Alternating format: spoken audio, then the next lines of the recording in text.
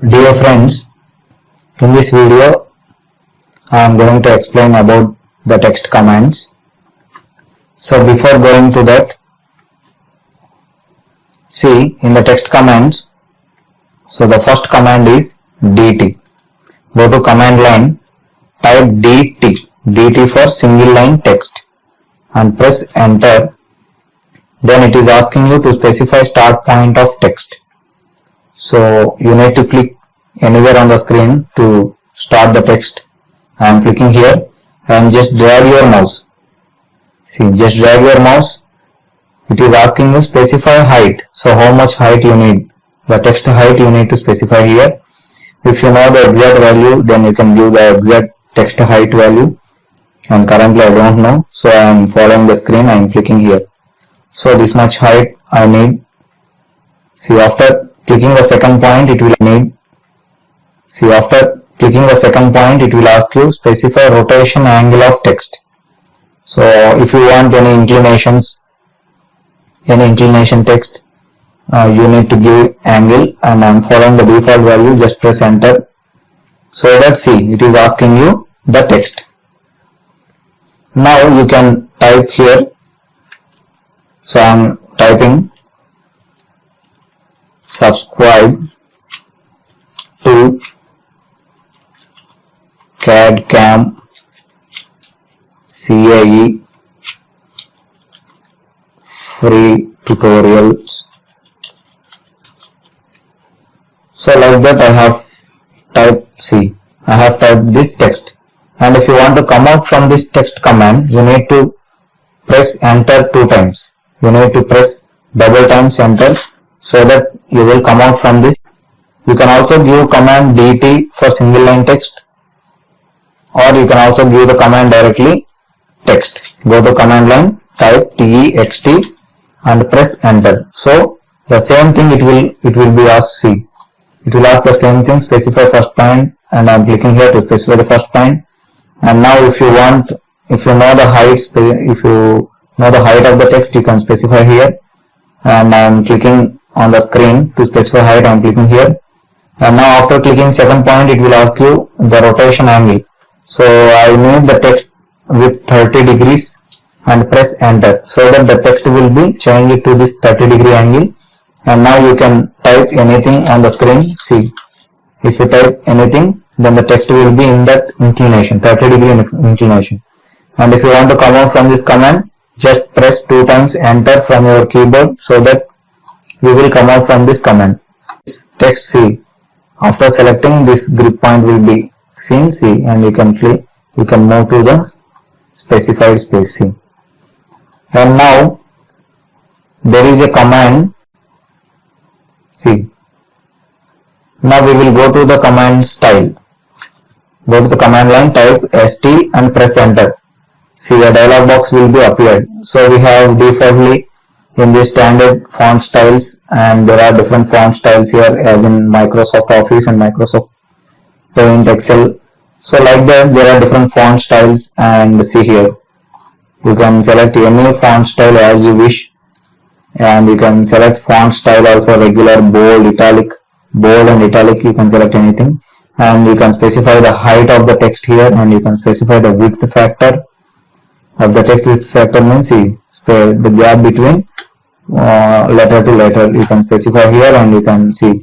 So like that, you can select anything and values here, and you can set to current and click apply, and then it will be applied. So I am not going to how the options are, and I am clicking cancel. So if you want different font styles, so you need to give the command style. And I am going into the command multi-line text. Go to command line, type empty for multi-line text, and press enter, so that it will ask you to specify first corner, and I am selecting here, and it will ask you to specify the opposite corner. See, opposite corner you need to select. I am clicking here, so that see, within that box you can type anything as you wish. And if you want to come to the next line, press enter, you will get to the next line. See, and this is known as the multi-line text. Before we have we have used the single line text and it is multi-line text. And if you keep on going and see in the ribbon area, so there are different font styles. As in the similar case, see here there are different font styles. You can change here the font styles, and you can see here different colors also you can apply to the text.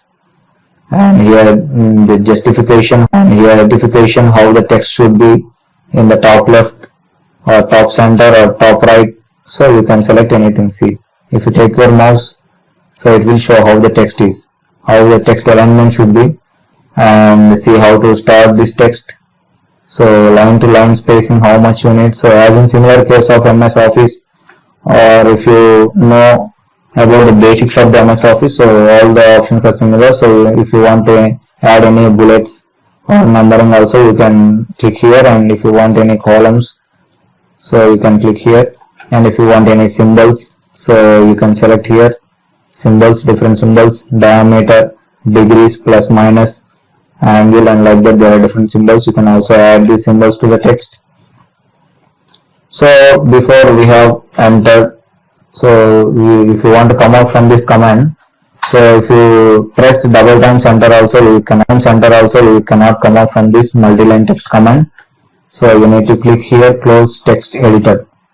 So after clicking here, so that only you will come out from this multi-line text command. So what is the difference between so this text and this text? So this is single line text and this is multi-line text. So what is the difference between single line text and multi-line text? So most of the interviews they are asking, so what is the main difference between single line text and multi-line? As in the similar case of line and polyline, if you draw any complicated profiles by using line, so each line should be selected. If you want to select the profile, you need to select every line, so that if you draw any complicated profile by using polyline, so at a time the whole profile will be selected. So like that, so it is done by using multi-line text. So any number of lines you type, or you can give text, so it will act as a single entity. And if you give number of lines, so each line will act as a single entity. That is the single line text and the multi-line text difference. So now if you want to edit this text, so if you want to edit this text, you can click here. So you can double click on this text and you can edit as you wish. And you can also give the command, go to command line, type ed for edit text, and press enter, and it will ask you to select an annotation object, and I am selecting this text so that the text will be edited. So you can delete and you can add text, so whatever you do. So I am clicking close text editor. So like that you need to use this. And now if you want to hide this text, so go to command line, type quick text, type QTEXT. Go to command line, type Q text and press enter. So it is defaultly in off mode, so I need this in on mode. So on this and press enter. So I am giving the command on. Quick text is on. So now after putting that in on mode, then give the command regen. So already I have told this about this command. Regen means regenerate, and press enter, so that see the whole text will be hidden. So if you want to hide the text, so you need to use this quick text command. And now I don't want to hide the text, I need the text to be appeared. Then you go to command line, type quick text, Q text, and press enter. Then we need to off this mode. You need to off and press enter. So after putting this in off mode, then it won't be appeared. So you need to regenerate. That means you need to refresh, or you need to update the values, so that only it will be showing. So I am giving the command regen. Regen means regenerate. I am pressing enter, so that only the text will be appearing. So now I need to change this single line text into multi-line text. So in that case, you need to go to command line. So go to command line, See, txt to mtxt. Give the command txt to mtxt. Txt means single line text and mtxt means multi-line text, and press enter, so that it is asking you to select objects. So you need to select the text which is drawn,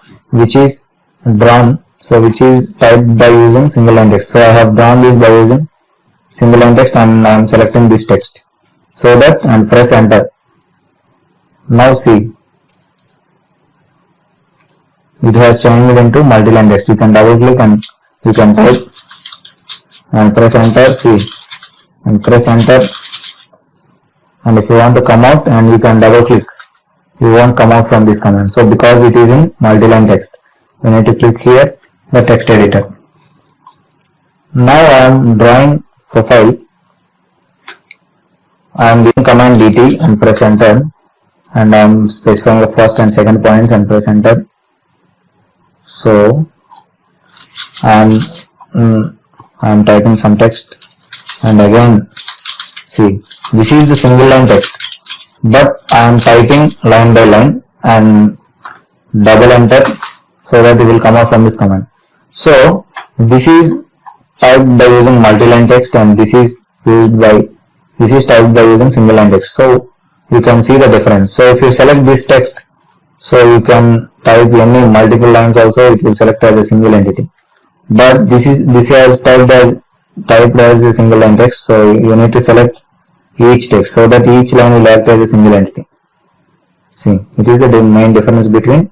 And if you want to convert this single line text into multi-line text, so you need to give the command txt to mtxt, so that the single line text will be converted into multi-line text, and press enter. So it will ask you what to change. So I need to change this. You can also select multiple text also, and press enter. So that's see. Now select this text. See, whole text will be selecting. The whole text is acting as a single entity. Before, each line will act as a single entity. So it has converted into multi-line. Now I am using the command arc text. So before going to enter into the arc text, I am drawing an arc. So like this, an arc will be there, and I am going into the command line, type arc text, arc text, and press enter. So I need the text on this arc. So select an arc or an arc alignment text it is asking you. So I am selecting this arc. After selecting that arc, so a dialog box will be open, and it is asking you to type a text, and it is there text height. You can also change how much height you need the text height, and the width factor from letter to letter, how much distance you need, and offset from arc. Offset from arc means the distance from this arc the text will add, and the distance from left side and add, and the distance from left side and how much distance you need, and distance from right side how much distance you need. So you can also select each and everything from this option, and you can select the font styles by clicking here, and you can also change here the color for text. So like that you can change everything. I am typing some text, so any text you can type and click OK. So that's see, it will be arranged in this arc. So if you want this type of text, so you need to give the command arc text. And now, so I have typed a text and press double enter. So give the command mirror text. So if you want to mirror this text to the opposite side, so you need to use this command. I am giving the command mirror text, and press enter, so that it is asking you to enter new value for mirror text. So it is defaultly in 0. I am giving default values and I am pressing enter. So it is mirror text value is in 0, and now if you want to mirror this object, I am giving a mirror command and press enter. So it will ask you to select objects. So I need to mirror this text. I am selecting this text and press enter. and then it is asking you to specify the first point of mirror line. I am clicking here, and the second point of mirror line I am clicking here, so that it will be mirrored with the same text it has mirrored. So see here, array source objects, no, press enter, so the source object won't be removed. So the mirror text value is in 0, so that it will be as it is mirrored. The text has as it is being mirrored. Now I need the mirrored text. So again go to command line, type mir mirror text and press enter. So now we need to give the value 1. I am giving the value 1 and press enter. And now if you mirror this text, I am giving the command mirror, and I am selecting this text and press enter, and now I am clicking the first line and second line. See, so the mirror text value is in 1, so that it is showing the mirror image of this text, and this text is as it is because the mirror text value is in 0. So you can give the minimum value 0 and the maximum value is 1 for the mirror text values, and I am pressing OK. If you don't need the source object, then you can also press S, type Y and press enter, so that the source object will be erased. Hi dear friends, so in this video we will discuss about the advanced commands. So the first command in advanced commands is divide. So to use this command, so let us draw some objects like line, circle and arc.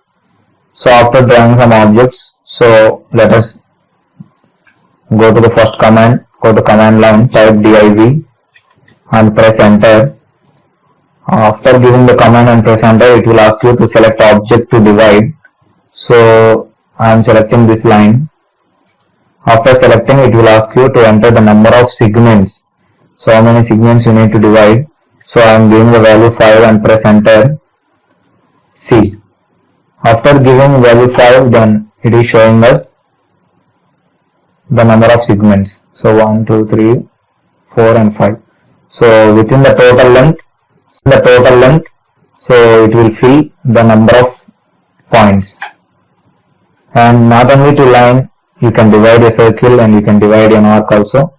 Press enter to activate the last used command, or go to command line and type div for dividing a line into equal segments or dividing any object into equal segments, and press enter, and I am selecting this circle. Now I am giving some value of 4 and press enter. Number of segments 4 and press enter. See, then it will be divided into 4 segments, and now it will be applied to an arc. So go to command line, type div and press enter. Now I am selecting this arc and I am giving the number of segments are 6 and press enter. So that's see, an arc is divided into 6 segments. So like that, an arc is divided into 6 segments. So like that, you can divide any object into equal segments. So you need to use this command. So again I am drawing some profiles.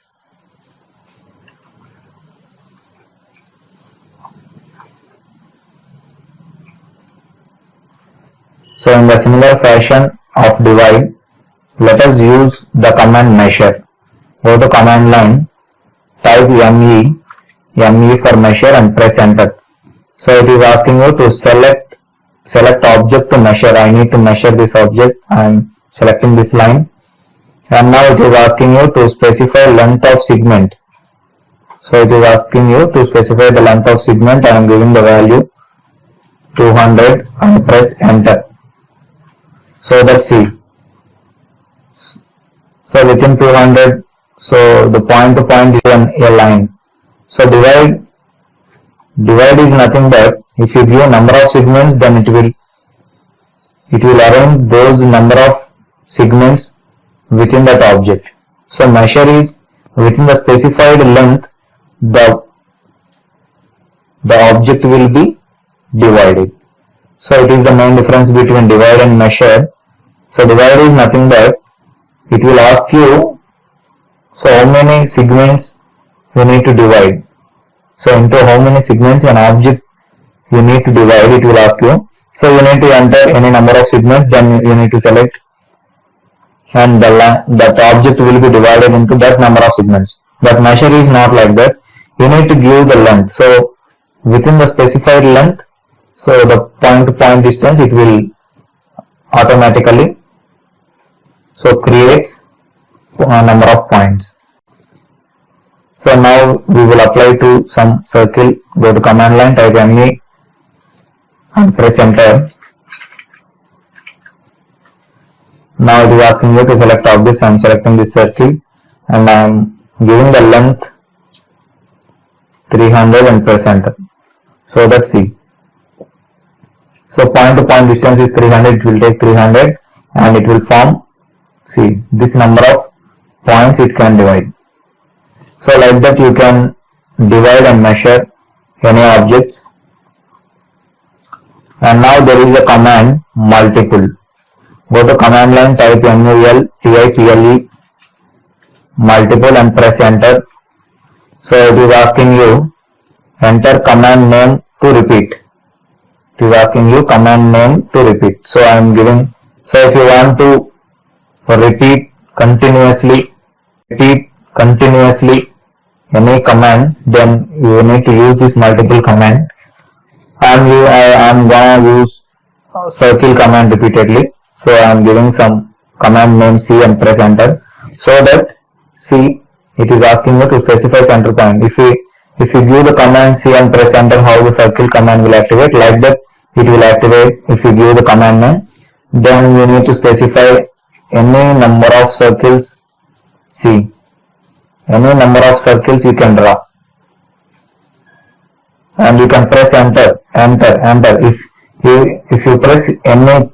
If you press number of times enter, you cannot come out from this command because it is in multiple mode.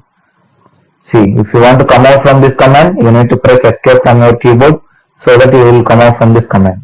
Now again we will use this command multiple, multiple. Go to command line, type multiple and press enter. So that it will ask you to enter command name to repeat, which command you need to use repeatedly. So I am giving the command PL for polyline. So after giving command polyline and press enter, so it will ask you to specify the start point. I am specifying here and I am drawing a polyline. So similar case of polyline command, so it will act like that. And if you press enter, so if you press multiple times enter, you cannot come out from that command. So you need to press escape from your keyboard to come out from this command. So that by using multiple command, you can use multiple times any command. See, and I am going into the command match properties. So before going to that, I am drawing some profiles. I am drawing a line and I am drawing a line and I am drawing a circle, and like that there are some profiles, and I am changing this color to as I require. See, I am changing this color.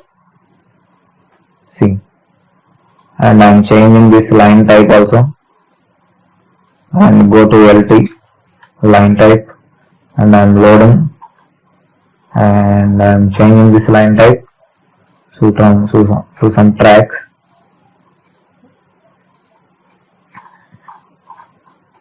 Now I am drawing a line. Now changing the scale. See, and I am giving some color to this. So like that. So this is a different type of line, and we have applied some color, some different color we will apply. So now I need to match these properties to some other objects. So in this case we need to use the command MA. Go to command line, type MA. MA means match properties and press enter. So it is asking you to select source object. I need this is the source object and I am selecting this. After selecting, see how the cursor has changed to brush symbol, and it is asking you to select destination object to which you need to match these properties which object you need. See, if you take your cursor and see how it is changing. Circle is also changing to this line type and this color. If you click here, if you select this circle, then it will be changed to this properties. And if you select this line, it will be changed. And like that, you can select multiple objects so that the selected object, the source object property, selected destination object. See, if you select multiple objects, so that properties will be matched to any selected objects. And if you want to come out from this command, press enter to come out from this command. So like color, line type or thickness or any type, so you can match from one object to another object. So like this we will use this match properties. It will be very useful while drawing objects. So now there is a command options, and go to the command line. So give the command OP for options and press enter. So now a dialog box will be open here. So I have already told you, so this is the color theme. So defaultly the screen, so you can see the AutoCAD background screen is in, see, this is in dark color, and you can also change here color, and you can also change here by clicking here to the light also. I'm not gonna change anything. So there are different tabs here, files, display, open and save, plot, like that there are different tabs are there. And if you click here colors, so like see another dialog box will be open, and defaultly we are in this background screen, see 33-40-48 screen. And if you select any of these colors, so the background color and the AutoCAD colors will be changed. And if you want to change and select this and apply and close, click on this, so that it will be changed to that. See, and you can also change whatever you need. So it is in 2D model space, and if you want to change this also, you can click here, and if you want to change this, you can click here. So like that, what you want to change, see, you can click here, and here also you can click. See, there are different crosshairs, background on earth. See, there are different, and you can select here, and you can also change the color as you want. So I'm not gonna change anything. Depending on your requirement, you can change any color, background color, or what type of color you need, you can change from here. I'm clicking cancel. I'm not gonna change anything. So by clicking on this color, you can change the background colors in AutoCAD. So you can change anything.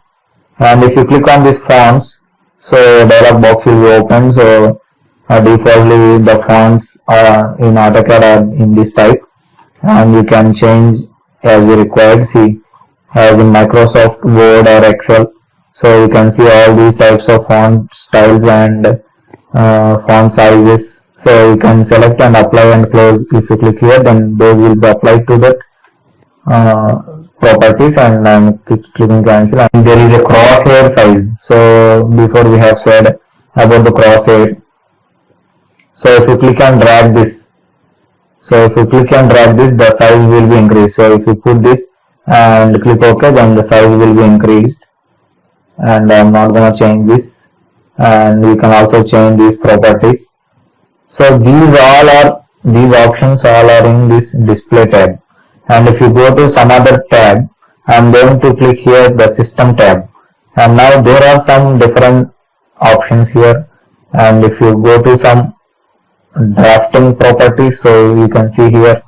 So while we are using this marker, magnet, and if you click here colors, then these colors will be, you can also change and click on cancel.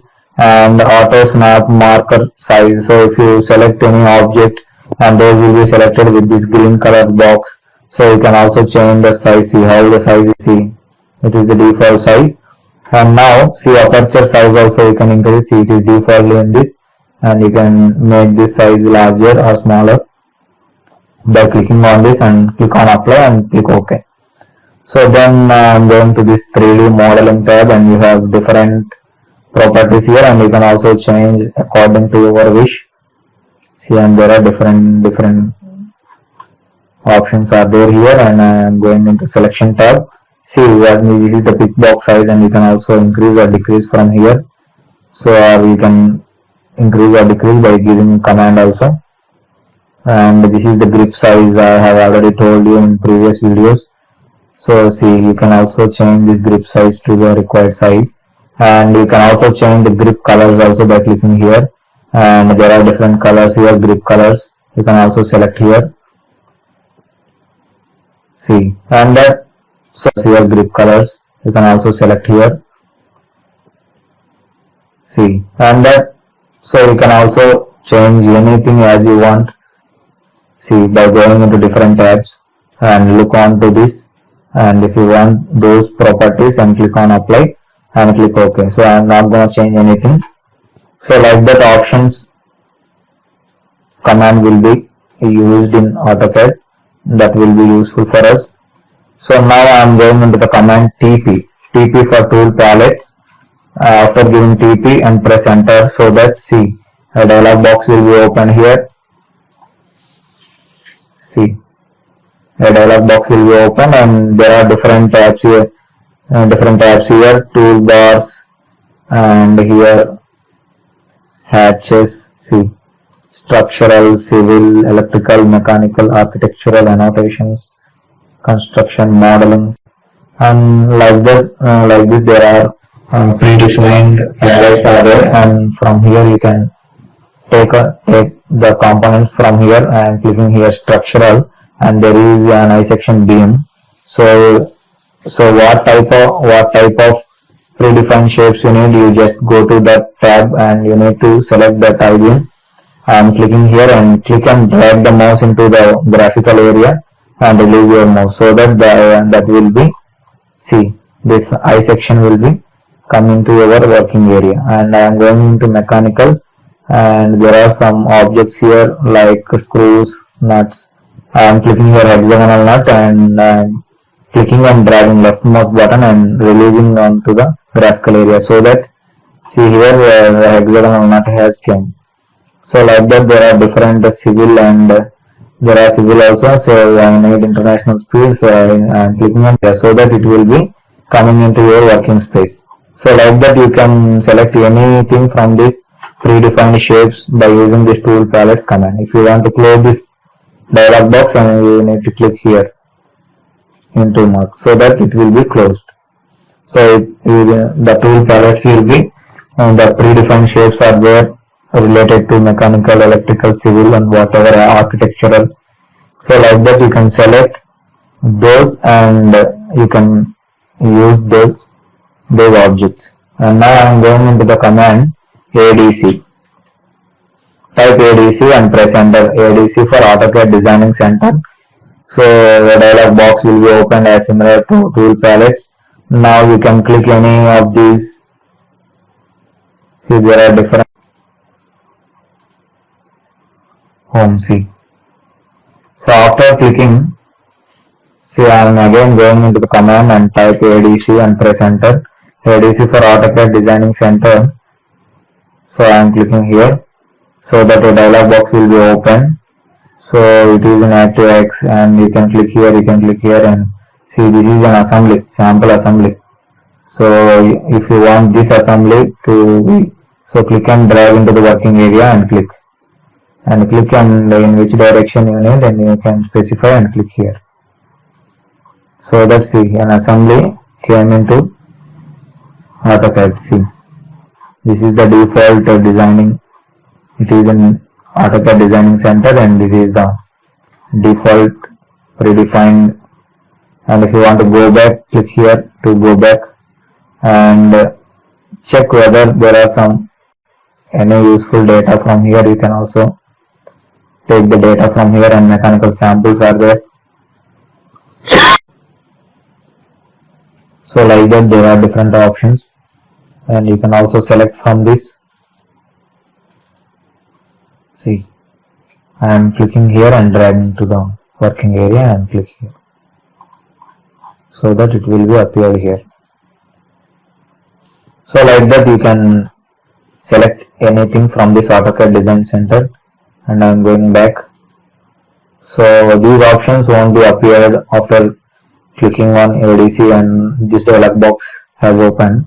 You need to click here home button, so that it will be appeared, and you can go to the inner data and you can select and click and drag into the working area so that those will be useful for us. And if you want to close this dialog box, click here into mark so that it will be closed. See, this is the sample assembly drawing design center.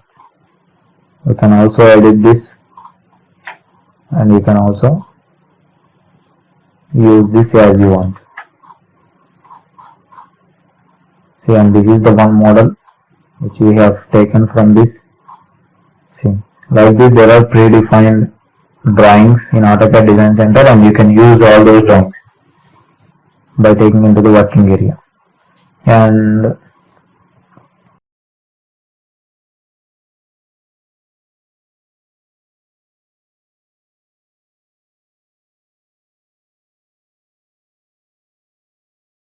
dear friends, in this video I am going to explain about the text commands. So before going to that, see, in the text commands, so the first command is dt. Go to command line, type dt for single line text, and press enter. Then it is asking you to specify start point of text. So you need to click anywhere on the screen to start the text. I am clicking here and just drag your mouse. See, just drag your mouse. It is asking you specify height. So how much height you need? The text height you need to specify here. If you know the exact value, then you can give the exact text height value. And currently I don't know, so I am following the screen. I am clicking here. So this much height I need. See, after clicking the second point, it will need. See, after clicking the second point, it will ask you specify rotation angle of text. So if you want any inclination text, you need to give angle, and I am following the default value. Just press enter. So that, see, it is asking you the text. Now you can type here. So I am typing subscribe to CAD CAM CAE free tutorials.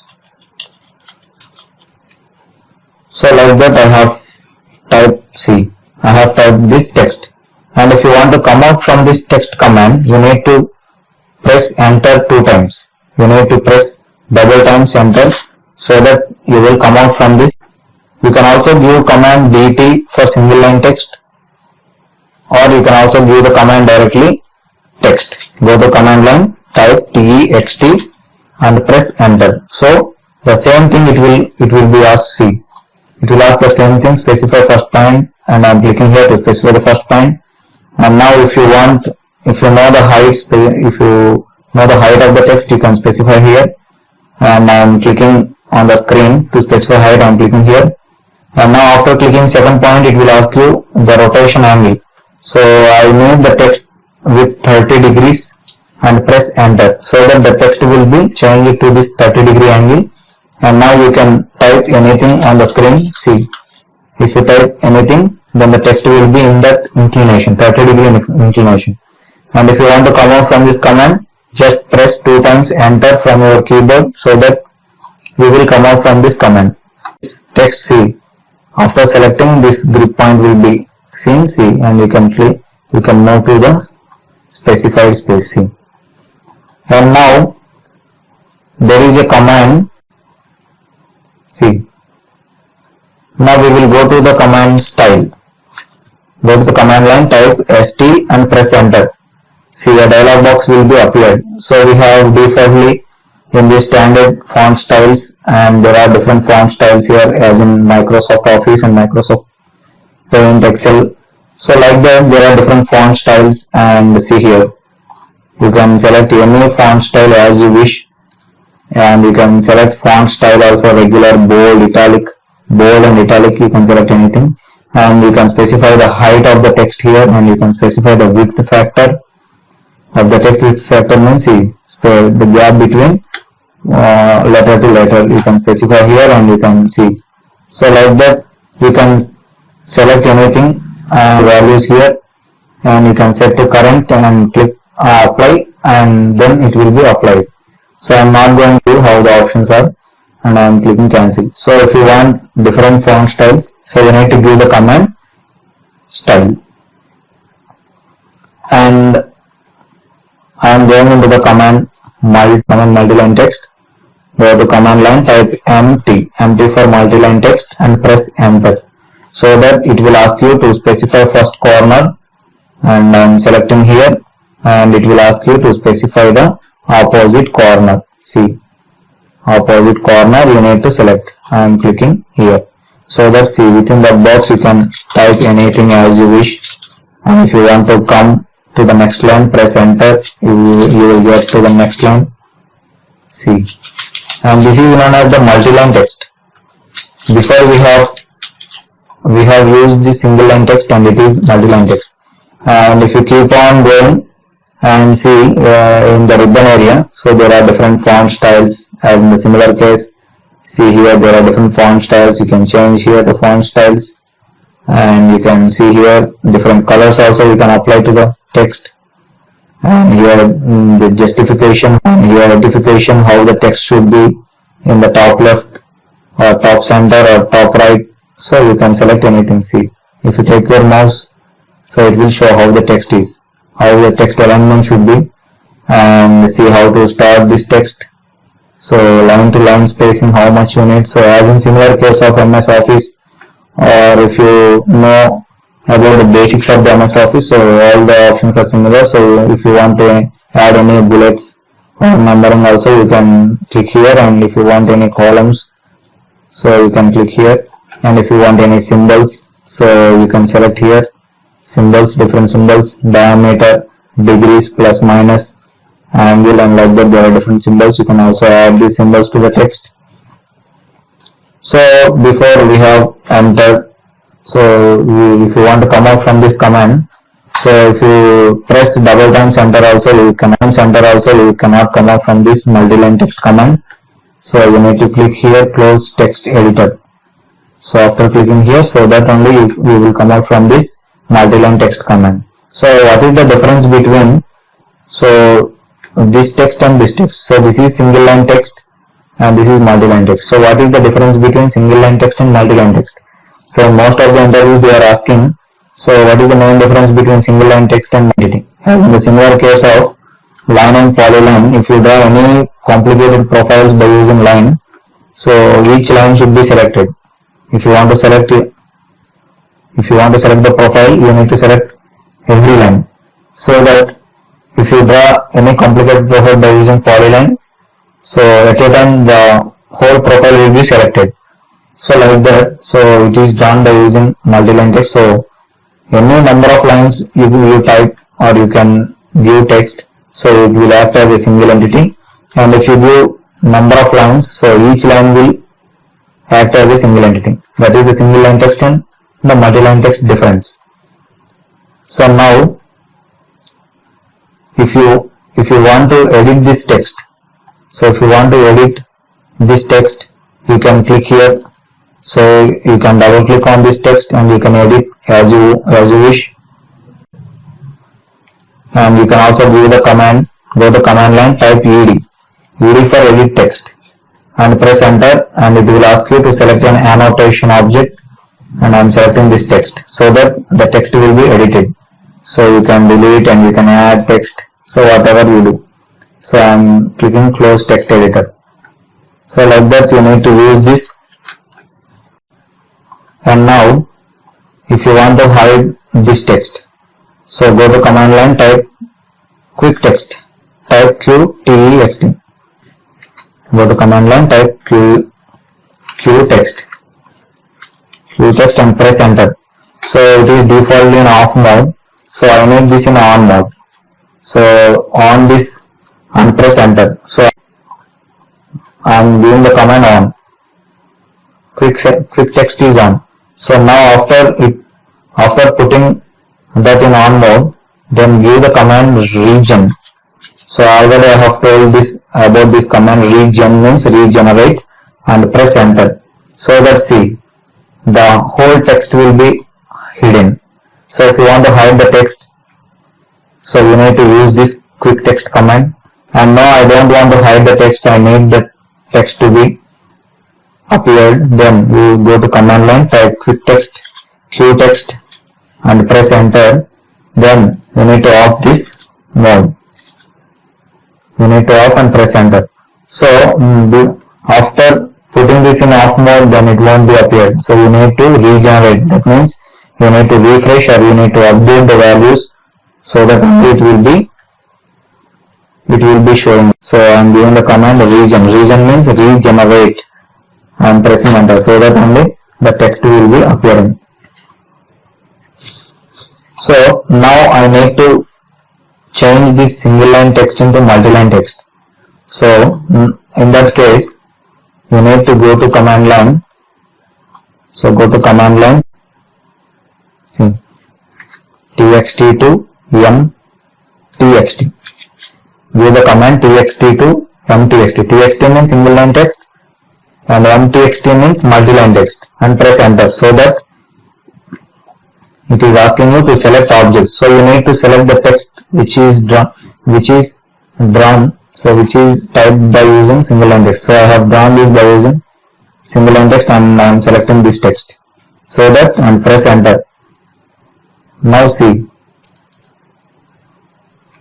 it has changed into multi-line text. You can double click and you can type and press enter, see, and press enter. And if you want to come out and you can double click, you won't come out from this command. So because it is in multi-line text, you need to click here the text editor. Now I am drawing profile. I am giving command dt and press enter, and I am specifying the first and second points and press enter. So I am typing some text, and again see, this is the single line text, but I am typing line by line and double enter so that it will come out from this command. So this is typed by using multi-line text and this is typed by using single line text. So you can see the difference. So if you select this text, so you can type only multiple lines also, it will select as a single entity. But this is typed as a single line text, so you need to select each text so that each line will act as a single entity. See, it is the main difference between. And if you want to convert this single line text into multi-line text, so you need to give the command txt to mtxt so that the single line text will be converted into multi-line text, and press enter. So it will ask you what to change. So I need to change this. You can also select multiple text also and press enter. So that's see. Now select this text. See, whole text will be selecting. The whole text is acting as a single entity. Before, each line will act as a single entity. So it has converted into multi-line. Now I am using the command arc text. So before going to enter into the arc text, I am drawing an arc. So like this, an arc will be there. And I am going into the command line, type arc text and press enter. So I need the text on this arc. So select an arc or an arc alignment text it is asking you. So I am selecting this arc. After selecting that arc, so a dialog box will be open and it is asking you to type a text. And it is there, text height. You can also change how much height you need, the text height, and the width factor from letter to letter, how much distance you need, and the offset from arc.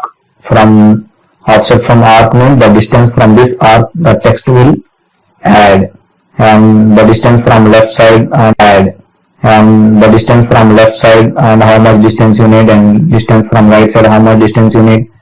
So you can also select each and everything from this option, and you can select the font styles by clicking here, and you can also change here the color for text. So like that you can change everything. I am typing some text, so any text you can type and click OK. so that see, it will be arranged within this arc.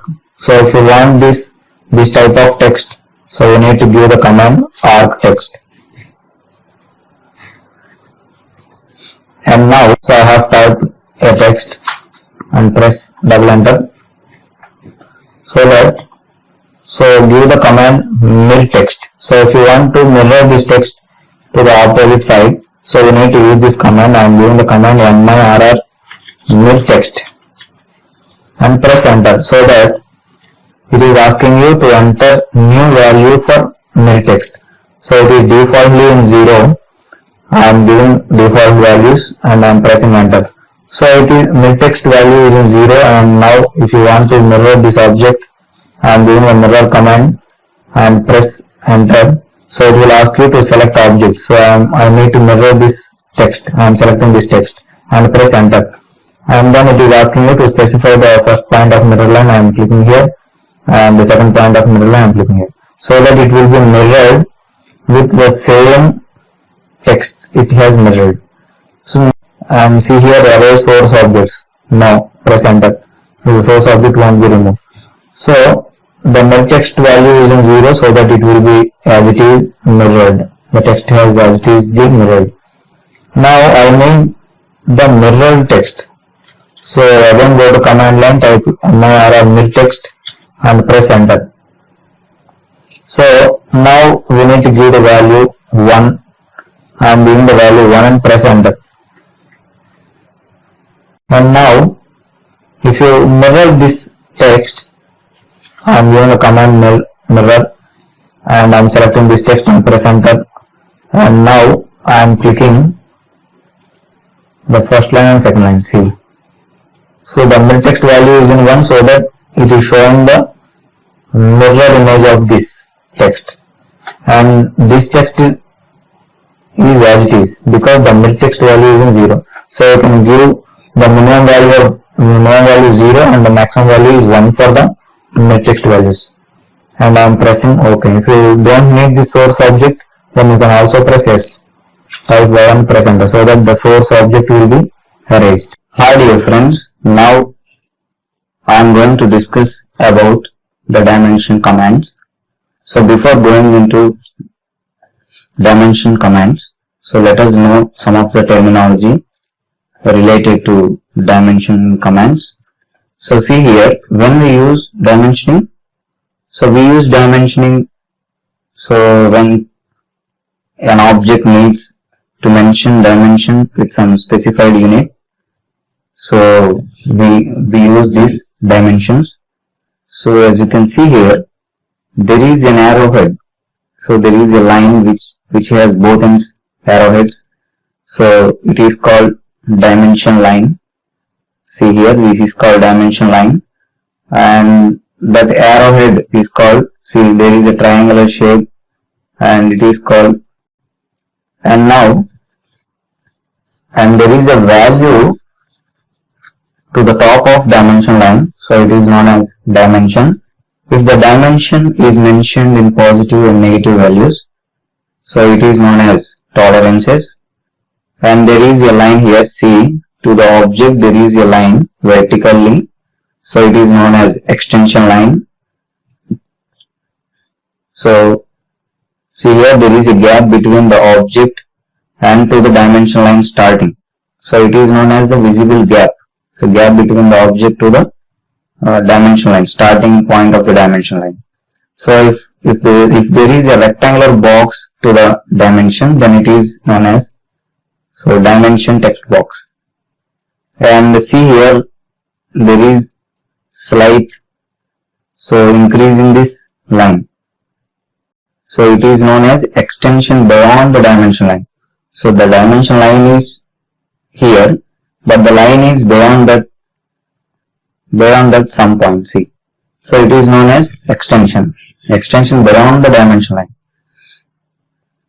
Now see here, if we represent any dimension to the original dimension, so it is known as the alternate or reference dimension values. So it will be in the bracket. The values will be in the brackets. So this type of So here there is a circle and there is a dimension like this. So this type of dimensioning is known as leader line dimensioning, and phi represents the diameter, and this is the diameter value, and there is a note point here, dimension and a note. It is known as dimension and a note. So there is a dimension value and there is dimension and a note. It is known as dimension and a note. So there is a dimension value and there is a note. Two places means in the object with this diameter circles there are two. See, it means it is the note. And for circle or for any arc there is a plus symbol. So it is known as the center mark. And see here, if we want to represent an arc with dimension, so it is in the R. So if we represent any circle or any arc with R, it means that it is a radius. If we represent any circle or any arc, so it is a pi. So it is a diameter value. So let us go to the commands. So I have some drawings. So previously I have drawn some of the drawings here. So the dimensioning. So you need to first know about the command units. So go to the command line, type UN for units and press enter.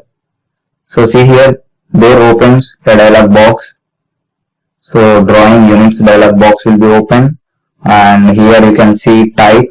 So if you click on here, the drop down, so there you can see multiple options. So one is architectural, second one is decimal, third one engineering, fractional, scientific. So like that you can give any type of drawing unit system, and defaultly it is in decimal. And if you click on this architectural, see there is a sample output here, so it will create the dimensioning in feet and inches. And if you click on this engineering dimension, so the sample output is like this. So it will show the dimension like this. And if you click on this fractional, so it will be in the fractions, numerator and denominator, 1 by 2, 2 by 3, so like that. So the dimension will be there. It is the fractional dimension. And if you go to the scientific dimensioning, so it will be in the powers. So it will be, the dimensioning will be in the e power. So 10 to the power, the values will be 10 to the power, those. So in that cases we will use the scientific. So defaultly I am setting to the decimal. And see here there is a precision value. So if you click on here drop down, there are the precision values. So what do you mean by precision means? So before giving the dimension to any object, so we need to set this precision values. So how many values you need after the decimal point? So it means this. So if you need any, if you don't need any decimal values, you can put it into 0. Or if you need any one value to represent after decimal point, you can set to this 0.0, and you can set to 0.00, 0.000. So like that you can keep as you want. So it is the precision value of the dimensioning. And there is an insertion scale here, and if you click on this drop down, so there you can see the multiple unit systems. So first one is unitless, inches, feet, US survey feet, miles, millimeters, centimeters, meters, so like that. So you can see as you want the dimensioning systems. So you can set as per your requirements.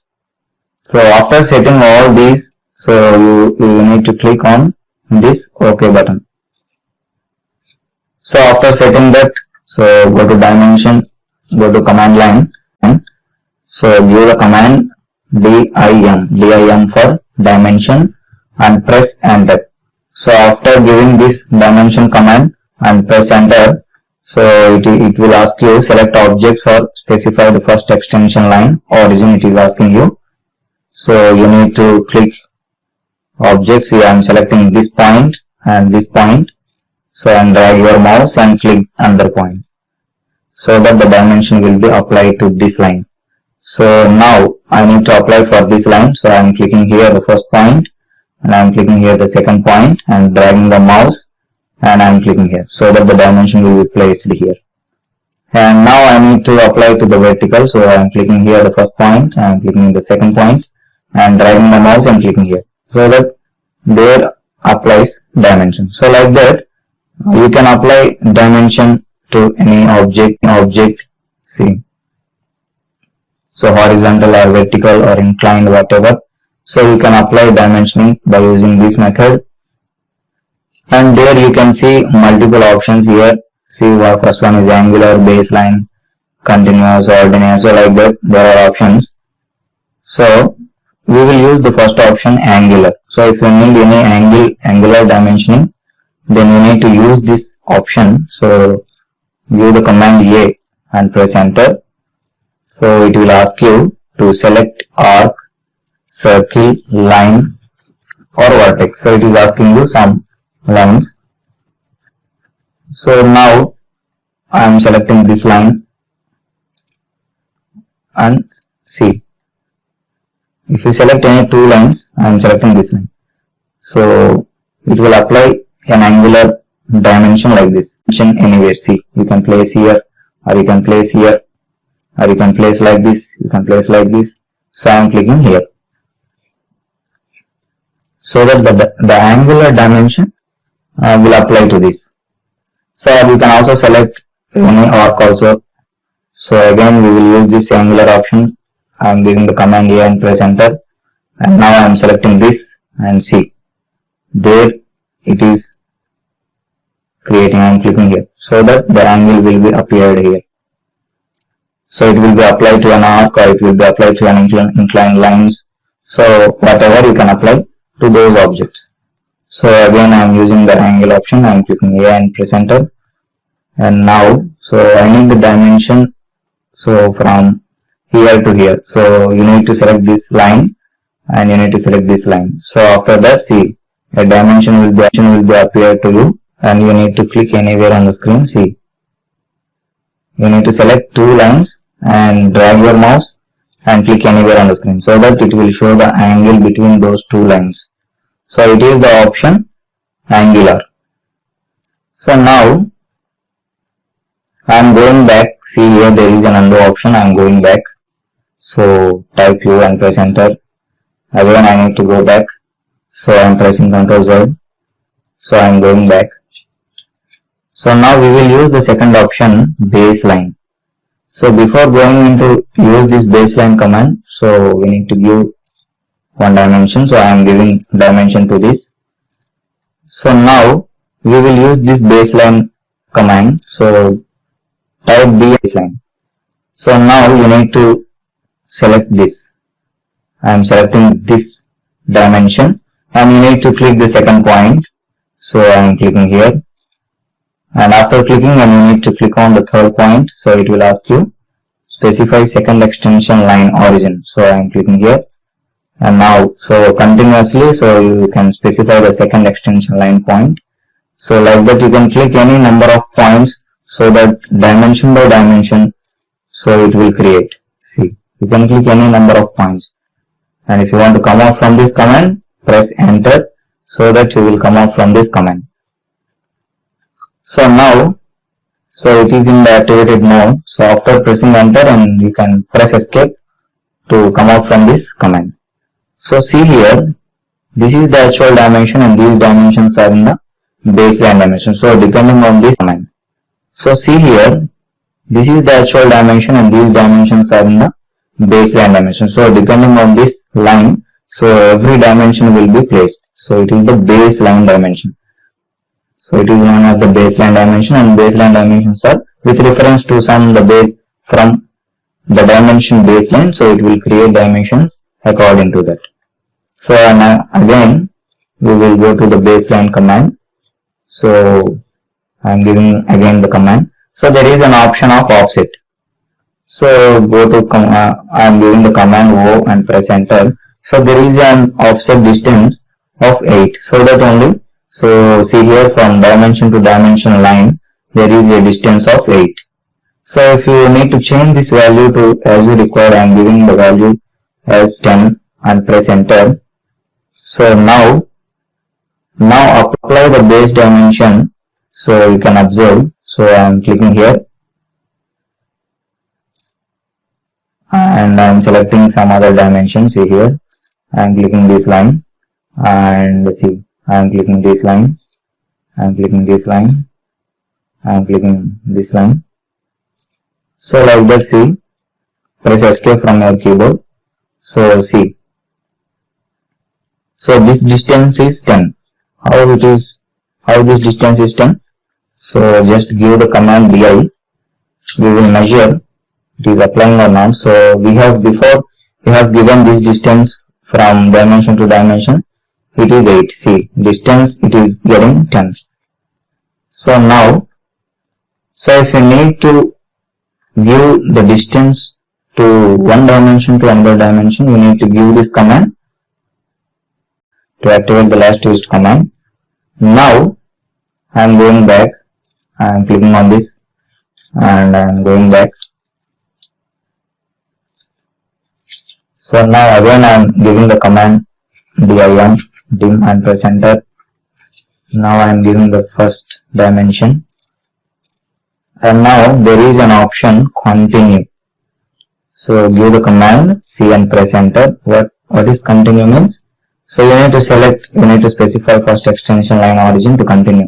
So I need to continue the dimension from this line, and just click on that and select the point, and you can specify second extension line origins.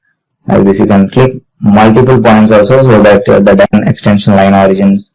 Like this, you can click multiple points also, so that the dimension will be continued to the reference dimension. See, you can click any number of points so that the dimension will be in the straight line dimension. So it is a continuous dimension. Press escape from your keyboard so that you will come out from this command. And now I am going back. Now there is an option ordinate. So give the command O and press enter. So this ordinate command is activated. So specify feature location. It is asking you to specify the feature location. So you need to click on any point. Just click and drag your mouse. So see, this type of dimensioning will be created. So you can place right hand side or left hand side, or you can top side, left hand side or right hand side.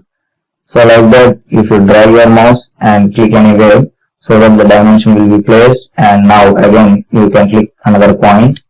So see here, and you can place here, and like that you can click multiple points and drag your mouse and click where to specify this dimension or where to set this dimension, and just drag your mouse and click anywhere, so that the dimensioning will be placed like this. So this type of dimensioning is known as ordinate dimensioning. So some of the drawings we will give this type of drawings, so it will be helpful for us in such cases. And now press enter to activate the last used command. Now there is an option of align. So give the command G and press enter. Now it is asked base dimension. So it is asking you to select the base dimension. So we will give any dimension.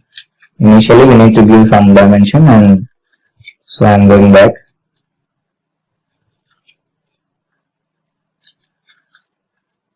So now I am giving the dimension to this. So we will use this align option. So give the command G and press enter. Now we need to select this base dimension. I am selecting this dimension, and see, after selecting, press enter. So now you can give the dimension as you wish, so that the dimension will be aligned with respect to that line. See, so like that the dimension will be aligned. See, you can give to any object so that the dimension will be aligned with reference to the selected dimension. See, you can. So like that the dimension will be aligned to the lines which are vertical or which are parallel or which are inclined also. So this type of dimensioning is known as aligned dimensioning. And I am going back. Now we will use the command distribute. So type D and press enter. So it is asking you to which method you need. So before going into that, so I am giving the baseline dimensioning. First we will give this dimension. See here, and I am giving the baseline dimension. See, we have this type of drawings. See, for suppose we have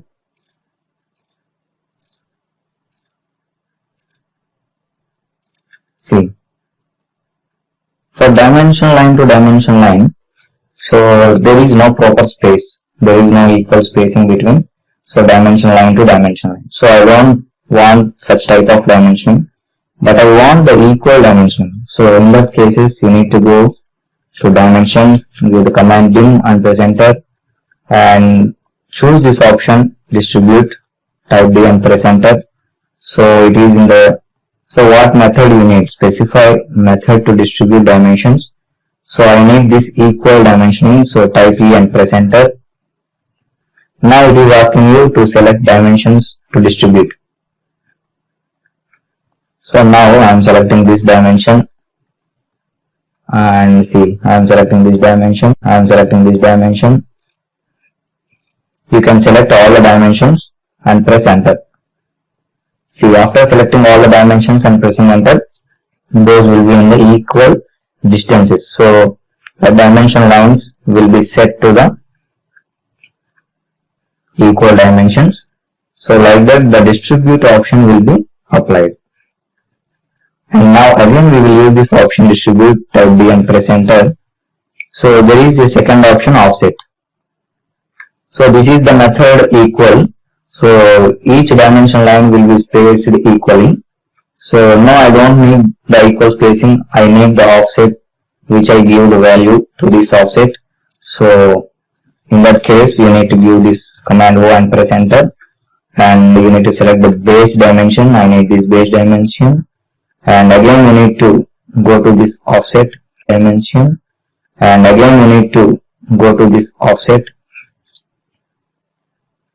type O and press enter. And defaultly the distance between the dimension line to dimension line is 8. So you can specify here some 15 and press enter. Now you need to select these dimensions and press enter. See, the dimension lines have increased. See, the length has increased. So you can also check again by going into, if you give the high value you can observe the offset. And now see, it is in the offset mode, press enter, and now select the base dimension is this one, and I am going into the offset, go and press enter. The value is 15. If you give the value more, I am giving some 50 and press enter. Now we need to select the diameter. See, there creates a large distance. So this is the offset distance we have given 50, so that there is a gap between 50 to line, dimension line to line, 50 distance will be created. So there is an option layer, so it will be used in layers. So currently I don't have any layers, so I am not using this. So if you want to go back, so you can use this option. I am pressing escape to go back. So in the dimension command itself there are multiple options. So you can use all those options, or you can also give the commands individually also. So if you want to give the dimension for angular, so I need to give the dimension for angular, so you can give the command dim ang, dim ang and press enter, dim ang for dimension angular. So after giving the command and press enter, see, it will ask you the same thing. So you need to select an arc or select lines, circles, whatever you need. So I need this angle, in between this I need angle, and I am selecting this one and this one, and see, placing this, I am clicking here, so that the angle will be indicated. So like that you can give the individual dimensions also. So now I need some base dimension. So before base dimension, so we need to give some dimension for the reference. So now go to command line, type dim baseline and press enter. So the baseline dimension will be activated. See, To this dimension, you can click any point. See, I am clicking here, and I am clicking here, I am clicking here. See, like that you can click multiple points so that the baseline dimension will be created. And now in the similar fashion, so you can give the continuous dimensioning also. So dim continue. Give the command dim continue and press enter. So dim continue means, see, the dimensioning will be continued from here. See, if you click here, then the dimension will be continued. See, like that you can click multiple points as in the similar case of dimension option. See, and press escape. See, the continuous dimension will be applied. And now I don't want continuous, I need ordinate means, so give the command dim ordinate. Dim ordinate for the ordinate dimensioning and press enter. So in the similar fashion, it will ask you the feature location. So I need here. So I am clicking here and dragging the mouse and clicking here. The second point. So for one time only you can use this individual options, but you can use multiple times by using this dimension command option. So like that, if you need any particular dimension, you need to give individual dimension. So now dim align, ALIGN. So dim align and press enter so that the dimension will be. So dim align and press enter so that the dimension will be aligned. See. So I need the angular line. So see here. So aligned means it will be inclined so that the dimension also will be in that the parallel to that inclination. So it is known as the aligned dimensioning. Now see here, I am going back, Control Z. Now there is an option dim linear. So if you want to give linear dimensions, whether horizontal or vertical dimensioning, if you want to give, so give the command dim LIN. Go to the command line, type dim LIN dimension linear and press enter. So after pressing enter, so you can give this horizontal dimensioning. Apply again, so you need to give the command again. So I am pressing enter. So press enter to activate the last used command. So now again I need this vertical dimension. So I am clicking here and I am pressing enter. And now I need this incline. See, only horizontal and vertical only the linear dimensioning will be applied. So now it won't apply to the inclination line alignment. So to the inclined line also it will apply either horizontal or vertical. See. So in that purpose you need both horizontal and vertical dimensioning at a time. So you need to use the command linear dimensioning. And now I don't want both at a time, I need only horizontal dimensioning means. So go to command line, type dim HORI. So give the command total. So dim horizontal and press enter. Dim horizontal dimensioning and press enter. So you need to specify first point, first extension line, and second point for second extension line. And drag your mouse. See, if you drag your mouse, so where to specify this dimension, it will ask you. So I am clicking here, so that the dimension will be applied.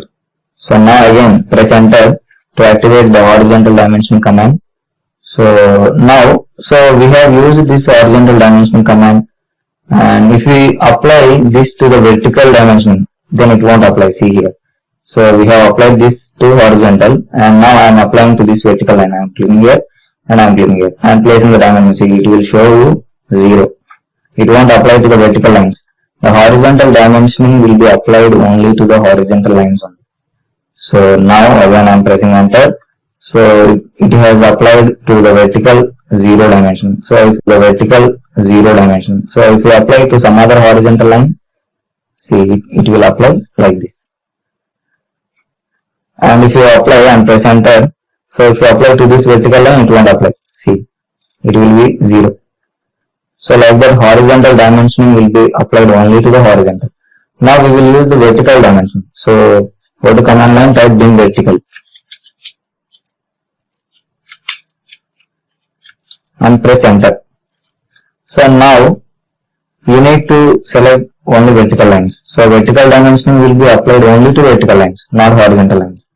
So I am giving this to this vertical line. I am clicking here and selecting, and now again press enter, and I am giving, I am applying to this line. See, and press enter. So if you apply to the inclined lines the vertical dimensioning, it will apply. If you apply to the inclined lines the vertical dimensioning, it will apply only in the vertical dimension. See, it won't apply in the horizontal direction also. If you need to place any dimension vertically, so you need to use this vertical dimensioning option. I am clicking here.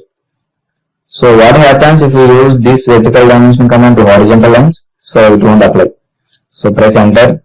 Now this is the vertical dimensioning option, and I am applying to the horizontal line. See.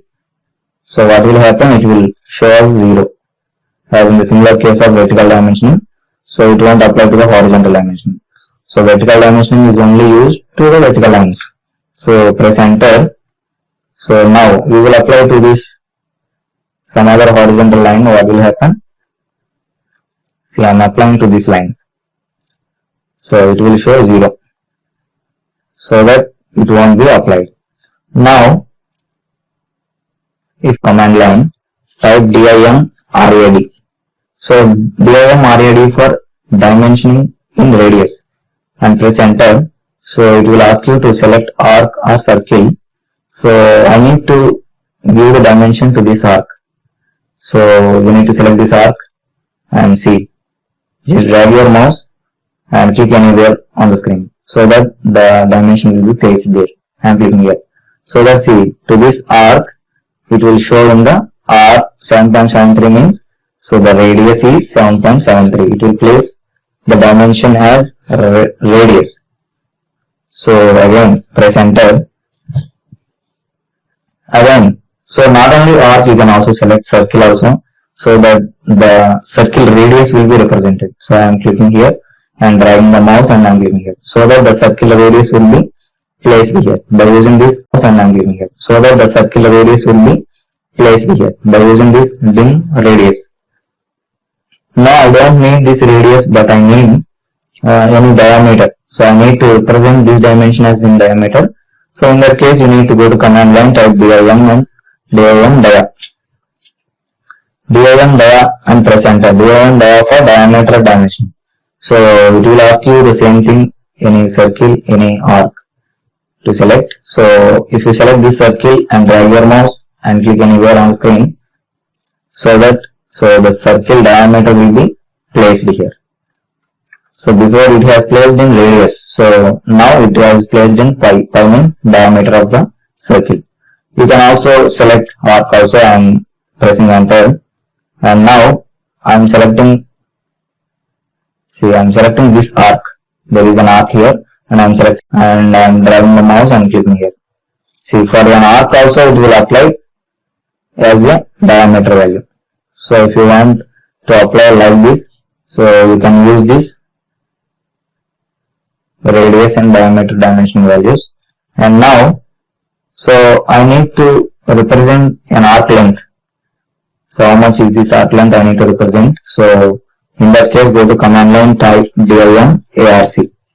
Dim arc for arc dimension, and press enter. So it will ask you to select an arc or any polyline, arc segment, whatever. So I have the arc here, and I need to represent this arc length. So just select this arc and drag your mouse and click here. So what is this semicircle? So it is a arc symbol. Arc length is 23.77. So from here to here the arc length is 23.77. It will. Again press enter. So if you have any some other arcs also, you can represent. See, I have here the arc, and I am selecting this and I am clicking and dragging, so that the arc length will be indicated. So before the dimension value, so there is a symbol, this circle, semicircle is there, half circle, so that it means that the arc length is this much. It is showing us. And now, in the critical cases and in the practical applications, we will use some other dimensioning, which is known as jogged dimensioning. So go to command line, type dim jogged, jogged. So job dimensioning is nothing but, so I am pressing enter. So it will ask you to select an arc or circle. You can give this job dimensioning to an arc or circle also. So I am selecting this circle. So after circle, you need to specify the center location override. So I am clicking here and click anywhere on the screen which is beyond the circle, some point beyond the circle. I am clicking here. See, after clicking, so it will ask you to specify this dimension. So see, if you drag your mouse to right or left, so you can see where to specify this dimension. So if you click on here, see, again it will ask you the another point. So where to specify this job location. So you can click anywhere on the screen so that, so this type of dimensioning in a zigzag way, you need to give the dimensioning to any circle or arc. So you need to use this job dimensioning. So again we will use this job dimensioning. Go to command line, type dim job JOGGED and press enter. So now we have an arc here and I need this job dimension here and here. So I am selecting this arc, and after selecting it will ask you to specify center location override. I am selecting this, and see, after that you need to click another point. So I am clicking here, and again you need to give the point. So I am clicking here so that the dimension will be placed like this in the zigzag line, and it will place the dimension. Now, so far we have discussed about all these dimensions. So you can give in the command window every dimension, and you can give the dimensions to the objects, or you can also go to the ribbon area. So I am going into this ribbon area. There is an option here, dimension. So in the first we have used this dimension, right? So if you click on this, the same options will be activated: angular, baseline, continuum, ordinate. So you can use all these options. So for quick accessing the tools, so some of the tools are in the ribbon area. So we can use this dimensioning option, and not only dimension. And see here I am going into this drop down, linear drop down. So you can find out linear dimensioning. You can, if you want any linear dimensioning, you can click here and apply directly. And if you want any aligned dimensioning or any inclined lines or some other, you can use this aligned dimensioning. And if you want to give any angular dimensioning, so you can give this angular. And see here you can give the arc length also. So if you want to give any arc length, so you can use this directly from this ribbon area. And if you want to give any radius dimensioning, you can use this radius option. And if you want to give the dimension in diameter, so you can use this diameter values and diameter dimensioning. So now I don't want to use this, so you can use this ordinate dimension also. And see, this is the job dimension. So you can find all these dimensional options in the ribbon area, and you can use directly from this without giving command. Now we will discuss about the remaining dimension commands. So for that, so I have some drawings here. I have already drawn. Now we will give the dimension to anyone. So see here, I am going into this, and I am giving the dimension to this. See, I have given the dimension to this. So if you need to change the dimension value, or if you need to change the arrow size of the arrowhead, so you need to give the command. Go to command line, type dim ASZ. So dim ASZ for dimensioning the arrow size. So and press enter. The default value, so it is in the value 10. So I need the value, I need the size, arrow size. So I need 2.5 size, and press enter. Now again we will apply the dimension to this line. I am going into the ribbon area, linear dimensioning, and I am clicking here. See, I am starting with this dimension. So this is the arrow size with 10, and this is the size with 2.5. So like that. So as per your requirements, the size should be changed. You can also change as your wish. So now I am going into the command. dimension dim TIH, dimension TIH for, so give the command dim TIH and press enter. So it is asking you enter new value for dimensioning text in horizontal. TIH is text in horizontal. TIH means text in horizontal. So it is defaultly in off mode. So what will happen if off mode is there? So we will check. I am pressing enter so that defaultly it is in off mode. It will activate. Now for the horizontal line, the dimension value and the text is in horizontal. So if you go to the vertical dimension, what will happen? See, I am giving the dimension to the vertical line. See, it is showing the value. So no, I don't need the value to visible in this vertical direction. So if you want to read this dimension, you need to read in the vertical direction.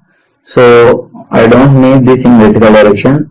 So for that case, if you need horizontal direction, the text should be in the horizontal direction. So for that, go to command section. So for that, go to command line, type dim TIH, text in horizontal, and press enter. Defaultly it is in off mode, so that the text is placing so vertically. So if you view the value 1 and press enter. So 1 for activating this text in horizontal command and press enter. So that now give the dimension to the vertical line. So I am giving the dimension to the vertical line. See the difference. So it is in the off mode dimension. So the dimension text is placing like this, and it is in the on mode. See, the dimension text is placing like horizontal. If you need this type of dimensioning, so the text should be in horizontal. So you need to give this command. So I am again giving the command dim.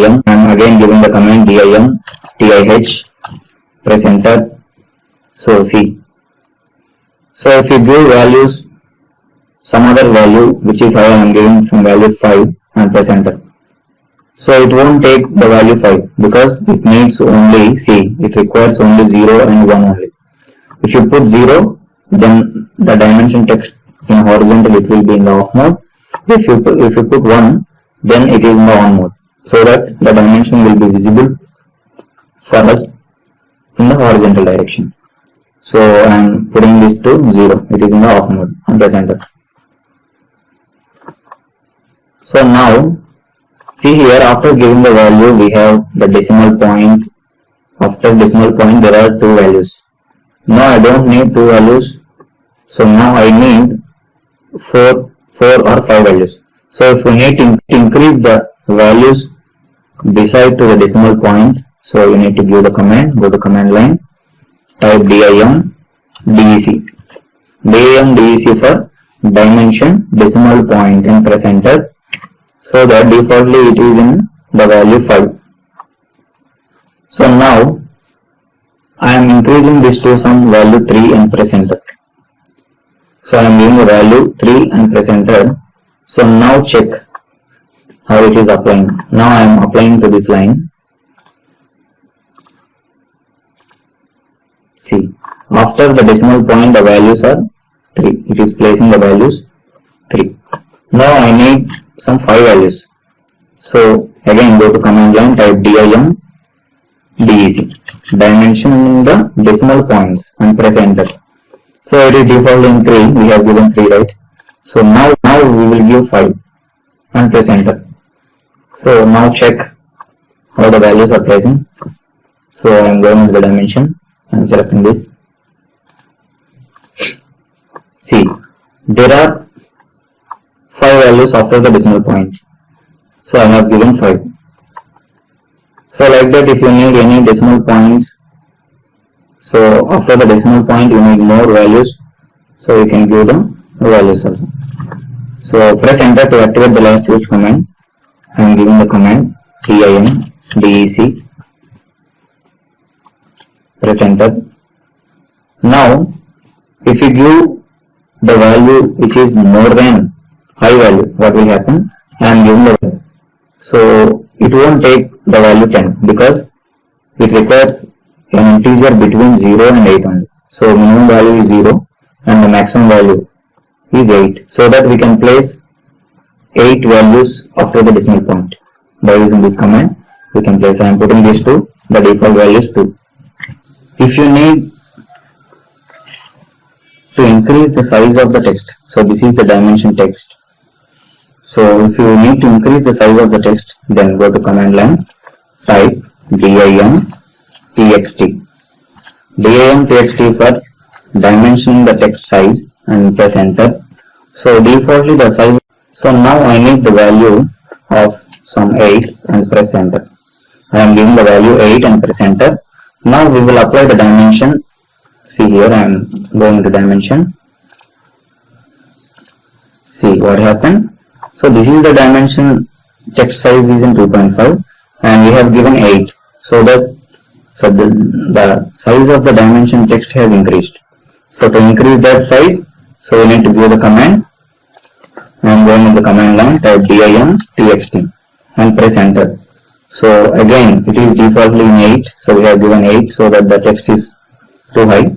So we will give the value 2.5 and press enter. Now give the dimension. See, the size has decreased. So to increase or decrease the size of the dimension text size, so we need to use this. Now there is a command. So these are known as the extension lines, as I said in the earlier classes. So this vertical line which has the dimension line, so these are known as the extension lines of the dimension line. So now I need to increase. So see here, so now I need to increase the distance from this point to the starting point of the dimension line. So now go to the command line 662, some value is there. Now I need to increase the value. So now go to the command line, type dim exo. So dim exo for dimensioning the extension line offset and press enter. So defaultly the size, the distance is 0.625. So if you give the value of some 10, I am giving the value 10 and press enter. Now see what is the difference.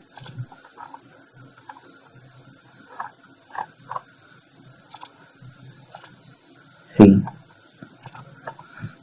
so it is the size of 0.625 is the size, the distance between the object and the starting option.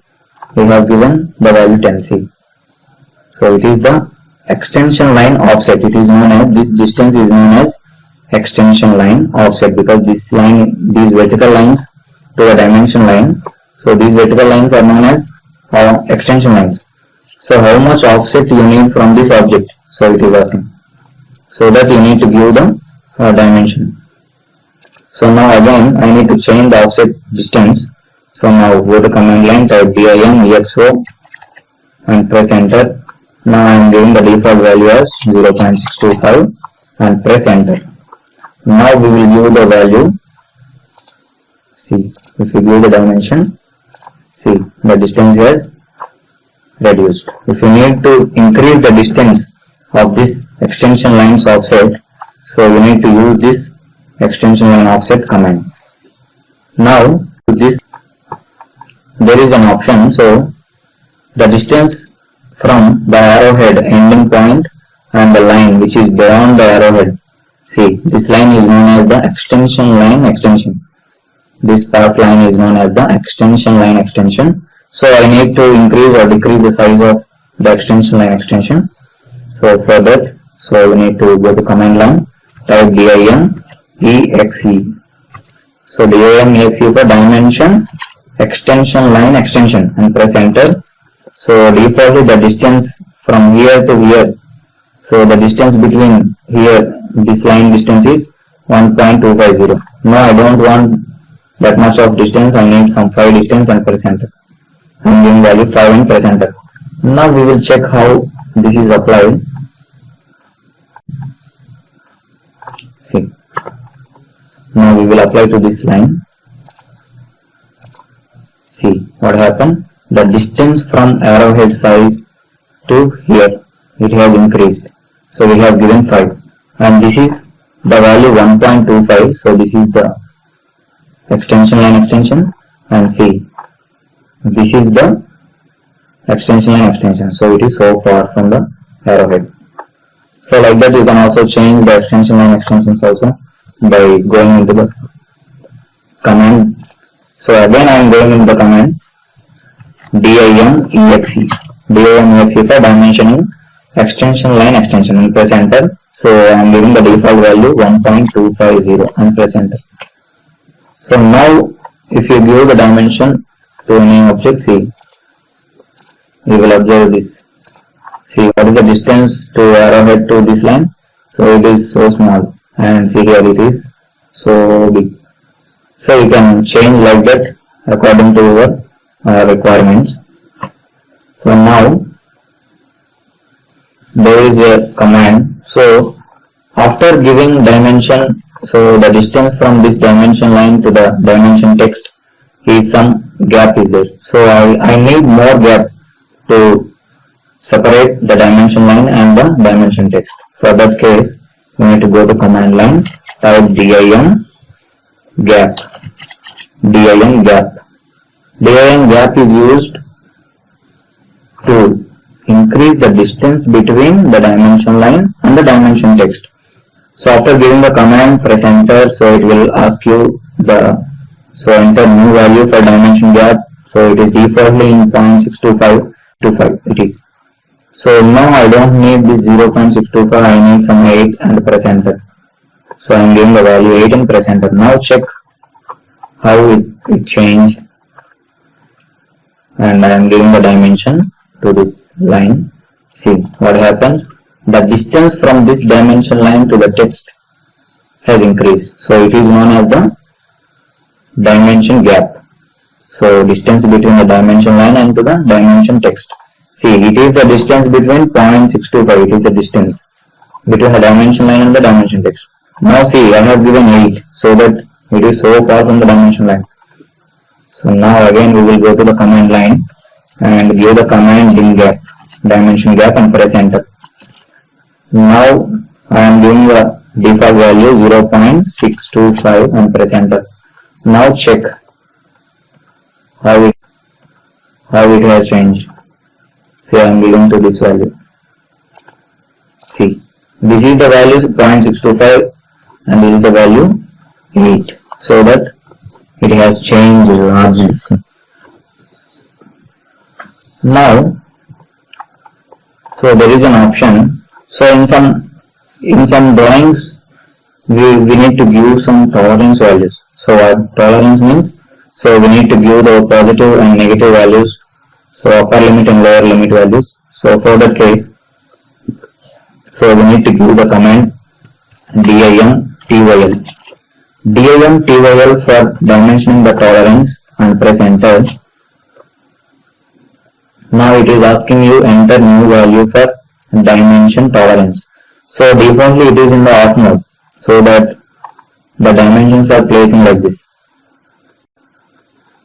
Dimensions are in the off mode. So now we need to on this. So for activating this tolerance values, so you need to type 1 and press enter. So now the dimension tolerance has activated. Now if you give any dimension to anyone, so that with the tolerance values the dimension will be placed. See, I am clicking here, so I am giving the value. See, to this line I am giving the dimension. See what happened. So with the dimension text there is a value of positive and negative values are getting. See, this type of dimensioning is known as tolerance dimension. So now I don't want to activate the tolerance values. So for that you need to go to command line, type dimtyl, command line, type dimtyl and press enter. See, it is in the on mode. So if you need to off this, you need to type 0 and press enter. So if you give except 0 and 1. So if you give another value, what will happen? See, I am giving the value 5 and press enter. So it is asking you, it requires 0 and 1, 0 or 1 only. So the minimum value is 0. If you give 0, then it will be in the off mode. If you give 1, then it will be in the on mode. So I am giving 0 and press enter. So that now check whether the tolerance values are getting. So I am giving this dimension. See, now the tolerance values are not getting. Now I need this tolerance value should be on. So for that case, so now dim tool and press enter. So if you type 1 and press enter, then the tolerance values will be in the on mode. So we have on this, and now if you need to change the value of this positive, you need to change the positive tolerance values. So for that we need to give the command dim tp. Go to command line and type dim tp for dimensioning the positive tolerance values and press enter. So defaultly it is in 10 to tolerance values and press enter. So defaultly it is in 10, so that the positive value is 10. So now I don't want to use this 10, so I need some other value. So I am giving some 6.25 and press enter. Now check whether it has changed or not. So if you give dimension to any line, so you can observe, see what happens. The positive value has changed. See, the positive value has changed.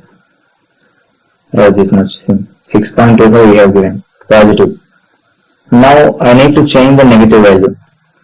If you need to change the negative value, then go to the command line, type dim tm for changing the tolerance negative values and press enter.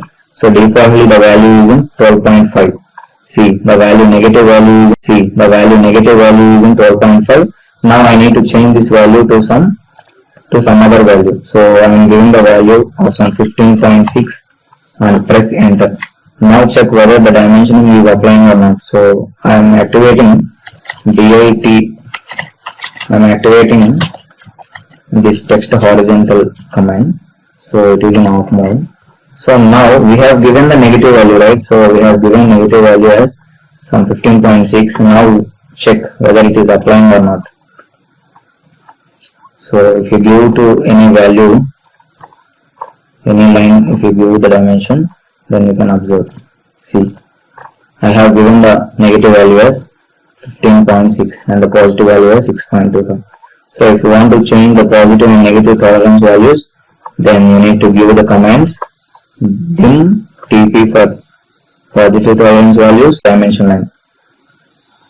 So if you need to give the color for this dimension line, then go to command line, type dim clrd for dimensioning the color for dimension line.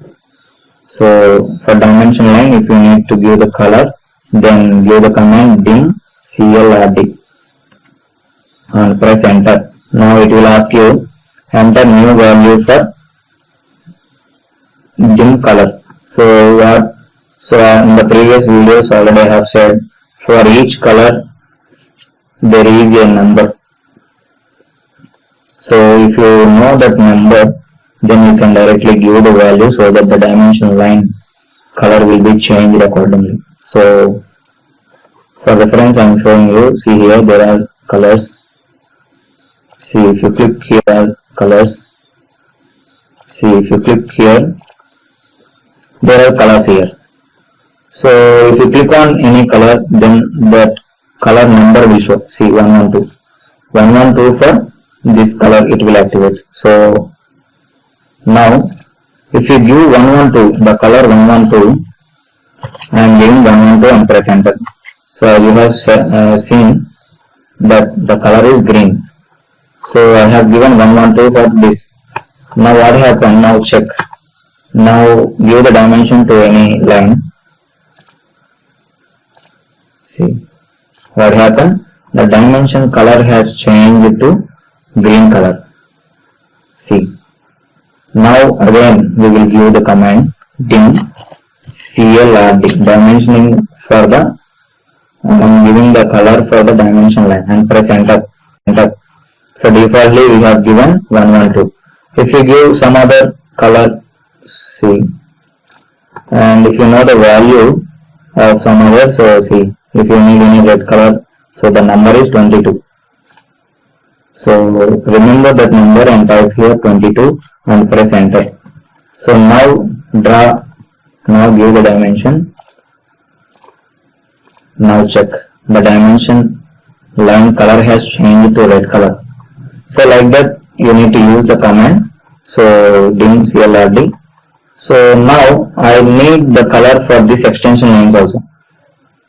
Not only for this dimension line, so the color should be applied to this extension line also. For that case, so you need to go to command line, type dim CLRE. So if you want to give the color for extension line, so you need to command and press enter. So in the similar fashion, so you need to enter the values here. So I am giving 112 so that the green color will be appeared. So I am giving the value 112 and press enter. So now if you give the dimension to any line, see, I am giving this dimension. See, we have given the dimension color for the dimension line is red, but now I have given the color for the extension line. These are the extension lines, vertical lines. So I have given this 112 so that it is appearing in the green color. See, so now if I need some other color, then go to the command line CLRE, dim CLRE for, so color for extension line and press enter. So now if you give any value, now I am giving some 52 and press enter. Now check what color is applying. It will apply only what color is applying. It will apply only to the extension lines. See, I am giving the dimension to this. So the yellow color is getting, see, color has changed to yellow. So like that we have the minimum values of 1 to we have the values. So totally we have the colors of 256 colors are there in AutoCAD. So you can remember any number from the colors dialog box, and you can remember and you can give directly, so that color will be applied to the dimension lines or extension lines or whatever you need. Now again, so if you need to change the color for text, so the text color is in white, so I need to change this color. So now for that, go to command line, type dim CLRT for color, CLRT for color for text. So dimension in text we are giving the color and press enter. So for that, so enter new value. Again it will ask you the new values. So up to 256 you can give any number in between 1 and 256. So now I am giving the value of some 210. I am giving the value 210 and press enter. So what color it will get? We'll check. It will apply to the dimension text. See, yellow we have given extension line color number separately, and we have given the color number for this dimension line separately, and I have given the text color now 210, so that the color has changed to pink color. See, the dimension text is appearing in pink color. So like that. So if you need any different color for text, then you can go to command line. So CLRT, give the command CLRT and press enter. So now it is in the 210. So now if you give any value of 240 and press enter, now I have given the value 240. Now check what is the color for text. See, it has changed to some red color. So there are different shades also. So this color, this red color and this red color, and some other there are some difference also. So this dimension line, see, there is some shade and the text shading is different. So like that we have 256 colors in AutoCAD. So in between 256, so you can give any number for dimension line color and dimension and text colors and extension lines also. And now we will use the command dim post.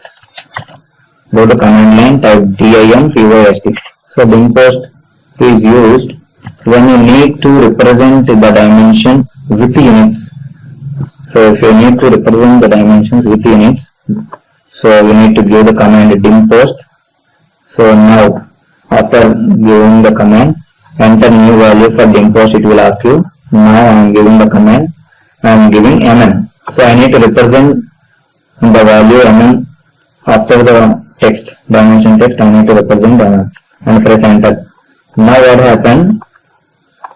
Now check whether it is applying or not. Then you can observe here. See what happened? So it has come. For the dimension value beside there is mm. See. So like that, if you need to post the dimension, what type of dimension you are using, so you need to post to represent beside to the dimension text, so we need to give the command dim post. Again we will use dim post and press enter. Now see, it is defaultly mm. Now if you give cm for centimeters and press enter. So now see, if you give the dimension to this, see what happened in cms. So what type of unit system you have given, so that type of unit system will be appeared beside to the dimension text. So for that purpose we need this dim post command. And now we will use the command alternate.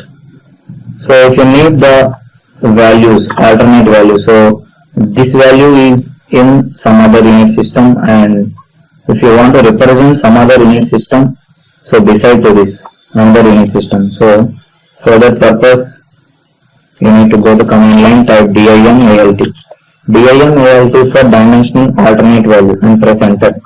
So it is defaultly in off mode, so that for each and every dimension there is not appearing the alternate values. So if you on this, so in the similar fashion of you need to give 0 or 1. So if I am giving some value high, I am giving the value 10 and press enter.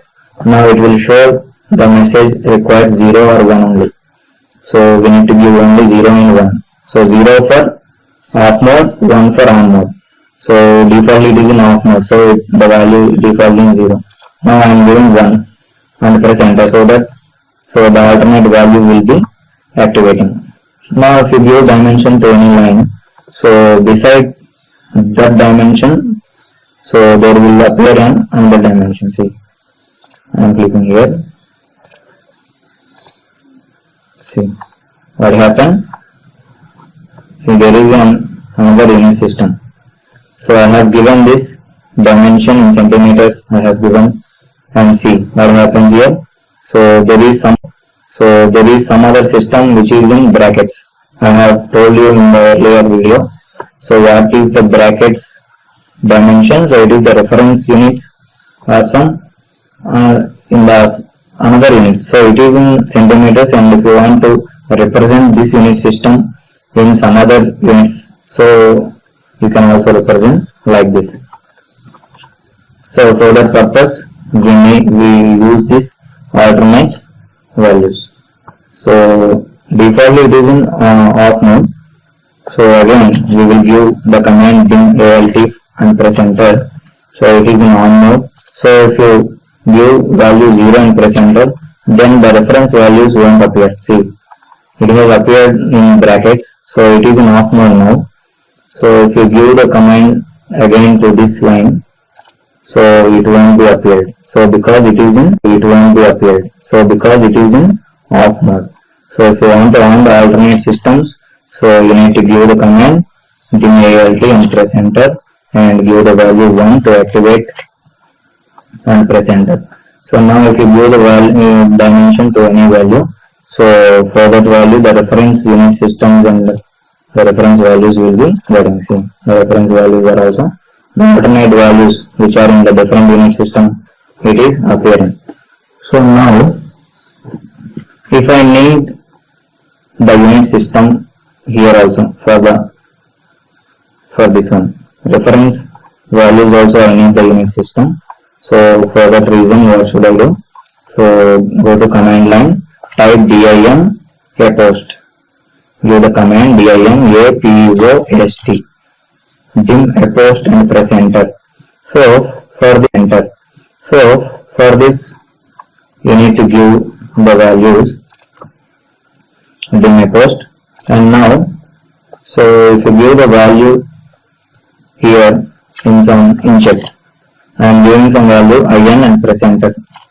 So we have given dim post value as mm and dim apost values are in inches. So the reference unit system will be in inches.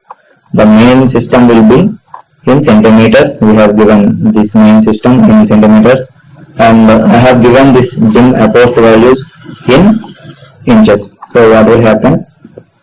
Now check the unit system, how it is applying.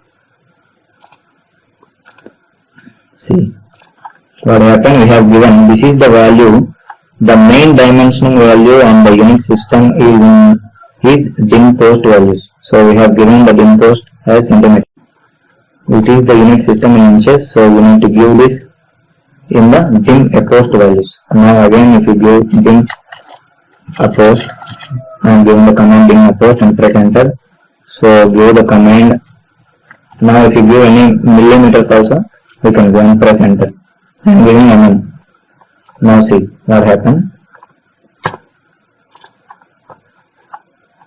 Now I am applying to this. See, it is getting. So the main system we have given this system dim post is in centimeters. This is the value, dim apost is in millimeters. So if you want to update these unit systems or dimensioning, you need to give the command dim update. Go to command line, type dim upt for update and press enter. So it is defaultly in off mode. So you need to activate this. So by giving the command, see what happened. So in the similar fashion, you need to give 0 or 1. So if you give high value, I am giving from value 5 and press enter. So it won't take. So it requires only 0 and 1. See. So if you give 0, then it will be in the off mode, and if you give 1, then it will be in the on mode. See, I am giving 1 and press enter. Now what happened? So if you give the dimension to any line, see, so the values will be updated and the dimension unit systems will be updated. So what you have given, so that will be updated.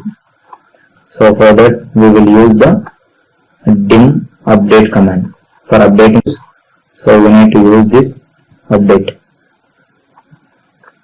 Now there is a command. So now I don't want to override these dimensions. See, so I don't want to represent anything. So I only represent the dimension text. So for that purpose, we need to go to command line, type dim override, and press enter. Now see here there is an option clear overrides. So you need to activate this. So I am giving C and press enter. So after giving C and press enter, so it will ask you to select the objects. So now I am selecting these objects. See, I am selecting these all objects and press enter. See, once check what happens. So everything will be deleted. There are no overrides, there are no tolerances, there are no reference values, there are no unit systems. So everything will be overrides. See, it will clear everything. So it remains only the value of the dimension. So for that purpose we need to use the dimension override. Now there is a command to change the units. See, we have given this in some other values and these are in mm. Now if you give the value, go to command line, type dim unit, give the command dim unit and press enter. So it is in 2. So that these are appearing like this, the unit text. See, the dimension text is appearing like this. If you give some other value, I am giving some 5 and press enter. Now what happens if you give 5? Then see, I am giving happens if you give 5. Then see, I am giving the command. See, if you represent this text, see what happened, the value is showing in the fractions. See, here the value is showing in the fractions. See, before it has shown like this, and now the values are showing like this. And now again, if you go to command line, type dim unit and press enter, it is in 5, and now again we will give the value 8 and press enter. Now give the dimension for the same line. Now again I am giving the dimension for this line. See, now what happened? See, it is showing like this. See, before it has shown like this. And if you change the image, I am giving some value 4 and press enter. Now what happened? Now again we will give this the dimension. See what happens. For the value 8 it is showing like this. For the value 5 it is showing in fractions. For the value 4 it is showing in inches or feet. See, in fractions and in feet it is shown. So like that you can change the unit. So representation of the dimension text, the units also you can change by giving this dim unit command. So I am again giving the command dim unit and press enter. So if you give any value more than, if you give high value, then what happen? I am giving some 10 and press enter. So it won't take. So it requires an integer between 1 and 8. So the minimum value we need to give 1 and the maximum value 1 and 8. So the minimum value we need to give 1 and the maximum value we need to give 8, so that the unit systems may be changed accordingly. See. So like that. So if you need to update each and every dimension, so you need to give the command dim update, dim upt for dim update and press enter. So you are changing dim post and dim post values. So make sure that it is in the on mode, so that only the dimension values which you are changing, so that those will be updated accordingly. So this we need to on. So if you once check, if you put 0 and press enter, then it will be in the off mode. So the dimension values sometimes it won't update. So there are some more commands in dimensional commands. So now we will see about the quick dimensioning. So before that, so I have drawn, see, these diagrams I have already drawn. So we will apply to this diagram. So I am going into the command line, type qdim and press enter. It is asking you select geometry to dimension. So you need to select any geometry, so to which you need to give the dimension. So I am selecting this geometry. See, I am selecting this geometry and press enter. So after pressing enter, see, the horizontal, it is showing the horizontal. If you take your mouse, see, in the horizontal direction, or you can place these dimensions in the vertical direction, or you can place these dimensions in the vertical direction. And if you click here, see, at a time to the whole object the dimensions will be placed. So if you need in the vertical direction also, you can go to command line, type qdim and press enter. Now again select the geometry and press enter. So now drag the mouse in the vertical direction, see, and click here, so that for each and every line the dimension will be placed like this. See. So if you want to give the dimension to an object at a time, so you need to use this quick dimensioning option. Now we will give dimension to some line. See, I have given the dimension to See, I am selecting this. So if you take your mouse near to this one, this grip point, so there is an option stretch. So I am clicking here and see what is stretch. Stretch means you can place the dimension as you wish. See, and if you drag your mouse and you can click anywhere on the screen so that the dimension will be stretched to there. So now again I am going into this. So just take your mouse near to that grip point. So now see, there is a second option, move with dimension line. So I am clicking here and see, with the dimension line, see, it will be moved. See, I am moving and clicking here. So that we can place this dimension line to the required space. See, again I am going into this and there is a third option. So if you want to move only the dimension text, so you need to use this command. I am clicking here and see, only text will be moved. So I am clicking here so that only text will be moved to the required position. So now there is an option, move with leader. Move with leader, so click here. See, your leader line will be placed. See, move with leader means, see, I am clicking here. See, again we will use this command. So move with leader, I am clicking here and see, if you click here, so then it will be moved. And now there is an option above dimension line. So defaultly the text is in above the dimension line. So it is the option above dimension line and I am clicking here above dimension line and see. So if you click here dimension line and I am clicking here above dimension line and see. So if you click above, then it will place, the text will be placed above the dimension line. So see here, and there is an option center vertically.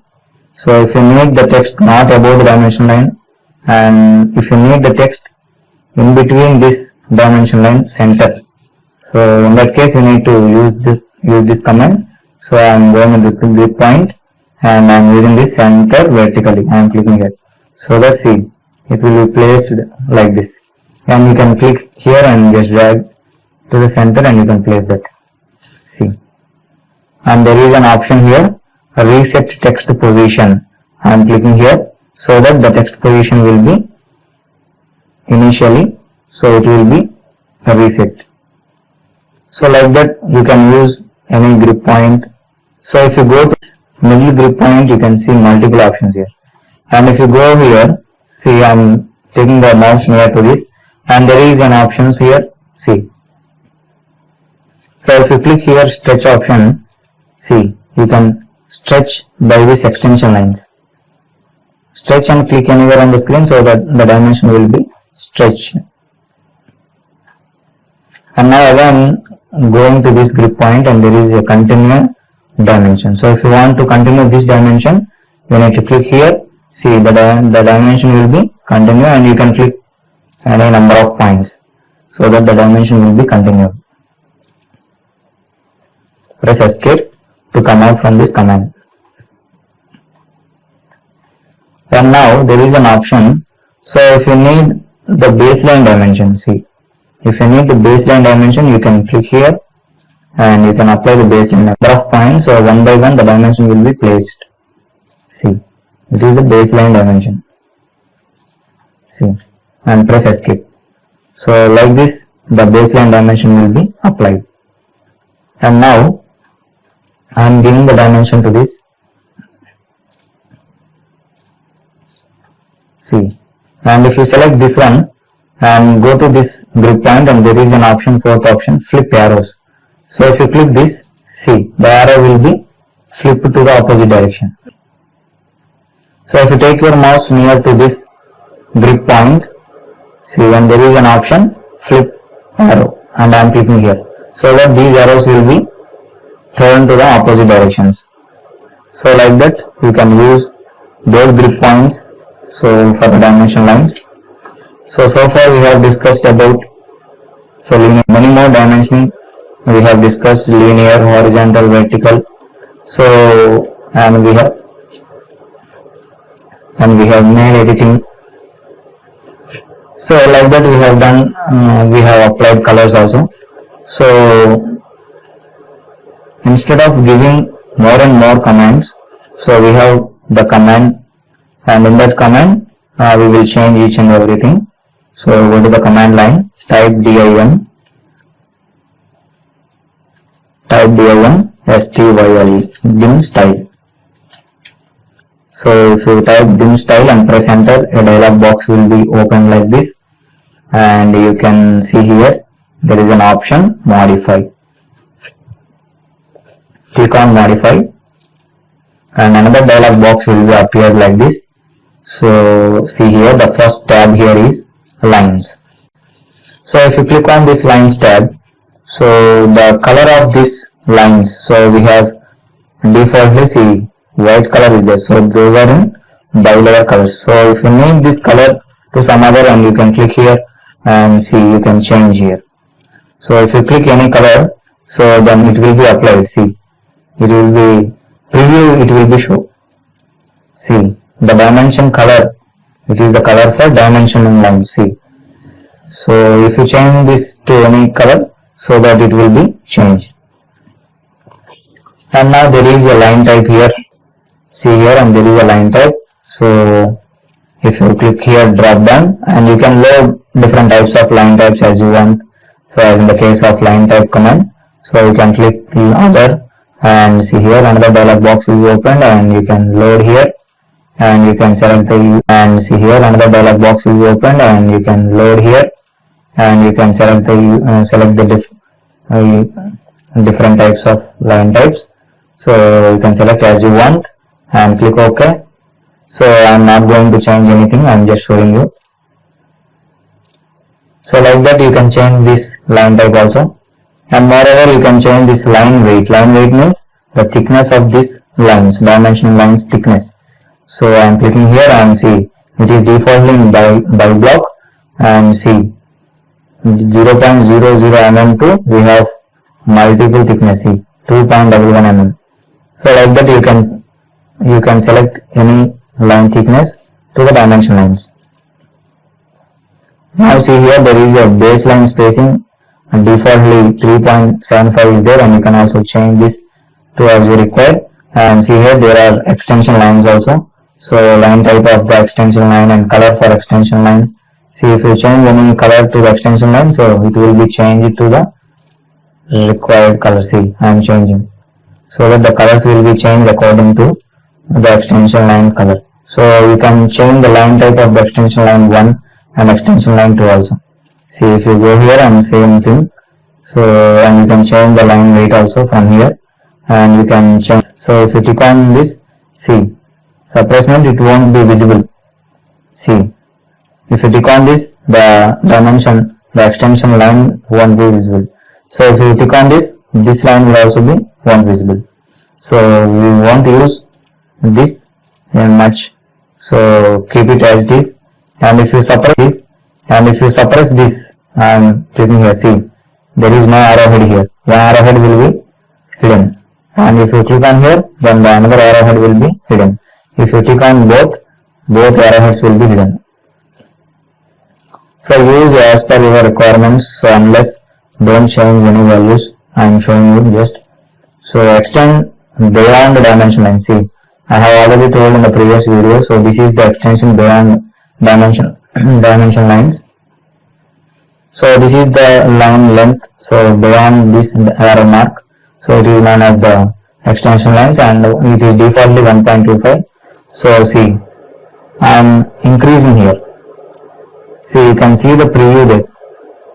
You can see the preview how the lines are extending.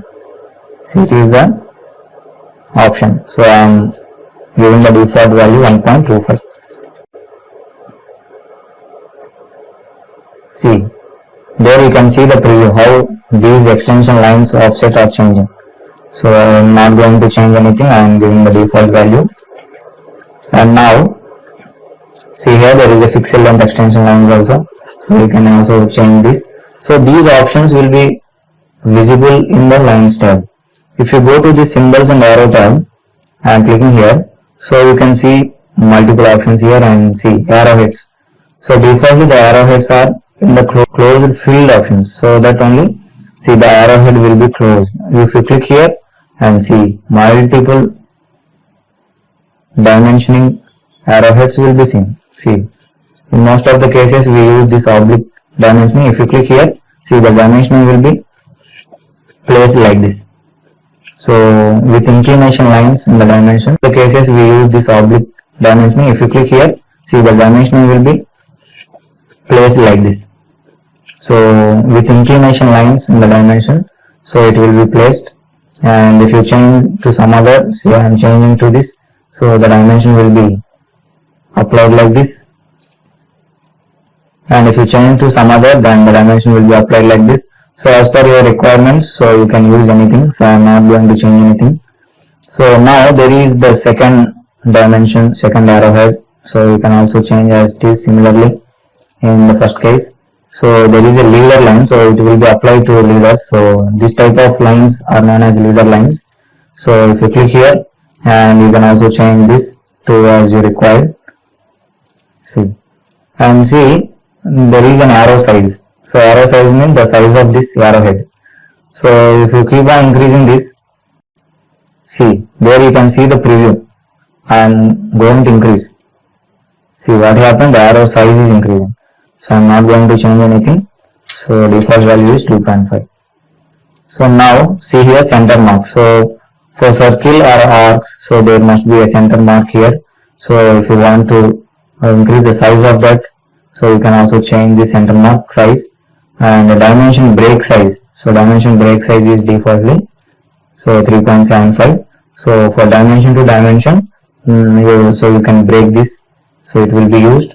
Then see here there are different options and radius of these options. So you can use all these options. And now I am going into the text tab. See, so there is a text style. So it is defaultly in standard. And there is an annotative mode. So if you need any text styles, so click here and see here. Select here different font styles and different fonts, and see here different font styles. And there is a text height and see width factor. Width factor means so letter to letter distance. Oblique angle. So if you need any inclination of the text, so you can give here.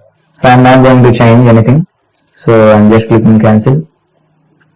So see here, it is the color, text color. So if you need any color for the dimension text, so you can click here and see, you can select any color so that it will be applied to the dimension text. So I am not going to change anything. And now there is a fill color also. So we apply this. See, fill color means it will be applied to the text. It will to highlight the text. So we need to use this fill color. So like that you can use any options or text. Fill color none. So text height, see I am increasing the text height. See then what happened, we observe the preview. So see how the dimensions are changing to the text size. So it will increase the size of the text. So I am not going to change anything. So now placement, see here there is a vertical. So it is above. So above means it will be placed above the dimension line. The text will be placed above the dimension line. So now I don't want above, so I need centerness. So see like this, for the dimension line the text will be placed center. And see here there is an outside dimensioning. See outside means it will be placed outside. And GIS, see, and below means dimension line below the text will be placed. So defaultly we are using above. So see here view direction from left to right, we are reading the dimension values. So now I don't want from left to right, I need right to left. Means you can click here. So see it will be difficult to read the dimensions. So defaultly it is in left to right. So now offset from dimension line. So how much distance you need the text dimension to offset. So it is asking you. So default it is in 0.625. I am increasing. See how the preview is changing. You can observe here. See it is the distance between the dimension line to the text. See how the values are changing. So default it is in. I am not going to change anything. So see here text alignment. So it is aligned with dimension line, the radio button is on. So if you click horizontal, see, every dimension will be placed horizontal. So defaultly we are using this, and if you can also use this ISO standard. So see here, like that the dimensions will be changed. Now there is an option fit. So if you go to this fit tab, so there are multiple options, so you can use any options, and there are primary units. These are the main units we are given. If you click on this primary units tab, so see here unit format is in decimal. So if you click here and see, you can change this to as you require unit systems, and see if you click on engineering, so it will be appearing like in inches and feet. And if you click on this architectural, see it will be in the fractions. So if you click on this scientific, then it will be in the powers. So defaultly we are using decimal. How many values you need after the decimal point? So if you click here, see we have only 8 decimal points. We can place maximum of 8 decimal points after the decimal point. So we can place 8 values after the decimal point from 0 to this much. So it is the precision value. So it is the decimal separator. So defaultly it is in period. Period means, so full stop will be separating. So if you have high values, then full stop will be separating. If you click on comma, then see those values will be separated by comma. So if you need any space, so you can give space. So defaultly we need to use this period option. So if you need any round off value, so you can also give here, and like that you can give as you want the values, and click here alternate units. So if you need any, I use this values, and see if you tick on this, then the alternate units will be visible. See, and you can also change this decimal precision values, and you can also change the unit system of the alternate unit systems. So like that you can use all these options, and I am not going to change anything. So if you go to this tolerances tab, so there are different options here. So there is a method none. If you click here, there is an option of symmetrical. Symmetrical means, see here how it is applying, plus minus. So the values will be in the plus minus. So if you need any deviation, so you can click, so it will be appear like deviation. And see if you want any limits also you can place, and if you need any basic, so you can also set. And see if you want any limits also you can place, and if you need any basic, so you can also set this as basic unit system. So defaultly it is in none, so I am not going to change anything. So how to place this tolerance value? So bottom or top or what? So if you click on middle, so it will be placed middle.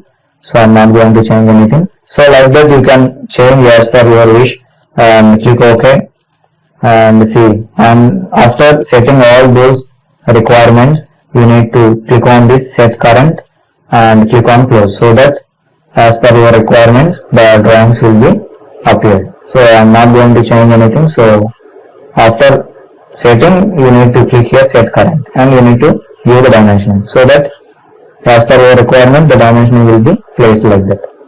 So I am not going to change, I am just clicking close.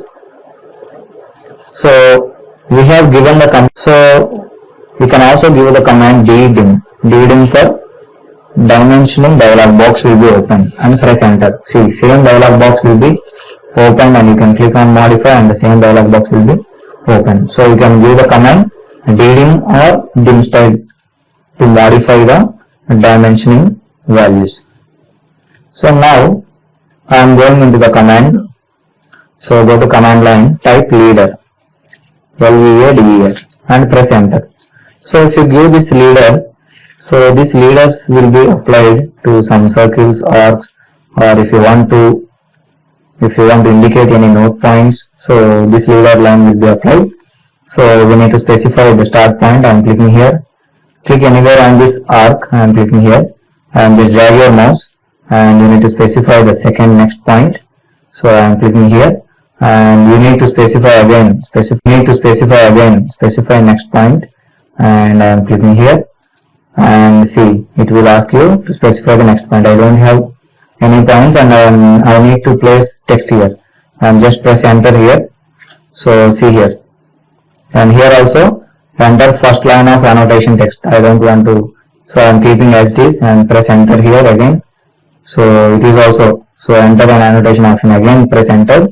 So see, the text will be open, and see it is a multi-line text, and see you can type anything. So it is some R25, so you can give any values and click here close text editor, so that the value will be placed like that. And now we will use this to some circle. So go to command line, type LUJDER and press enter. So I am clicking here the start point, and I am clicking here the next point, and I am clicking here the next point, and I am pressing enter, I am pressing enter, I am pressing enter. So that, so I need to give this,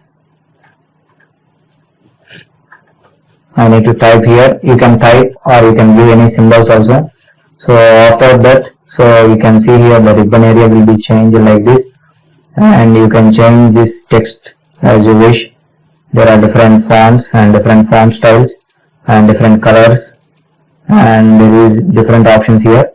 And the similar case of text and multi-line text, so you can go to here symbol drop down, and see there are different symbols. If you click here, see there is a degree symbol, and see, and there is percentage D. So it is the shortcut of degrees. So if you want to place degrees in this text, so you can use this shortcut percentage D. And no, I don't want degree, I need plus minus, so you can do plus minus also, and you can type as you want the values. So I am going here, and see you can, if you want any diameter, so if you click here, then the symbol pi will be appeared. See, like that you can click here any type of symbol as you want, and if you doesn't have any values from here, you can click here other, and see your dialog box will be open like this. See, and you can load here different values. See,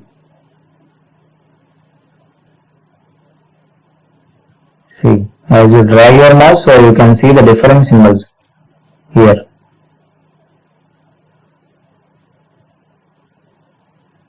So these are all the symbols we use as per requirements. See,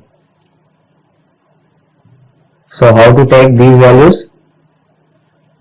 So in some of the drawings we need the predefined symbols,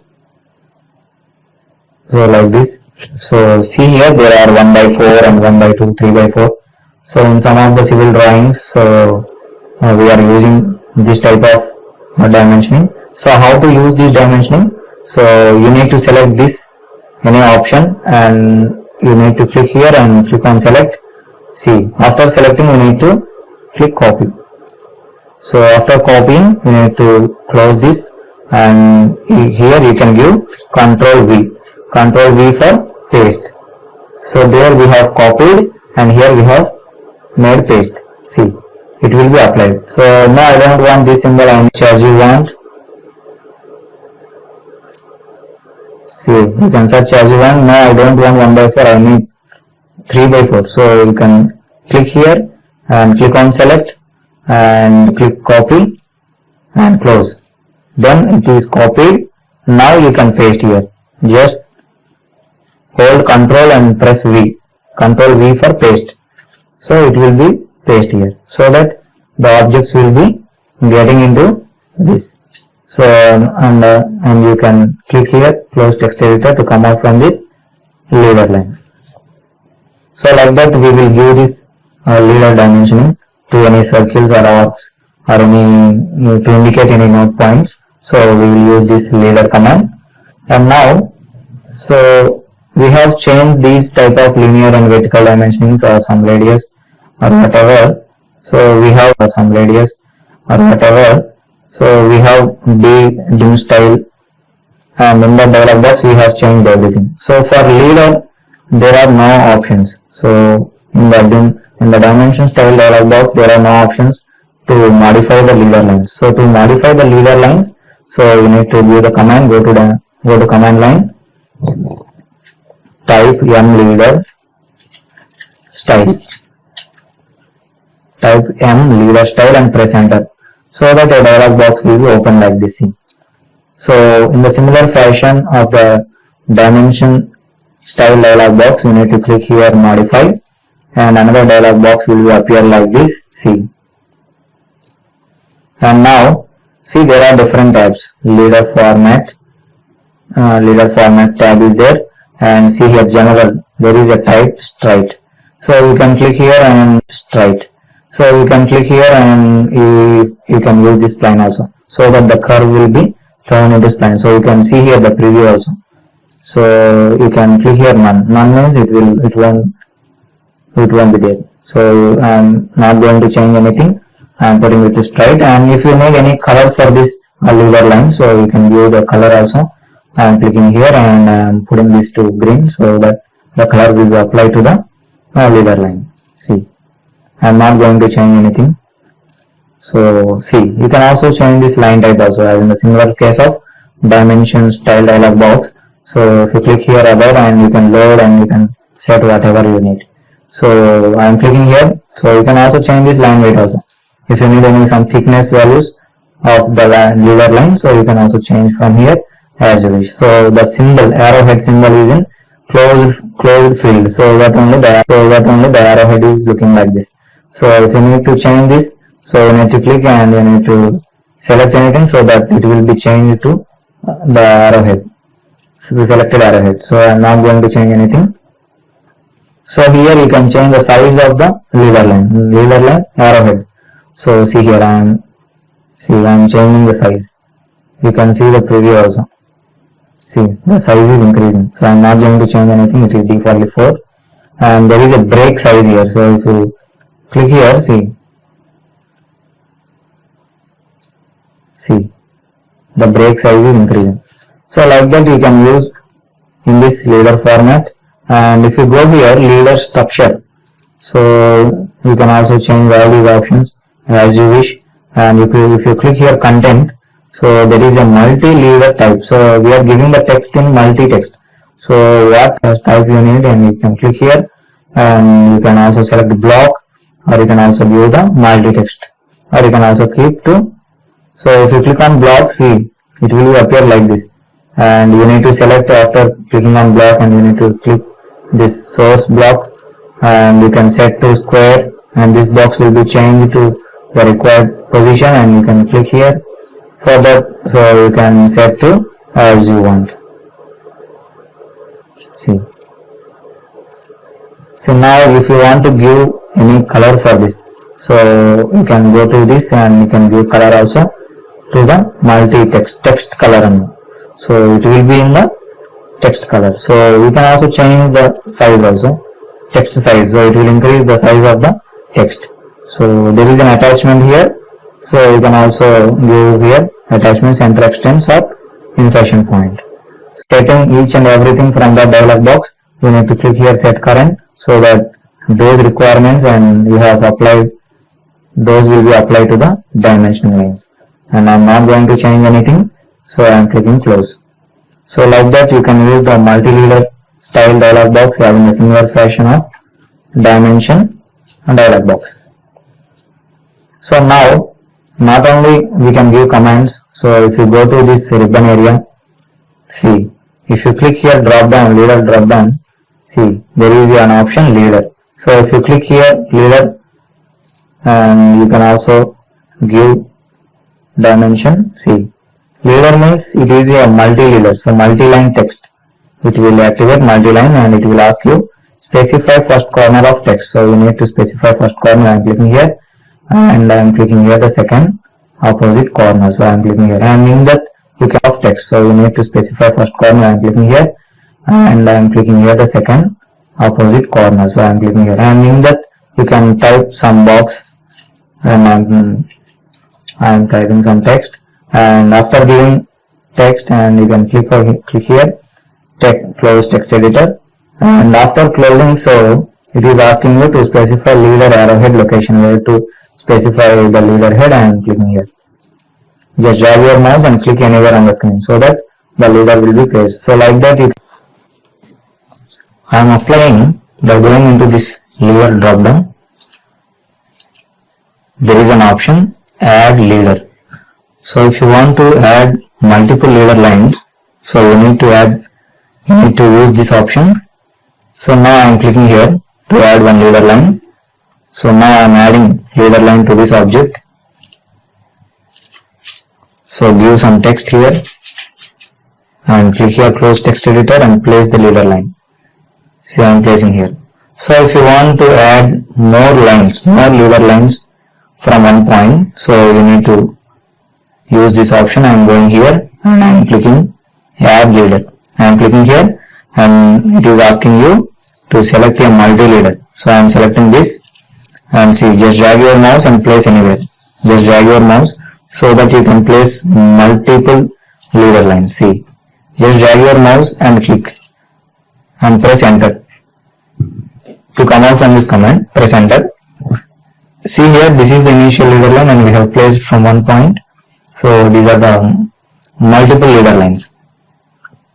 So now there is an option here, remove leader. So if you want to remove any leader lines, so you need to use this option. I am clicking here and after selecting, it will ask you to select a multi-leader. So I am selecting this multi-leader and after selecting, you won't observe anything. So then again you need to specify leaders to remove. So what leader lines you need to remove, you need to click that leader line and selecting this leader line and press enter so that leader line will be removed. So again we will use this command. So just go to here and click remove leader and just select this multi-leader line. I am selecting this and again you need to specify leaders to remove. I am selecting this and press enter so that the leader lines will be removed. So now if we have some more leader lines, say I am adding some leader line. So see here there are some leader lines. So if you go to here, drop down and there is an option align. So if you click here, then see, if you select here and it is asking you to select a multi-leader. So I am selecting this multi-leader and after selecting you need to press enter. Then select multi-leader to align. So I am selecting this multi-leader line to align. See, after selecting, so it is asking you in which direction and in which space you need to align this multi-leader line with this. So this multi-leader line will align with this multi-leader line and if you click anywhere on the screen, see, if you just drag your mouse, then it will show where it is placing. See, in any direction you can drag your mouse so that it is placing in that direction. See, I am clicking here so it will be placed, it will be aligned to this leader line. So again we will use this command. Just click here align and select this multi-leader line and press enter. Then what to align, you need to select this multi-leader line and see, just drag your mouse and click anywhere on the screen so that it will be aligned to this multi-leader line. So like this there are different options here and now there is an option of collect. So collect leader means, see, I am going into the multi-leader style, M leader style and press enter and I am clicking here modify and I am selecting this to some block and block is circle and I have this part and click OK. After setting, I am not going to change and I am selecting this block and click OK and I am clicking here set current and close. So now if you give any dimension, so if you give, I am clicking here and I am placing the leaders. See, I am clicking here and I am giving the value 1 in this dialog box and I am clicking OK. So see, I am placing here, I am clicking here and again we need to give another leader. I am clicking here and I am giving the number 2 and click OK and see, I am placing here. So again we will give this command and again I am giving and I am placing here and I am giving the number 3 and click OK and see I am placing here. So we have this type of multi-leader lines.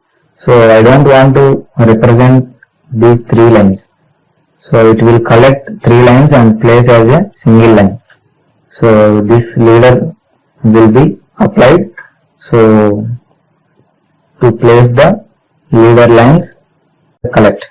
So it will ask you to select multi-leaders. So these are all the multi-leaders. I am selecting this, I am selecting this, and I am selecting this. And after selecting, press enter. So after pressing enter, see a single leader line will be appear like this, and you can click anywhere on the screen so that those 3 will be removed and it will be collected as a single leader line. It will be replaced with a single leader line. So for that purpose, we need to use collect leader lines. To create any multi-leader lines, you need to use this option, leader. And if you want to add multiple leader lines, so you need to add leaders. So you need to use this add leader option. And if you want to remove any unwanted leader lines, so you need to use this remove leader line option. And if you want to align with some reference leader line, so you need to use this option. And collect is used when you need to collect all multiple leader lines and make into a single leader line. So you need to use this collect option. Visible in this dimension tab. So if you go to this dimension tab and if you click here, so far we have discussed about this quick dimension, linear, align, arc length, ordinate, so like that. So there are different types of dimensions here. So you can also use all these options as per your requirements.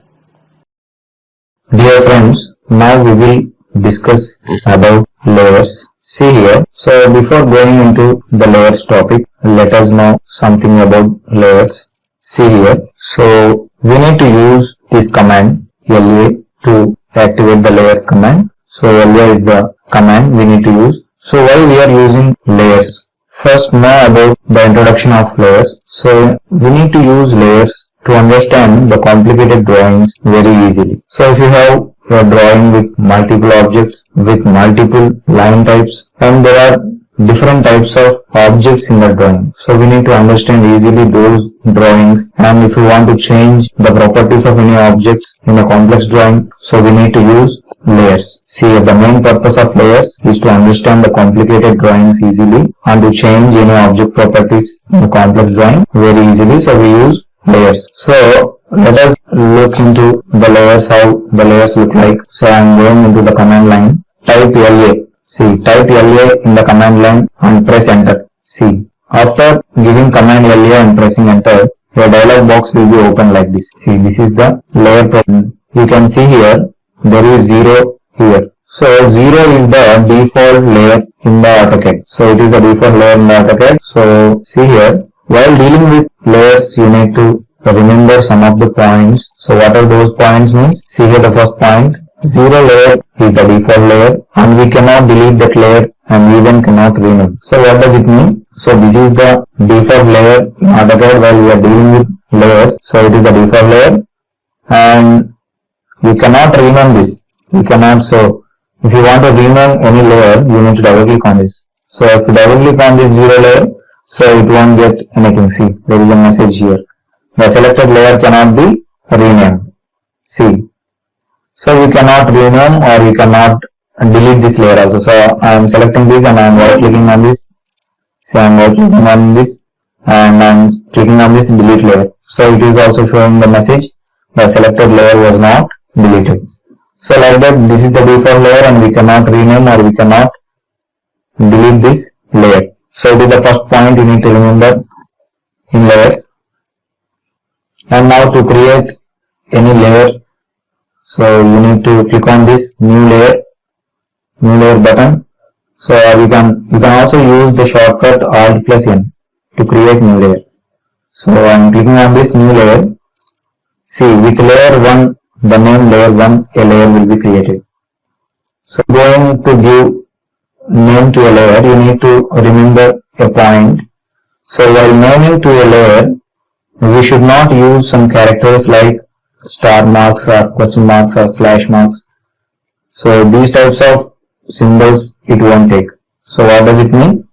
So if you give any name with I am giving some A alphabet, and I am using some question mark, and I am using some slashes, backslashes or anything, and I want to give this type of name to layer.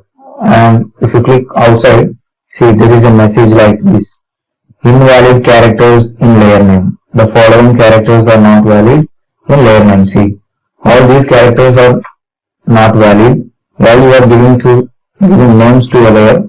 So you should remember, you should not use this type of characters. I am clicking on close. So then what characters we can give? See here, instead of using the above said characters, we can use approximately 255 different characters to give name to a layer.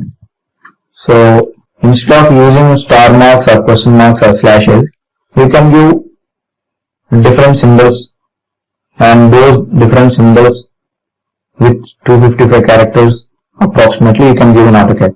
So you can give @ symbol, or you can give any hashes symbol, or you can give any dollar symbol or percentages or ampersands or exclamatory marks. See, if you give this type of name also, so I am clicking outside, so it will take.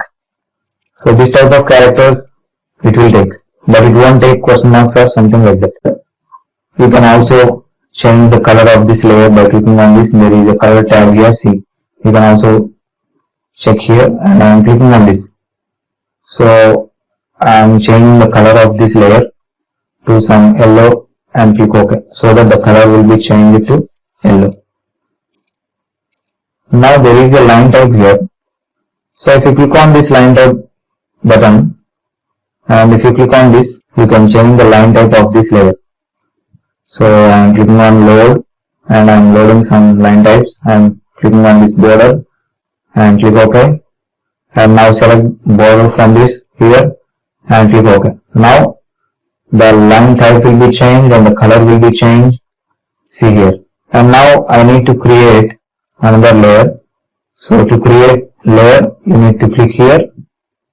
So click this button, new layer, so that with layer 1 a layer will be created, and you can also rename this layer. So I am deleting and giving name as circle. I am giving the name as circle, and click outside, and you can change the color of this layer. So I need to change the color. You can click here and you can change the color of this layer and click OK. So the color will be changed, and you can also change the line type also. I am clicking on this and click on load and select any line type and click OK. So I am selecting this line type and click on OK. And now we need to select again here and click OK, so that the line type will be applied to this layer.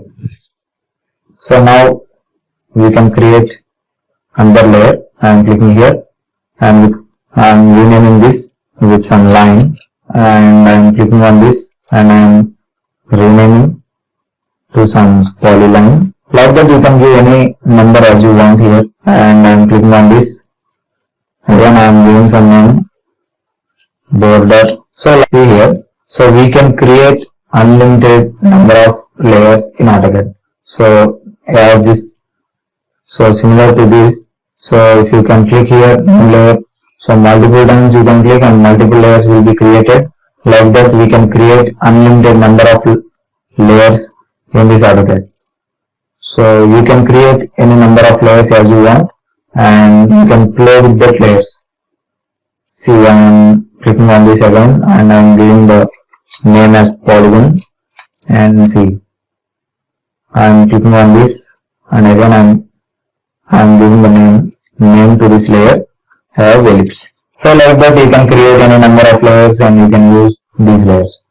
So now before going to create layers, how many layers you need? So that much layers you need to create here. And after creating layers, so you need to draw the objects and you need to save those objects into these layers. So it is the concept of layers. So for this, now we have created this number of layers, and now we need to draw the objects and we need to store those objects into these layers. So what is the point you need to remember while drawing? See, we need to ensure that no two layers can have the same name. That is, no need to use different names for different layers. So we need to use different names for different layers. Suppose I am creating a new layer and I am giving the name as polygon. See, already polygon name we have created. Again we are giving polygon and I am clicking outside. So what does it show? The name polygon is already in use. So no two layers can have the different name and we need to use different names for different layers. So the layer names must not be matched. So it is the point you need to remember while dealing with this, and I am giving the name as center. You can give as you wish the names. So now check the other point. You must keep the layer into current layer when you need to step into current layer, when you need to store the objects into that particular layer. So you need to remember this point. So if you want to store the particular objects in this specified layer, so you need to keep this layer into the current layer. So what does it mean? So this blue color tick mark will show in which layer is in the current layer. So defaultly 0 layer is in the current layer, and if you want to draw the objects and you need to store in any layer, so first you need to set this layer to current layer. So how to do that? I am clicking on this circle, and after selecting this circle layer, you need to click on this button. See, set current, or you can also use the shortcut Alt+C. I am clicking on this so that the blue color tick mark will be appeared here. See, so that this is the current layer. So whatever the objects we have drawn, so those will be stored in this layer. So now we will check how the objects are storing. I am clicking on this close button. So now you can draw any object. See, I am selecting this line and I am drawing some lines. You can draw any type of objects. So I have drawn such type of objects. See, again I am drawing some line. See. So now what happened? So these objects I have drawn and the current layer is in circle. So it will be stored in the. Now what happens? Circle is in the current layer. And why the lines are in red color? So we have already presetted this. See, it is in red. So you can also change from here by clicking on this red, and now you need to change any color and you can click here and click OK, then the color will be changed. Or you can also change the line type also. See, this is the line type with dot. Or you can change this line type also by clicking on this and click on load. Now I need to change this color to some hot water supply and I am clicking OK. And again you need to select here hot water and I am clicking OK. So let's see, the line type will be changed to this line type. So like that, you can also modify very easily. You can change the properties from here. And now I need to store the objects in this polyline. In this polyline layer, and now I need to store the objects.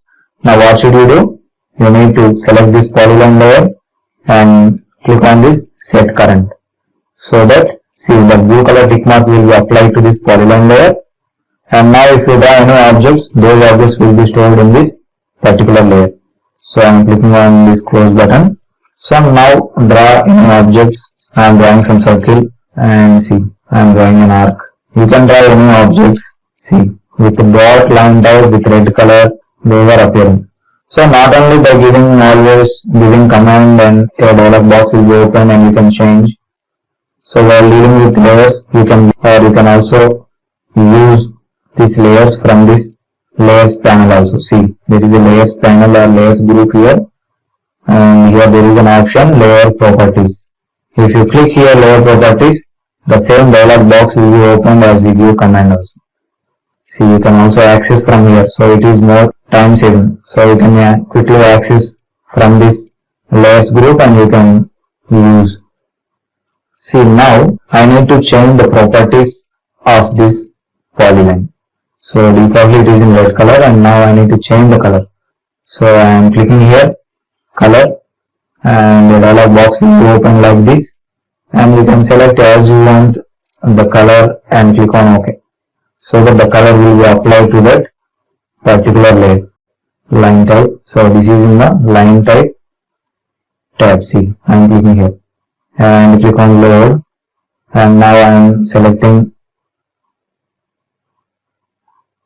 these tracks and click OK, and again you need to select here tracks and click OK. Now check, the objects have changed. Now I need to save the objects in this circle layer. So what should you do? You need to select this layer, and you need to click on this set current and close. So now draw objects, draw any objects, so that those objects will be saved in the layer. So I am drawing some, say I have drawn these objects. So I am drawing some, say I have drawn these objects. And now if you want to change any color or line type of this objects, so you need to click here layer properties, and a dialog box will be open, and you probably see circle layer is in the current layer, and we have drawn this object in this layer, and clicking here on the color, and I am changing the color to some other color, and I am clicking OK, so that the color will be applied to this. See how it is applying. Now you can also change this line type also. I am selecting this border and I am setting to current. Now I need to store the objects in this. So what should I do? So I am drawing a profile. See, I have drawn some profile and I need to store this in this border layer. So I am clicking on this layer properties, and this object is in the border layer. So I need to change the color of this, and I am clicking here, and you can change the color as you wish from here. I am not going to change anything. So but I need to change the line type. I am clicking here, and now click on load, and I am selecting this zigzag and click OK. And now you need to select, so that's it. The line type will be changed to zigzag and the color is applied as red. So like that, if you need to draw any object, so you need to set that layer into the current layer, and you can draw and you can store those objects into that particular layer. So like that, now we will use this ellipse. I am selecting this ellipse and I am setting to current. Now draw any objects. See, I am drawing some profiles. You can draw any profiles as you wish. See, this type of profile I have drawn. So it will be stored in this particular ellipse layer. So now after creating objects, the objects belongs to which layer? So if you want to check the objects belongs to which layer, so you can access from here. See, if you click here, drop down, there appears, see, we have created this number of layers. Every layer is here. See, so like that, for each layer there are different options here. See, one is turn your layer on or off, the second one is freeze or thaw in all viewports, and the third one is lock or unlock your layer. So like that, for every layer there are three options. What are those three options? So now we should do, so if you select this object, so this object belongs to ellipse layer. See, if you select, will be highlighted because this object belongs to this particular layer, and we have drawn this, and we will select this object, and see, this object belongs to this border layer. So like that, if you select this object, and this object belongs to this circle layer, and if you select this objects belongs to this polyline layer. So like that, if you select any object, so it will show those objects belongs to which layer from here. You can identify from here. So we will apply the first option. So for, see here, there is a border layer. We have drawn objects in border layer. So I need to hide the objects which I have drawn in this border layer. So for that, to show or hide the objects in that particular layer, so we need to use this first option. So I am clicking on this. See what happens. If you click on this, the object will be disappeared. See, or in the hidden mode. And if you click again on this, then it will be appeared. So if you want to hide or show this particular layer in the drawings, so we need to use this first option, on or off the layer. So if you click on this circle and clicking on this, see the objects belongs to this circle layer, those will be in the hidden mode. See, there are no objects here. So if you click here, then those objects will be appeared. See, these pink color objects are hiding. And again clicking here, see those objects are hiding. And I am clicking again here, so those will be appearing. So to show or hide any objects in that particular layer, and you need to show only some other objects in the drawing, so you need to use this first option, on or off a layer. Now there is a second option here, freeze or thaw in all viewports. So if you click on this, again we will use for this option. I am clicking on the second. See, if you click on this, then the objects will be in the freeze mode. Freeze mode means the same thing what this on or off it will do. So it will show or hide the objects in that particular layer. If you click on this freeze button, again you can click on this, then it will show. See, like that you can show or hide the objects, or you can freeze or thaw the objects belongs to this particular layer. So I am clicking on this again freeze button, so that the particular layers will be in the hidden mode, and again I am clicking here, so to show the objects. So like that you can use anything. And there is a third option here, lock. So before unlock, so there is a symbol unlock. So these objects are in the unlock mode. So if you want to lock these items, so I am clicking on this lock symbol, so that see the objects belongs to this circle layer. So those are in the dehighlighted mode. So what does it mean? So if you take your cursor near to these objects, see there is a locked symbol, it will show to the cursor. See, if you take your cursor near to this locked objects, so it will show the lock symbol. So what is the use of this lock? So these objects have lock, and if you select these objects, they will select, but we cannot move these objects, or we cannot do any modifications on these locked objects. See, but they will select, they will just select. See, but we cannot move, or we cannot add, or we cannot subtract, or we cannot do anything on these objects. So if you want to just lock the items, and if you are not willing to move these objects to some other place, you need to lock the objects. And if you want to unlock these objects, and go to here and click on this button, so that those will be unlocked. And after unlocking, the objects will be highlighting. After locking, if you click on this lock button, those will be in the dehighlighted mode. See, the objects belongs to this layer will be dehighlighted. And if you want to highlight these objects, or if you want to, now I am going into this layer properties, and now I need to delete one layer.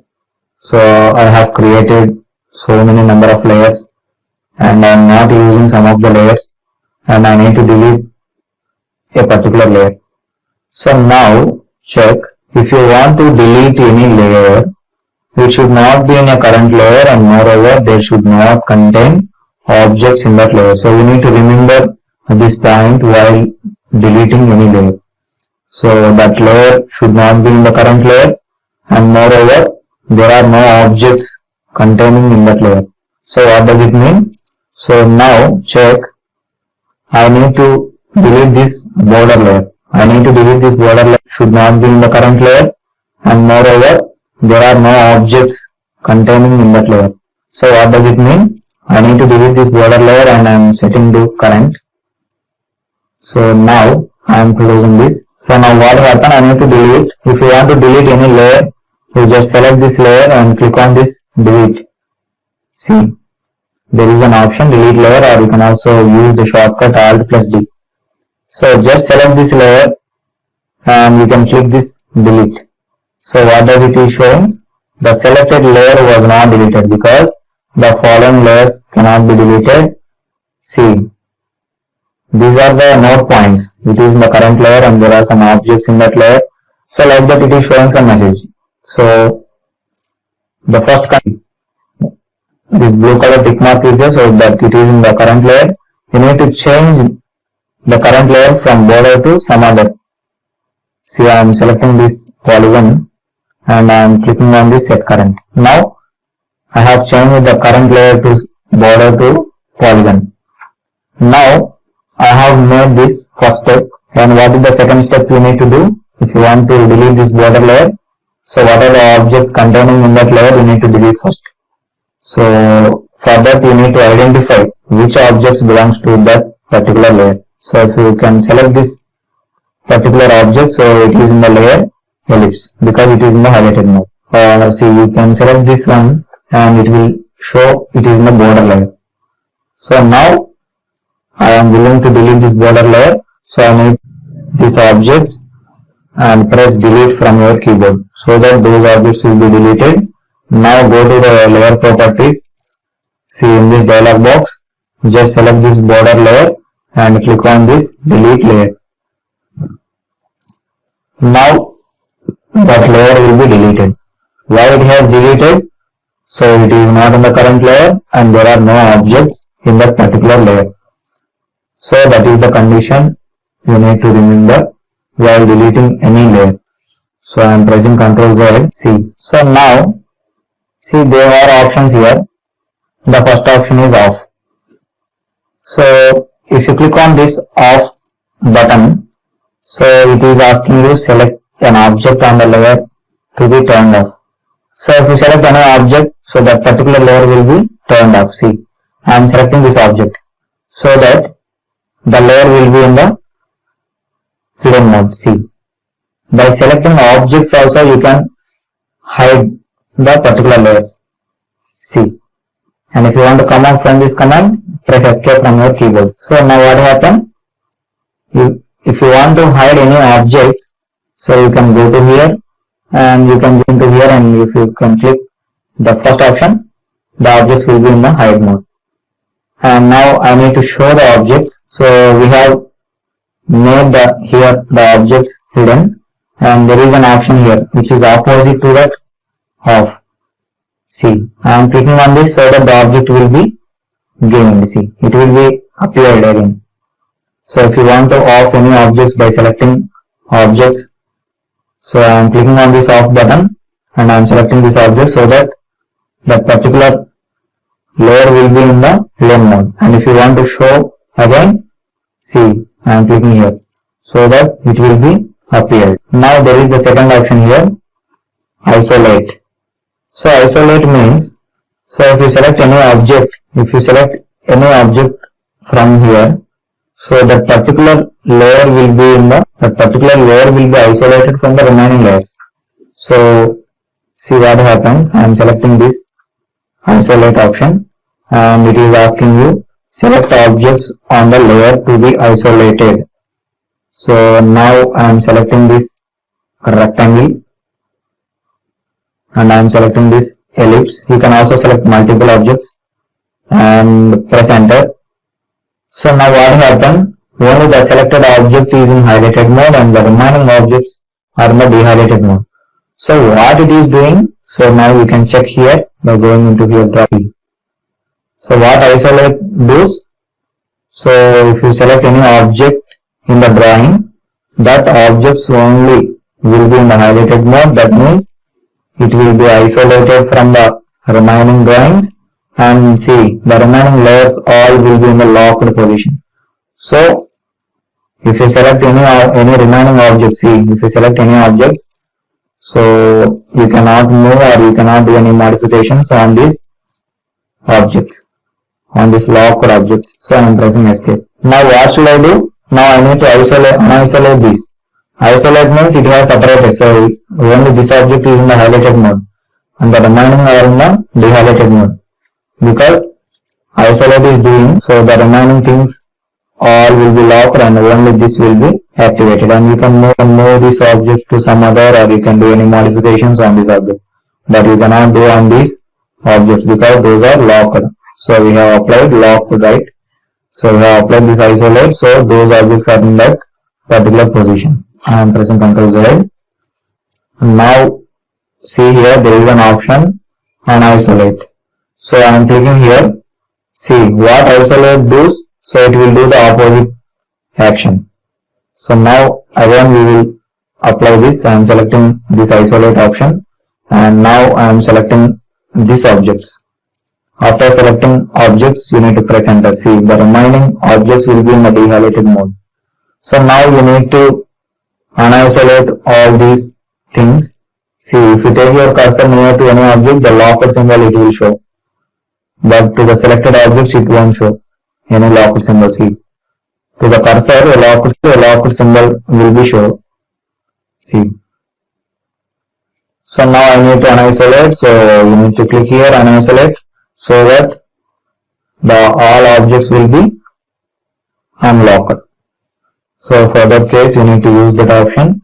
And see here, there is an option freeze. As in the similar case of, if you go here and there is an option freeze also, right?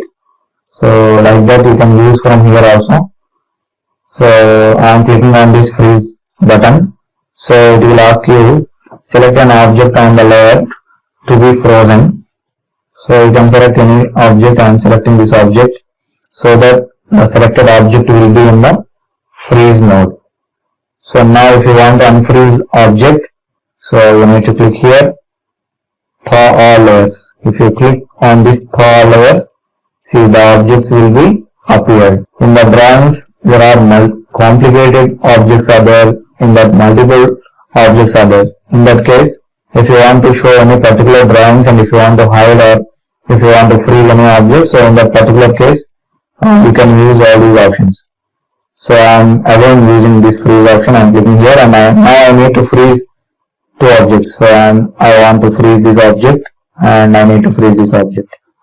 Now I need to, after selecting, you need to press enter. So now I need to unfreeze all these objects. So I need to come back. See, now I am clicking on these thaw layers so that the objects will be appeared. So it is the option thaw layers, and there is an option here, lock. So if you click on this, so you can directly lock objects by clicking on this. So I am clicking on this lock and it is asking you select an object on the layer to be locked.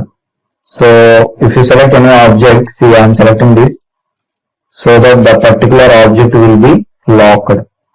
See, if you take your mouse near to this object, a locked symbol will be tagged to the cursor. See, and it will not show for this blue color objects because those are not locked. See, these pink color objects are locked. So now I need to unlock items. So you can click here, unlock. I am clicking here, and you need to select an object on the layer to be unlocked. See, now you need to select this. Now, so make current means, so if you want to make any layer to set to the current layer, if you want, you need to go to layer properties and you need to select that particular layer and you need to click on this set current. So it is more time taking. No, I don't set the objects or I don't set any layer to current layer from that method, and I want to set by selecting objects means. So you need to go to here, make current. I am selecting this and it will ask you select object whose layer will become current. So if you select any object, so that layer will be set to the current. I am selecting this blue color line C. So this line belongs to this polyline. So it will be set to the current layer. And you can do whatever modifications on this current layer. So by selecting objects and you need to set that layer into current layer, so you need to use this make current option, and there is an option here match layer. So if you want to apply any properties of one object to the other object or from one layer properties to other layer properties, you need to use this match layer option. I am selecting this match layer and now you need to select objects. So now I am selecting this object. So see what I am selecting. So it is in the track layer type. So I am selecting this. I am selecting this line, and you can also select multiple lines also. Multiple objects you can select. I am selecting this circle also. After selecting, you need to press enter. Now it is asking you to select object on destination layer. So what object you select object on destination layer. So that object properties will be applied to the selected layer. See, now I am selecting this ellipse. So these properties will be applied to this selected object. So it has converted into zigzag line with red color. So before we have drawn. So to go to the previous operation, so I am clicking here, and there is an option here, previous. If you click here, see, we will go to previous operation. So now I need to go back again. See, only the previous by using tracks, line type, and with blue color. So what match layer is doing, I am selecting again match layer, and I need to change the properties of this circle and arc. I am selecting this circle and I am selecting this arc and pressing enter. And now it is asking you to select object and destination layer. So I need to apply the properties of this object to this circle and arc. So for that case, we need to select this ellipse so that those properties will be matched or changed according to this option.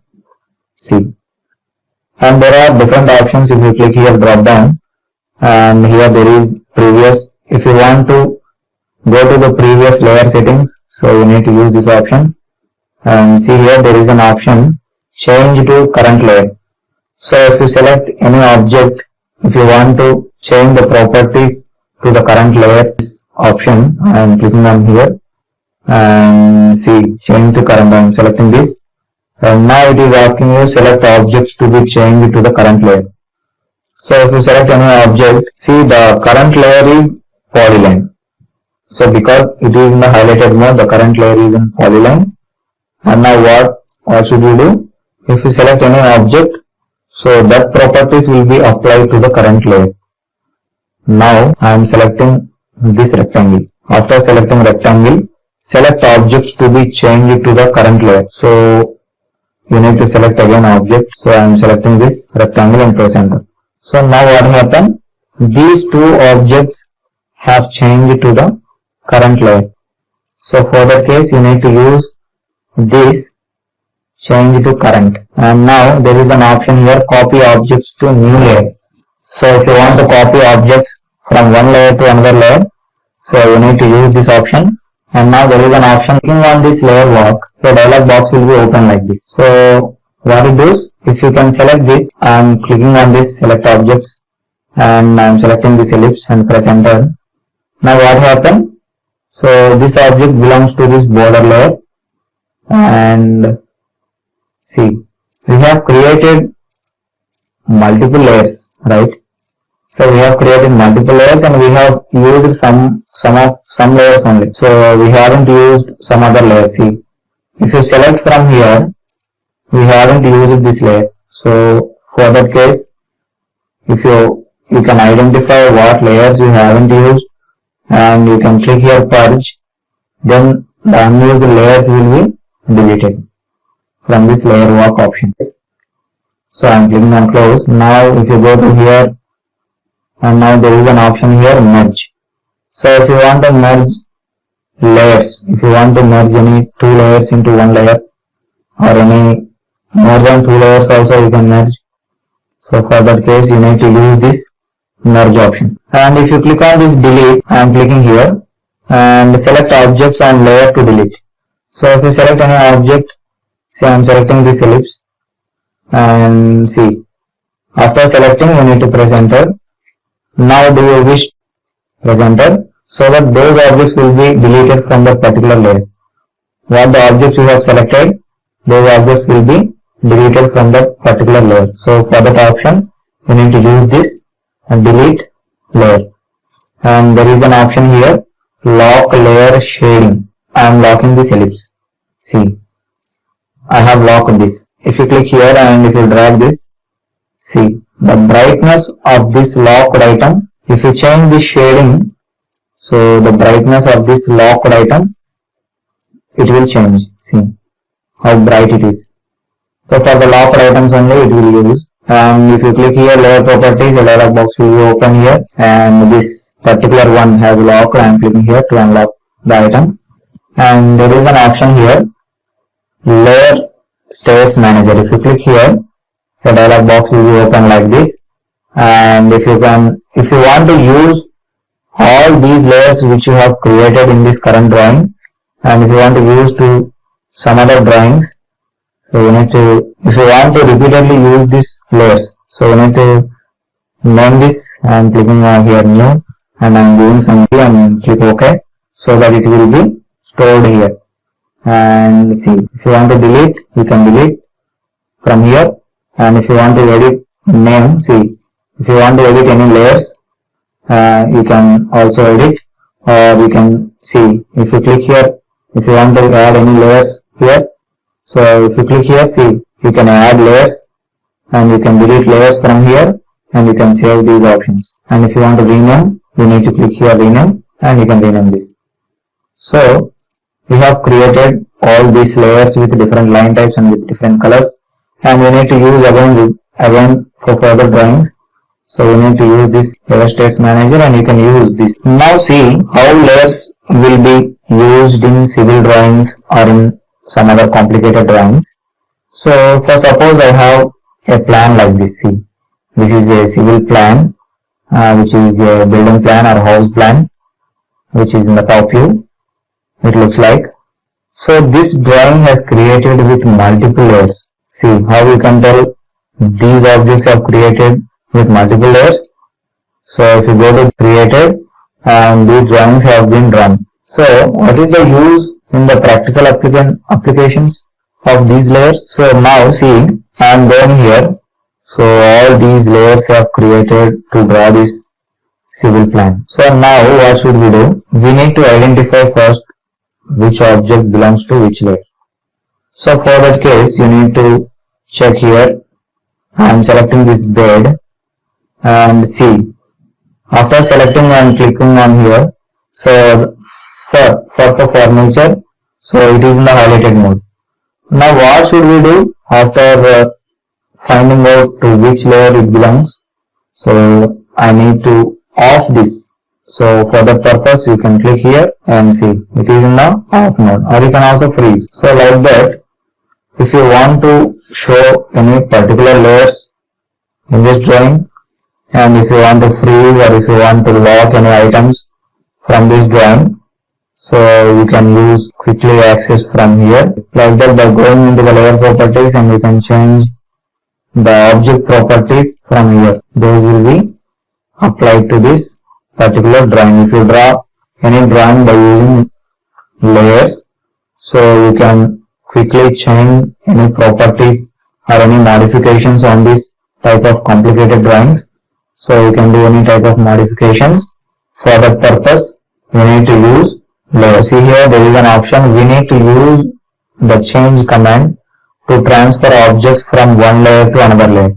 So if you want to change the objects which belongs to one layer, and I need to change those objects into some other layer. So what should we do?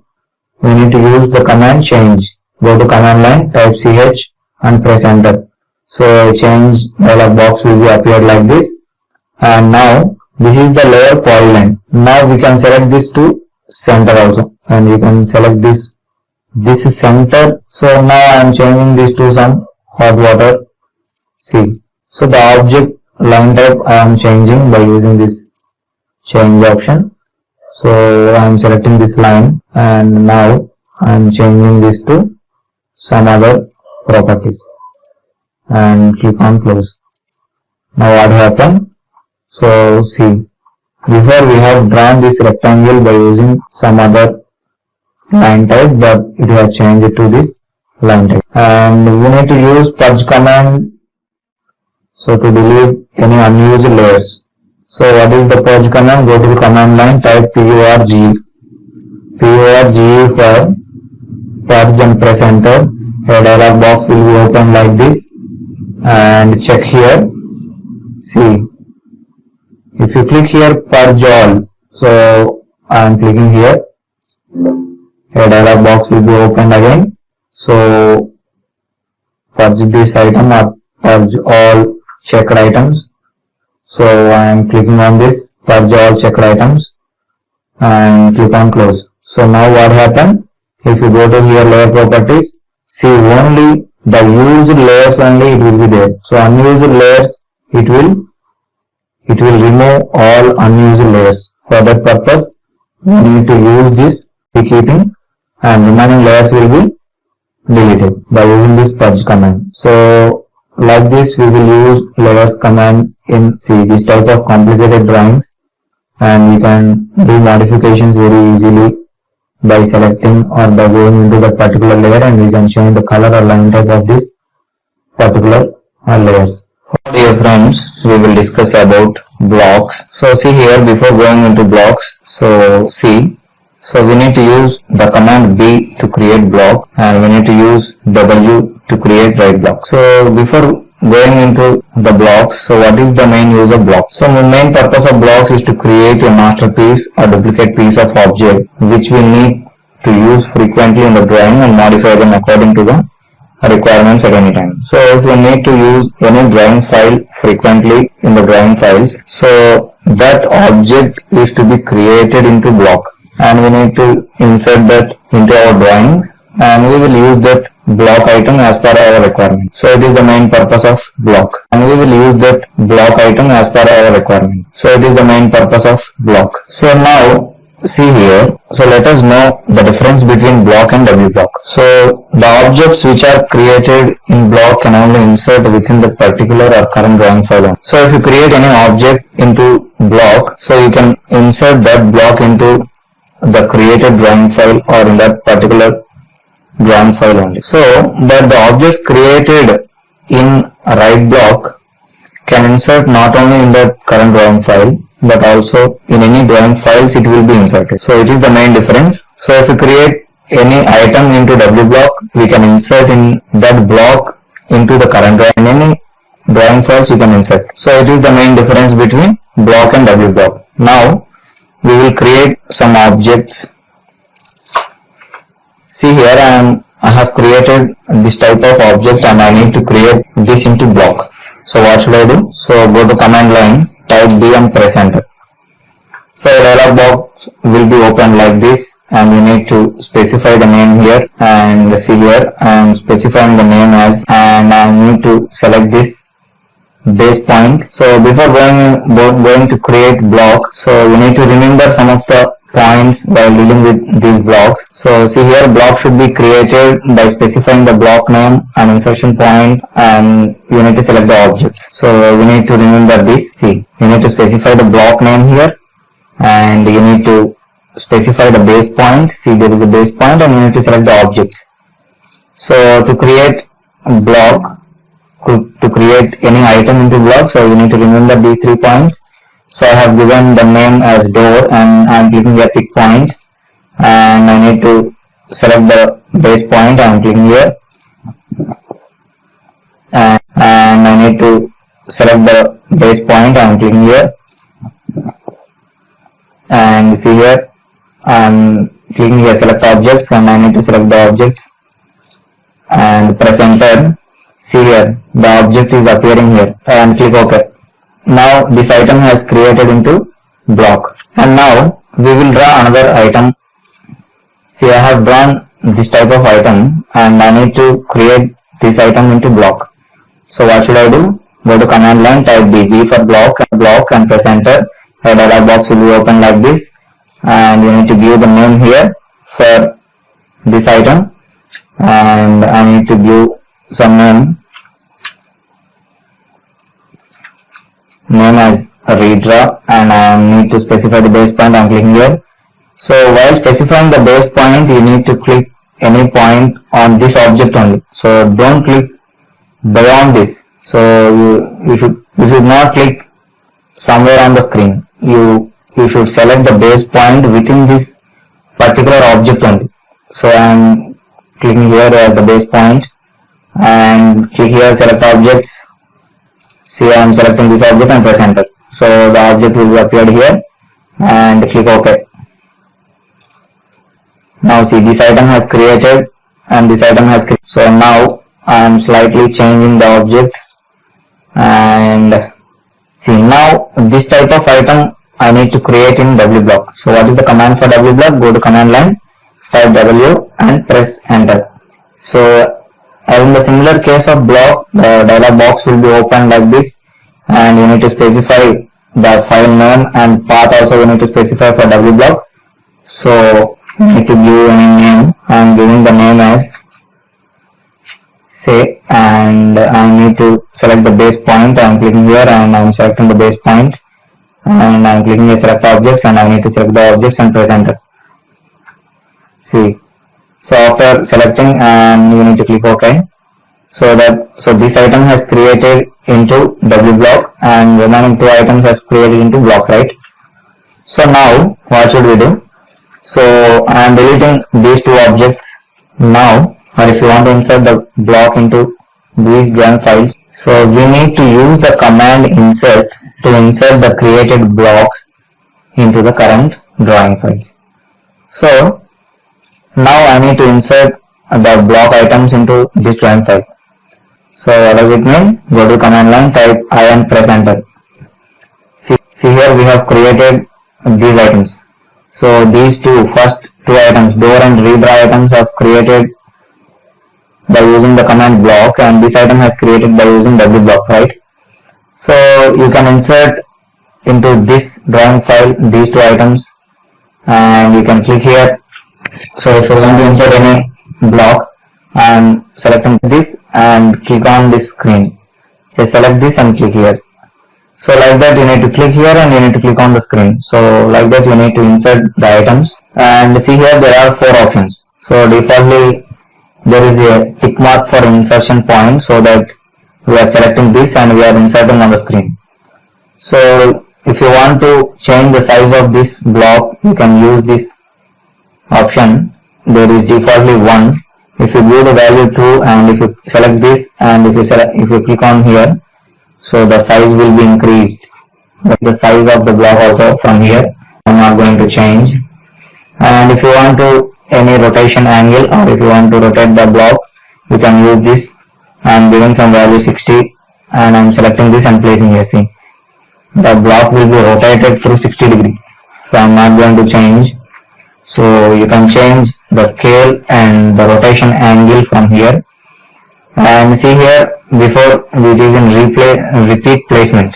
If you click on this, the insertion point will be repeated. So before it is in uncheck mode. So in uncheck mode, what we are doing, we are selecting and we are clicking on the screen. So if you select this repeat placement box, see, I am checking this. So if you check on this and I am selecting this, and you can click and you can click, multiple times you can click. You cannot times the block. And if you want to come out from this, you need to press escape from your keyboard. So I am unchecking this. And there is an item, there is a item here, explode. So it is in uncheck mode. So what happens in uncheck mode? So these items have inserted with explode uncheck mode, right? So if you select any block item, so those objects will be acting as a single entity. It is the option explode.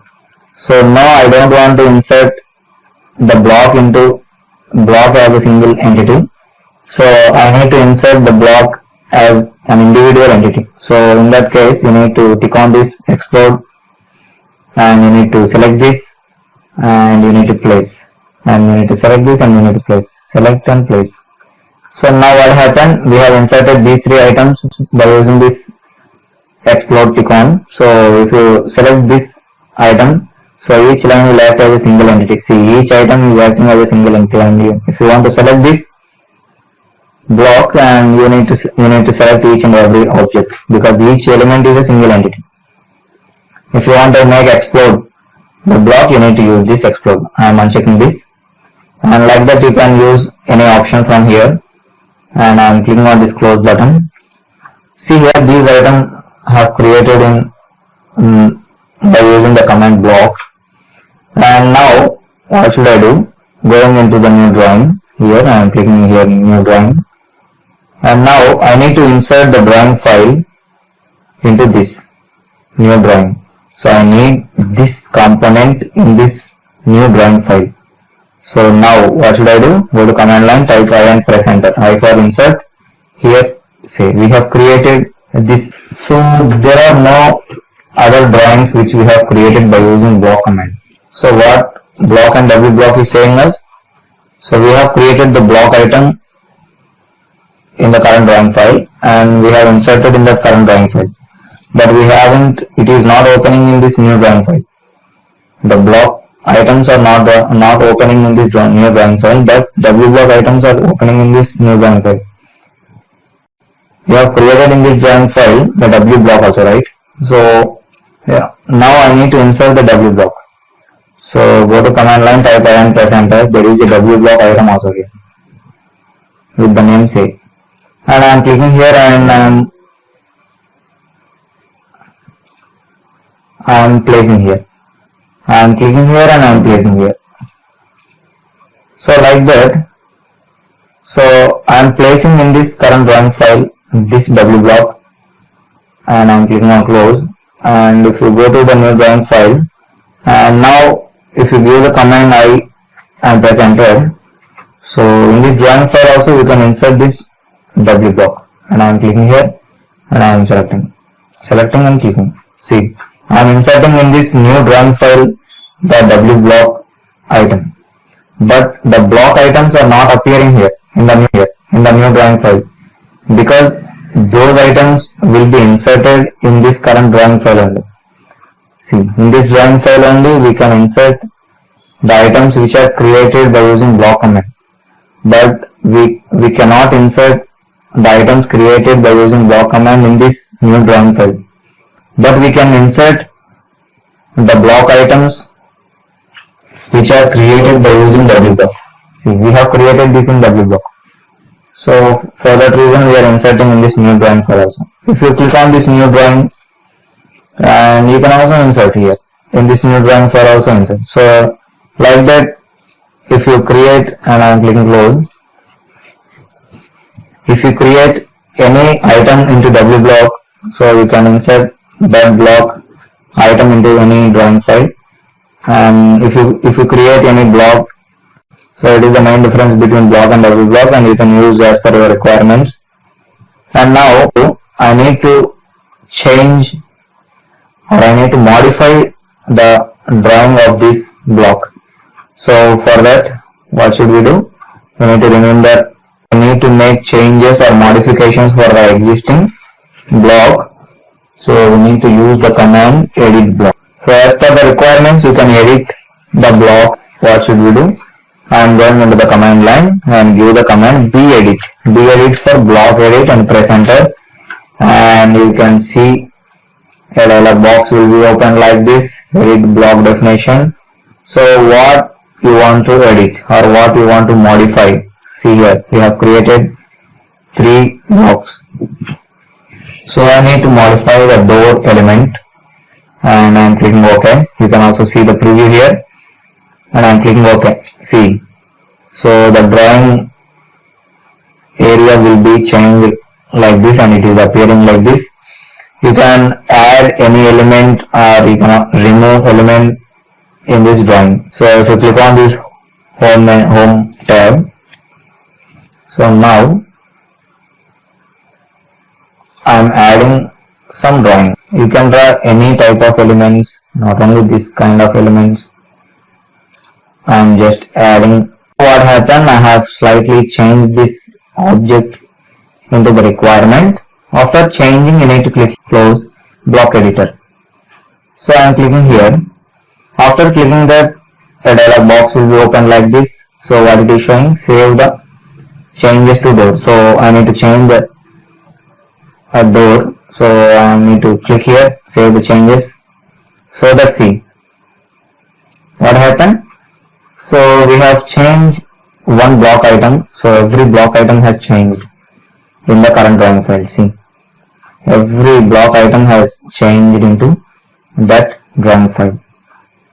See, so like that, if you want to edit or if you want to modify any block item in the drawing files, so you need to use the command block edit, And if you edit one item, so it is the option. And if you want to insert the block in the form of rows and columns, so see here, to insert blocks with multiple copies in the form of rows and columns, then we need to use the command multi-insert. So we have created the block item, right? So now I need to insert that block item in the form of rows and columns. So in that case, what should we do? So go to the command line, type and insert and press enter. So it is asking you enter the block name. So we have created 3 block names, right? So I need to insert door item. So I am giving the door as a block name and press enter. See, a block item is given. And see here, specify insertion point, you need to click here. And after clicking, it is asking you to specify the scale factor. You need to change the size of this or not. So it is asking you. I don't want to change. I am just pressing enter so that it will take the default values. And now if you need any angle, see, it is asking you to specify the rotation angle. I don't need. I am pressing enter. And now enter number of rows. How many rows you need? I need 3 rows and press enter. I need 2 columns and press enter. And you need to specify the distance between row to row, how much you need. So I am giving some 60. The row to row distance is 60 and press enter. And column to column distance I am giving some 150 and press enter. See. So for that, the object is getting like this. It is inserting like this. Form of, you need the exact distance values. So you can insert in the form of rows and columns. So we will use again this item. So I am just pressing enter to activate the last use command. So there is a default block name door and I am pressing enter. And I am clicking here and I am pressing enter for specifying the scale factor. And I am pressing enter for specifying the rotation angle. Now I need the number of rows as 3 and press enter. And columns as 4 and press enter. And the distance, so the distance from row to row, I am giving some 500 and press enter. And I am giving the value column to column as 750 and press enter. C. So now it is getting like this. We have given 4 rows and 3 columns. So if you know the exact value, so the items will be inserted in the form. In that case, you need to use the command multi-insert command you need to use. So these are the note points you need to remember. So see here, blocks are created to form a single component which contains multiple objects in it. So you can create multiple objects into the single block. So for that reason, and that block will be inserting multiple times. So you can use these blocks. So those will be created by specifying name, base point and selecting objects. And if you want to insert the block, so you need to use this insert command. And if you want to edit any block, you need to use this edit block command. And if you want to insert the block in columns, you need to use this multi-insert command. And see here, while modifying blocks, first you need to explode the block and make necessary changes and then create into a block. So, and now there is an item. If you modify this W block item, then what will happen? See, the block item has changed according to the requirements. See, so like this you can change the block items or W block items as per your requirements. So now we have created 3 blocks, right? So if you want to delete any unused blocks, you need to use the command purge. So you need to use purge command is used to delete unused layers, blocks, groups, etc. So now what should happen? So go to command line, type pu and press enter. Pu for purge, and there is an option here, purge all. I am clicking here and the dialog box will be open like this, and I am clicking purge all checked items and click on this close. So now what happened? So if you go to this insert and press enter, see here the door item we have used, those will be disappear from here. So that is the option purge command. So I am clicking on close. Now if you delete all the items and now go to the command line, type pu and press enter and click on this purge all and click on this purge all checked items, and see here, click on close. So if you go to the command line and press enter, see, there is no door item, so we haven't used those items. So those will be, so what the blocks, so we will create multiple blocks, and we use only some blocks only into the current drawing files. So in that case, there are multiple blocks, and we haven't used some of the blocks. Layers, so we will create multiple layers, and we will use only some of the layers only to draw the drawings. So in that case, if you want to delete or if you want to remove those unused layers or any unused blocks, so we need to use the command at this part. Now I am clicking on this close. So now we will go to the command attribute. For that I am creating a table. For the command line, type TA and press enter and click OK, and see here, click on this close text editor, see. So now we have created a table like this. See, now I need to create attributes. So before going into the attributes, so what are the uses of attributes? Let us see. So we need to use the command att for defining an attribute. So what is the use of this attribute? So the main purpose of attributes is to create text blocks or blocks containing text.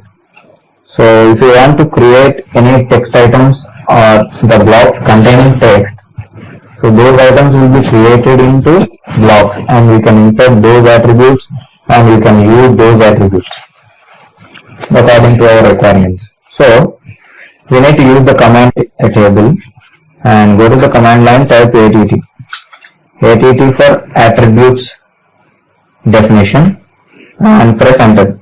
So a dialog box will be open like this, attribute definition. So here there is a tag option in the attribute. So we need to give the name here, tag. I am giving the name as supplier, and you can give the prompt. So I am clicking yes. So I am pressing yes here as a prompt, and you can select text settings here. So you can select the justification here. I am clicking here, and see, there is a justification. So where you need to place this text. So it is asking, so it is defaultly in left, and you can select as you want, if you need top center or top right or middle left, middle center, whatever you need. So select as you want, if you need top center or top right or middle left, middle center, whatever you need. So you can select from here. I am not changing, so you can select anything. So here there is a text height. Default it is in 2.5. So now I don't want to use this. I need to specify from here, and I am clicking here. Text height, I am clicking here, and now I am just picking from here, and it will take that much height after specifying. So the insertion point I will specify on screen, so it is in tick mark. So make sure that lock position will be in the tick mark position. So I am clicking OK. Now see, to the cursor this item will be attached. So if you click on this, see, it will be placed here. And now we need to place items from here. Again, you need to go to command line, type att for attribute definition and press enter. A dialog box will be open like this, and you need to give the tag here. I am giving the name as steel, and I am giving the prompt as yes, and I am specifying the height from here, and I am selecting here, and I am clicking OK, so that we can place here. So we need this much of height in all boxes, so we can make a copy of this. So just press Ctrl and you can make multiple copies if you press Ctrl. See, we have placed this item. So you can rename this by double clicking on this. So the name as item, and giving the prompt as I, and click OK. So it will be changed accordingly, and I am clicking here, and I am changing the name to some cement, and the prompt as CN, click OK. So the names will be changed accordingly, and I am clicking here and I am changing this to some sand, and the prompt is yes, and click OK, and I am giving the command as stool and click OK, so that the items will be changed, and you can also place here in these boxes these items. So now again we will give the command att and press enter, and I am giving the tag as 1, and I don't want to represent the command att and press enter, and I am giving the tag as 1, and I don't want to represent this prompt, and I am clicking, and I need to select the height, and I am specifying from here and click OK. So 1 is placing here, and now I need to make a copy of this, and just press Ctrl and make a copy. See, and if you want to edit this, double click on this, so dialog box will be open, and you can type 2, so that much it will be changed, and type 3 and press OK. So type 4 and click OK, and type 5 and click OK. See, so we have created each and every item, so in this drawing file. So now after creating each and every item, so what should you do? You need to go to the command line, type D and press enter. So after creating attributes, you need to create this into block. For that reason we are giving the block command, and see here, so there is a point also saying attributes. So attributes are created as a tagline for the created blocks. So the second point it is showing was after creating attributes, you need to use the command block to create attribute block. So in the similar case of blocks, so we need to specify a name here, and I am giving some name as bomb for bill of materials, and I am clicking here pick, and you need to specify the base point also for this, and I am clicking here and I am specifying the base point, and I need to select the objects. I am clicking here and I need to select all these and press enter, so it will be appeared here, and you need to click OK. Now after clicking OK, so the data will be changed accordingly. So if you give any data, so the prompts, so these are all the prompts we have given. So yes, for we have given supplier, right? So I am giving the name as supplier, and I am giving the name as steel, and I am giving the name as iron and cement and stool. So for this I am giving some name, and it is 1, and I am giving name A and B and C and D and G. So I have given some names here to this edit attributes, and click OK. So that this data will be placed in this block, and I am clicking OK. See this and pressing Ctrl, and you can place anywhere. See, you can place multiple copies from here also. Now see here, if you want to, we have created this item attribute block. So what should we do? In the similar case of block, you need to go to command line, type I and press enter. So that see a BYM name with block has created, and if you select this, in the similar case of block, there are similar options here. You can also use these options, and I am selecting this and I am clicking here. So after clicking, so while inserting these attribute blocks, so we can edit. So it is the advantage of this attribute block. So while inserting we can edit. So you can view the data as you want. For each and every item you can view. So this data will be placed while inserting into this drawing file. I am clicking OK. So let's see, with that data the drawing file will be inserting like this. So if you click and then again place, again it will ask the new data. So at the repeated times if you insert this attribute blocks, you can view the data as you want.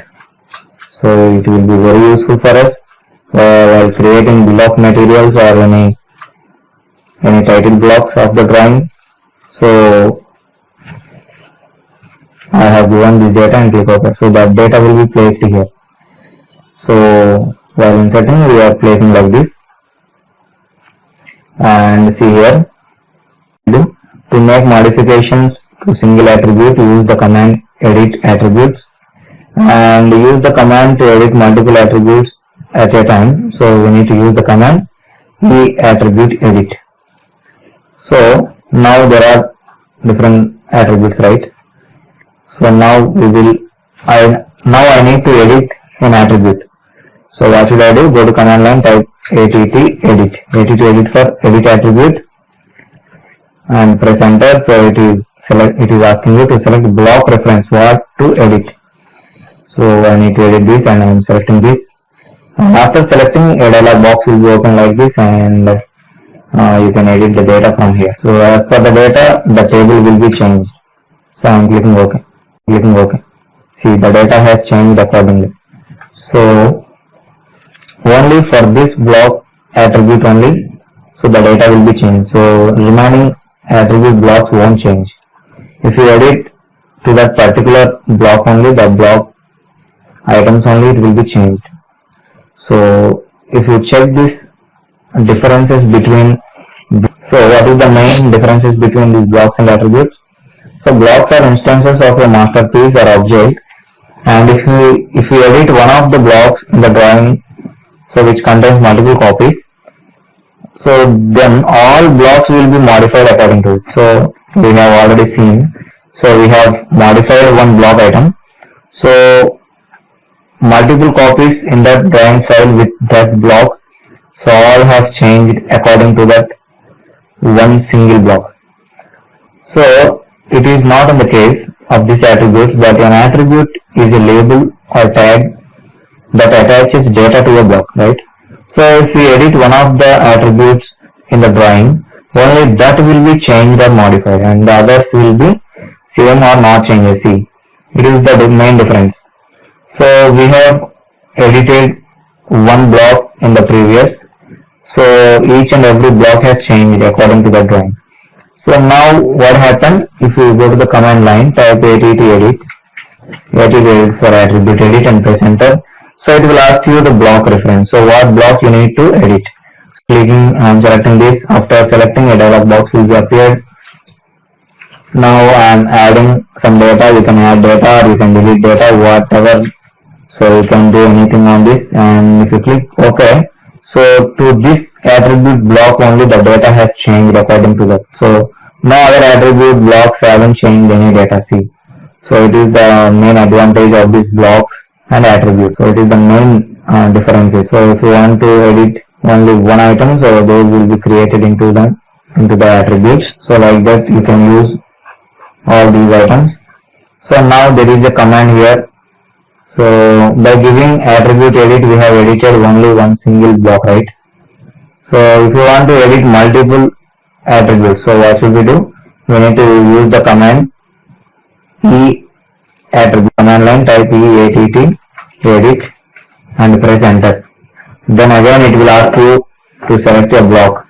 So now we will select this block item. So after selecting block item, see, the dialog box will be changing like this. Before, a dialog box will be different and this is different. So you can select from here, I need to change this, and you just select this and you can in the value you can change as per your wish, and you can select anything and you can change, and like that you can change according to your wish. Any item you can change. So like that, as per your requirements, you can change any type of data from here. So not only you can change this attribute, so it is in the attribute, tab. If you click on this text options, I am clicking here the text options tab, so it is in the justification left, and you can also select this, see the preview, so it will be changing from here. See, the text is changing. So where you need to place this text, so it is, you can also change from here text options. So I am not going to change anything, and you can also change the rotation. See, I am pressing 30, so the text will be placing like this, and see, I am giving some 45 so that the text will be placing. So if you want to place the text in some inclination. Also you can view the inclination, and if you click on this backward, so the letters will be in the mirror image. So I'm clicking on checking this, and if you click on this upside down, I'm clicking here, so the text will be placing down. I'm clicking here, so the text will be placing like water images, and I'm unchecking this, and you can change the width factor also, so that letter to letter gap it will change. So it is in 1, and if you go 2, see the letter to letter distance will be changing. And you can also change the oblique angle also, so the oblique angle I need some 3 and press enter. So it is the italic mode. So oblique angle means the letters will be making inclinations. See, the letters will be inclining. So I am not going to change anything. So these options are in this text options, and if you click on this properties, so you can also change here, it is defaultly layer 0, and you can also change, and line types are there, so you can also change the color of this attribute text. See, if you select this, so you can change. So why only for this text it is changing? So we have selected in this attribute this one only. See, it is in the activated mode. So if you need some other thing, and if you go to this properties, and if you want to change this color also, you can select this and you can change from here. Select this, and you can select this and go to the properties, and you can go to the color, and you can apply the respective color, and you can also change the line weight also, how much thickness you need. So like that you can change from here each and everything, and click on apply and click OK, so that those will be applied to this. So at a time, if you want to edit each and every item individually, so now there is a command. See here, to make changes to multiple attributes at a time, then we need to use the block attributes manager command. So go to the command line, type Batman, BATMAN. So Batman for block attributes manager, and press enter. See, and this is a different case of editing these attributes. So see here, if you select this item, and you can move down or move up these items, you can click on this move up, or you can also move down, and you can synchronize. Synchronize means updating everything from the attributes. Or you can also edit. You can select this and you can edit from here by clicking on this edit, so that it will be edited. And if you select this and give some name and click OK, so that will be edited according to that. And if you want to remove anything, so you can click on remove that, and see here, just select and click on remove. And if you want to edit anything, you can also edit. And if you want to move up or move down this text item, so you can also use these items. So synchronize is used to update the values, and after making each and everything the item, so you can click on apply and click OK. See, for this text block, so we have removed this, and we have changed some things, and we have made the positions different. See, so according to that, those will be placed. So it is the command Batman. So if you go to the command line, type Batman and press enter. So if you remove this B, and see here, we need to select. So if you remove this B, and see here, we need to select a block. So which block you need to make all these modifications. I am clicking here, and we will select one block. So I am selecting this block. So for that block only, so it will be changed, and I am removing this, and I am removing this, or I am moving up. I am clicking on moving up, and click on apply and click on OK. See, so if you want to edit, so to show or hide the attribute, then we need to use the command attribute display. So go to the command line, type att display, for attribute display, and press enter. So it is defaultly in normal mode. So if you give the command off, OFF, I am going off and press enter. Now what happened? So the text in this blocks, in this attributes, so the attributes are hidden. See, there is no text appearing in the blocks. So now again go to the command line, type ADT and DSP attribute display and press enter. So if you want this and press enter, so the text will be appearing. So if it is in the off mode, then it won't appear, and it is in the on mode, so then only the text will be appearing. So you can use, if you want to use the blocks with some text, containing text, so you need to use these attributes. And if you want to create attribute block, you need to use the command attribute. So you need to insert those attributes by using this insert command. And so whatever you do, so you can do. So this is the attribute edit. If you want to edit any attributes, so you need to use this attribute edit. And if you want to edit each and every attribute individually, so you need to use this command e attribute edit. So it is Batman. So if you want to edit all the attributes at a time, so you need to use this Batman block attributes manager. And if you want to show or hide the attribute text, so you need to use this attribute display command.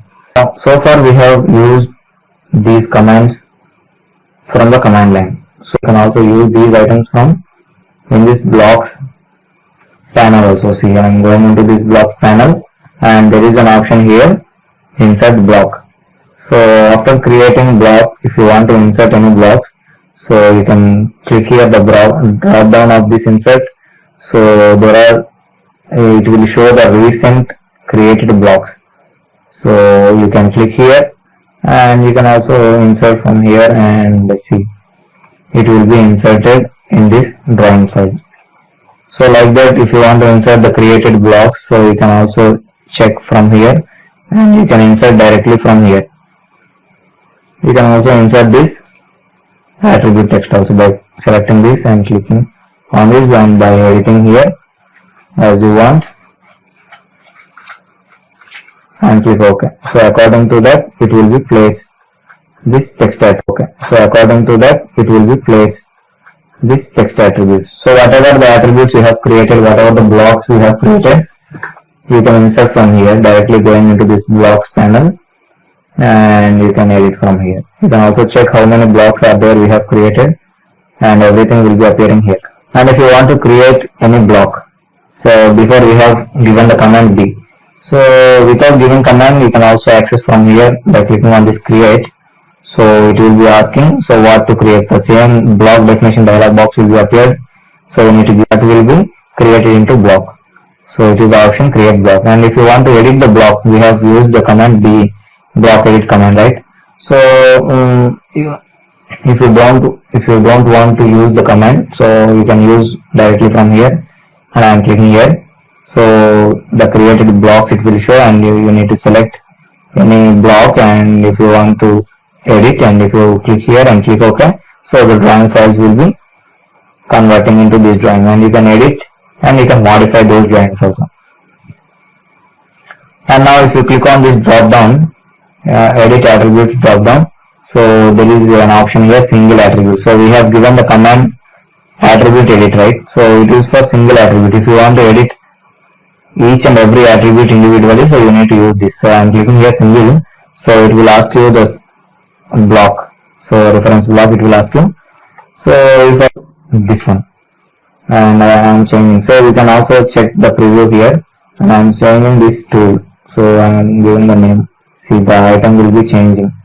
So like that, each and every attribute individually you can change from here, and after changing you can apply and click OK, so that those will be applied.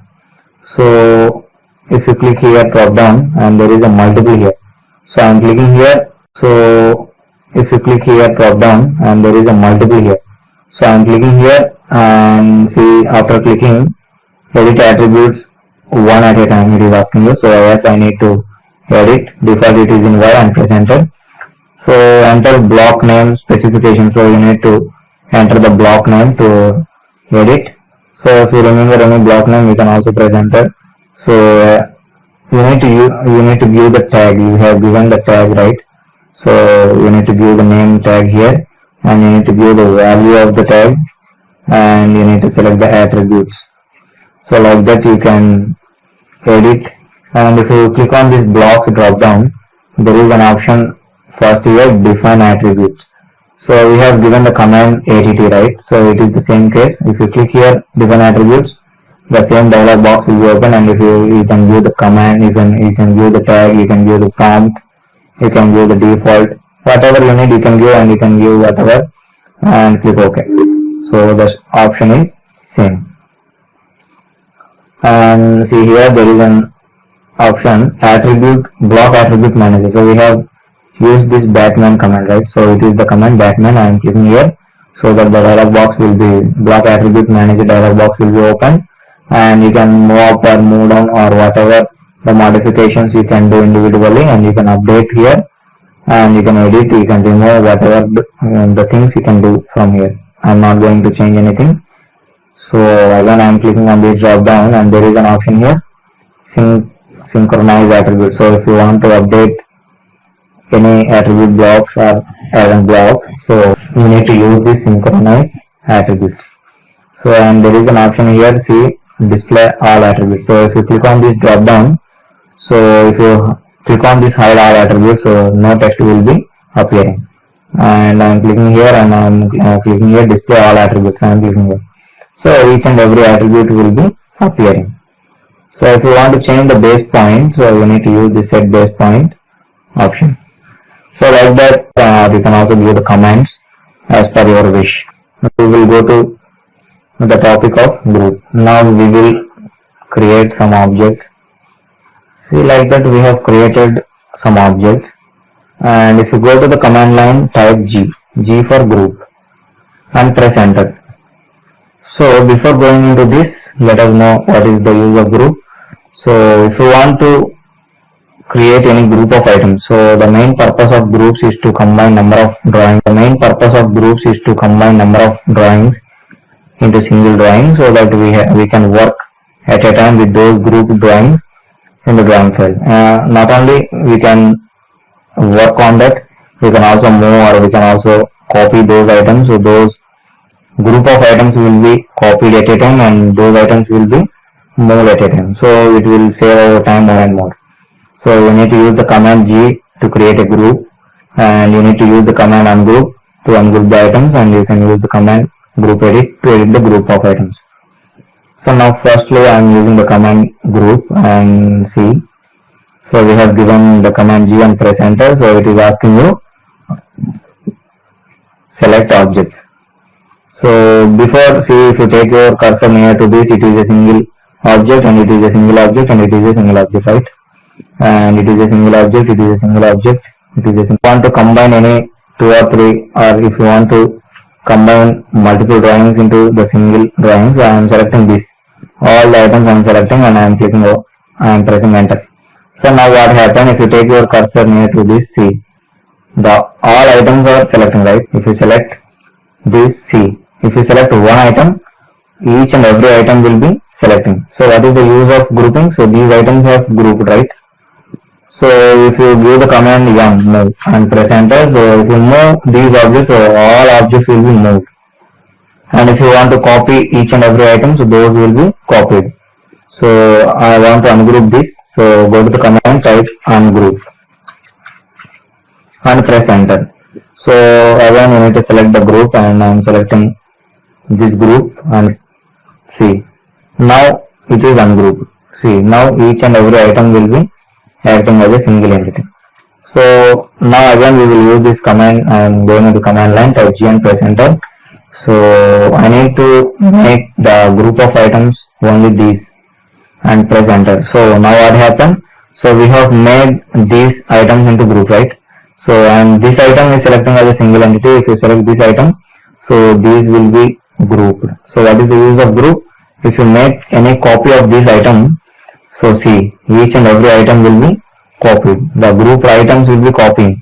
So it saves our time. And if you want to make copy of this and this and this, so you need to select individual items, and you need to make copy, right? That reason, so we are making group. And if you want to make ungroup, go to the command line, type ungroup and press enter. And you need to select the grouped items, and I am selecting this. After selecting, see, if you select items, so those will be exploded or ungrouped. And if you want to edit the group, so go to the command line, type group edit. Go to command line, group edit and press enter. Now what happened?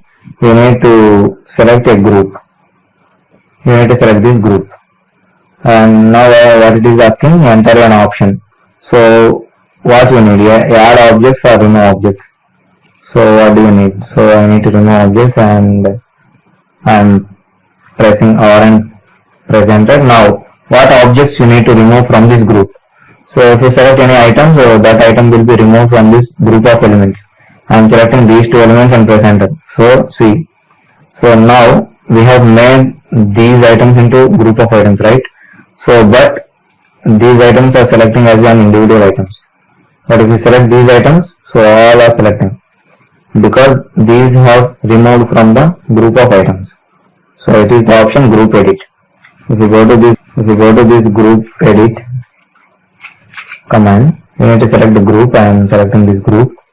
And before we have used this remove objects. Now we will use this add objects, and typing and press enter. Now I need to add the items into this group. You can also add multiple items also. See, I am adding these also, and I am adding this and press enter. Now what happened? If you select this object, so these are forms a group.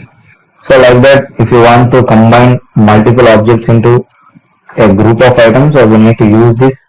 You can also access this group commands from here. The groups panel is there from here. So there is an option here, group. So if you click here, then it will ask you the same thing, select objects, so which you need to make group. So you can also access from here. And there is an option here, ungroup. So if you want to ungroup any item, so you can click here and you can select the group of items. So those will be ungrouped. See, those will be exploded. And see here, there is an option group edit. So if you want to select this, and if you select any group of item, and if you want to add or remove any item, so you can also use, all options will be same. You can also use from here groups panel. So there is an option here, group selection. If you click on this, see, before it is in on mode. If you see, if you click on this, so after making group, because we have made this group, right? So we have made these items as a group.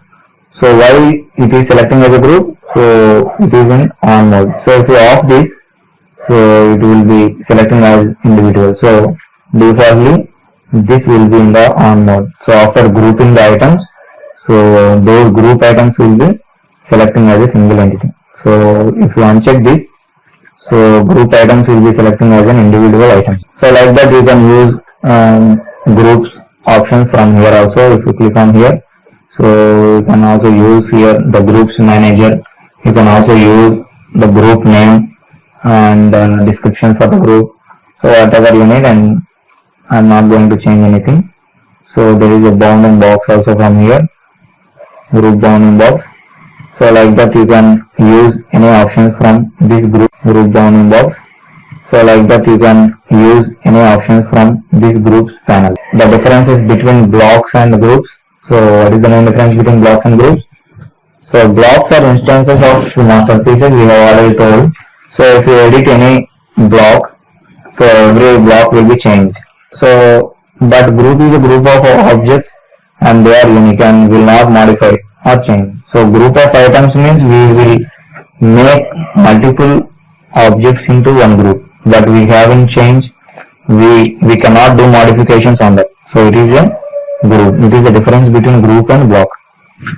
Now there is an option here, field. So for this field, we need to use the command field, and the main purpose of field is to modify the properties of objects immediately by applying these fields to the drawing. So if we apply these fields to the drawings, so we can modify drawings easily. So if we create objects by using field, so the object properties will be updated rapidly when we need to change them. So it is the main use of this field. So how it will be useful for us, let us know. Now I am drawing a line. See, I am drawing a line, and I'm drawing a circle and I'm drawing a rectangle. You can draw, and now go to the command line, type field. Use the command field and press enter. After giving the command, you need to press enter. A dialog box will be open like this, field dialog box, and you need to click here field category drop down, and I'm clicking on this objects, and after selecting this into objects, you need to select this object. After selecting object from here in the field names and object type, here there is an option select object. I am clicking here, and I need to select this line. After selecting, the line properties all will be added here. So now I need to add this property to this. So this field property, I am adding this length. I am selecting this length and click OK. So where to place it is asking you. See where to place, I am placing here. So the length of this line is 220.5691, right?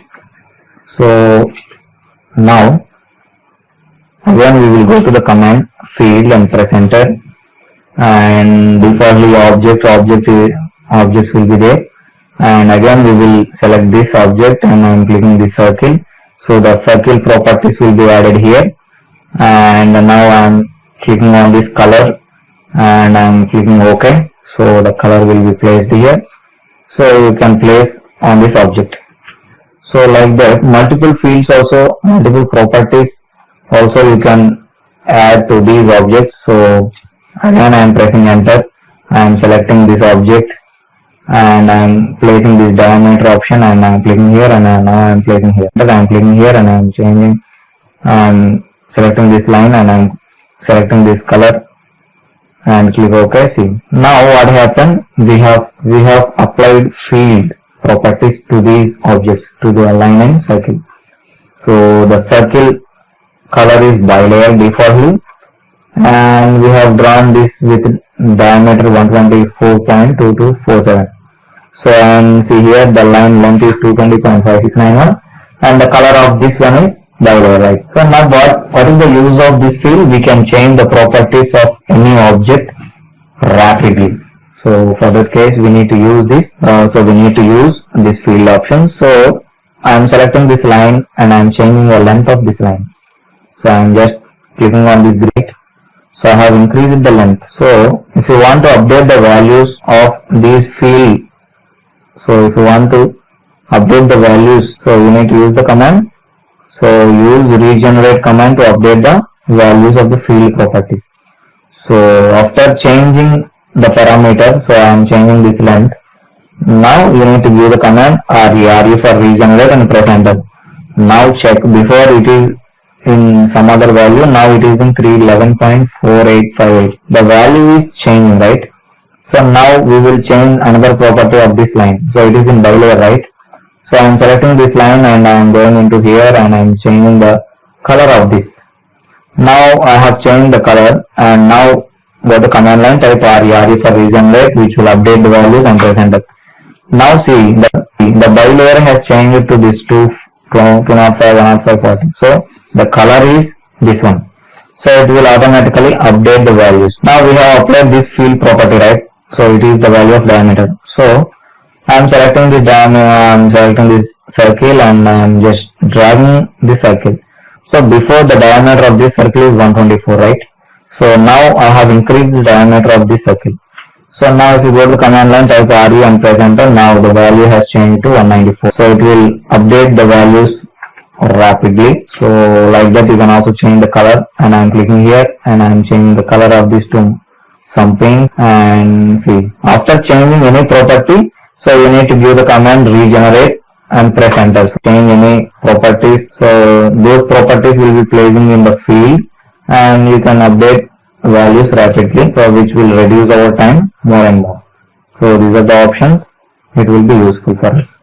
Hi dear friends, so now we will discuss about the functional keys. So before going into discussing about the functional keys, so let us look into the keys, how it looks like. See here, this is the keyboard it looks like. So we have functional keys from F1 to F12. So for each functional key there is a specific function in AutoCAD. So see here, there is F1, F2, F3, F4 and so on to F12 are there. So all these have specific functions in AutoCAD. So we need to learn each and everything. So see here, and this is the control keys. So there are two control keys you can find in your keyboard. So the first one is F1. So the first functional key F1 is used for help. So now if you press F1 from your keyboard, see, so a dialog box will be open like this, and see here online help not accessible. Why? Because there is no connected internet here. So if you are connected to the internet, so you can get the online help. So it is used to get the help. We need to use this F1 functional key, and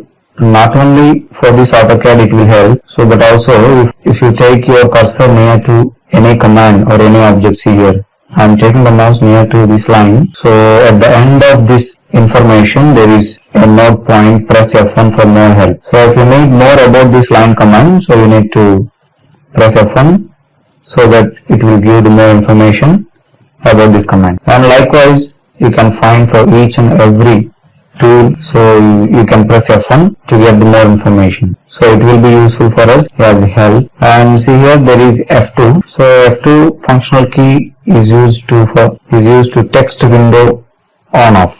To switch on or switch off window we will use this.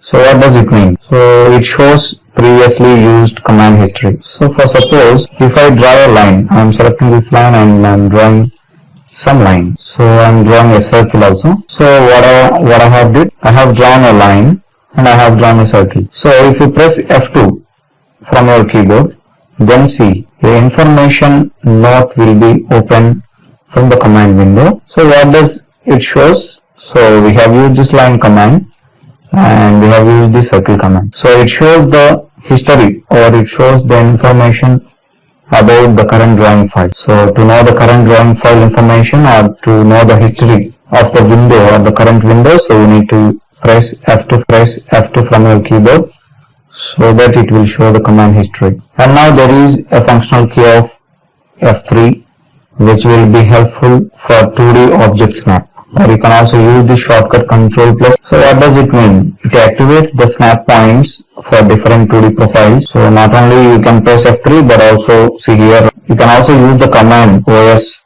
for object snap, or you can also use this shift plus right click of the mouse anywhere on the graphical area of AutoCAD. So you can find these options. So what does it mean? We will look into this. So in the status bar of this AutoCAD you can find this object snap option. So if you click here, drop down, so there is option here object snap settings. So if you click here, see object snap on, it will be in on mode. So in bracket F3 is there. So you need to use this functional key F3 to switch on or switch off this object. So what is the use of this object snap? So see here everything is on, everything is in check mode, right? This endpoint, midpoint, center, so whatever you need. So these are the indications of this endpoint, triangle is the indication of the midpoint, circle is the indication of the center point. So like that these are the indications while drawing the profiles. So you need to check on this, whatever you need, and you can check off whatever you don't need. See like this you can check off and click OK. So now what is the use of this object snap? We will mostly use this option so while drawing objects. So what should I do? Now I need to draw a line passing through the center point of this circle. So now what should I do? So I need to select this line, and if you just take your mouse near to this center point of the circle, so it will pick up the center point, or it can also pick up the quadrant points of the circle. So it will highlight the points in the quadrant or center point of the circle, so that you can click here the quadrant point and you can click here the center point, and again you can click the quadrant point and you can come out. So why? Because these are highlighting. So we have made this on, object snap is in on mode. So if you press F3 again, so it will be in the off mode. You can check on, or if it is in dehighlighted mode, so it is in the off mode. Now if you select any line, and if you are trying to draw a line so which passes the starting point or this end point or the midpoint of this line, so it won't show any snap points of this profile because it is in the off mode. So to work easily and fastly while creating objects or while drawing any object, so you need to make sure that it will be in the on mode. So if it is not in the on mode, so you cannot find the points, snap points of these profiles, so that you cannot draw objects. So it is the important option in this AutoCAD.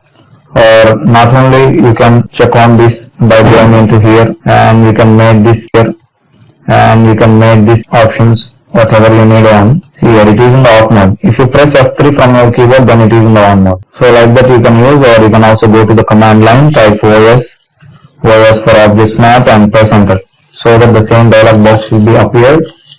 And if you want to clear all, so everything will be unchecked, and if you want to select all, so everything will be checked now. So you can use whatever you need and use in the drawings. So now also you can hold shift key from your keyboard, and you can press right mouse button, so that these options will be appearing.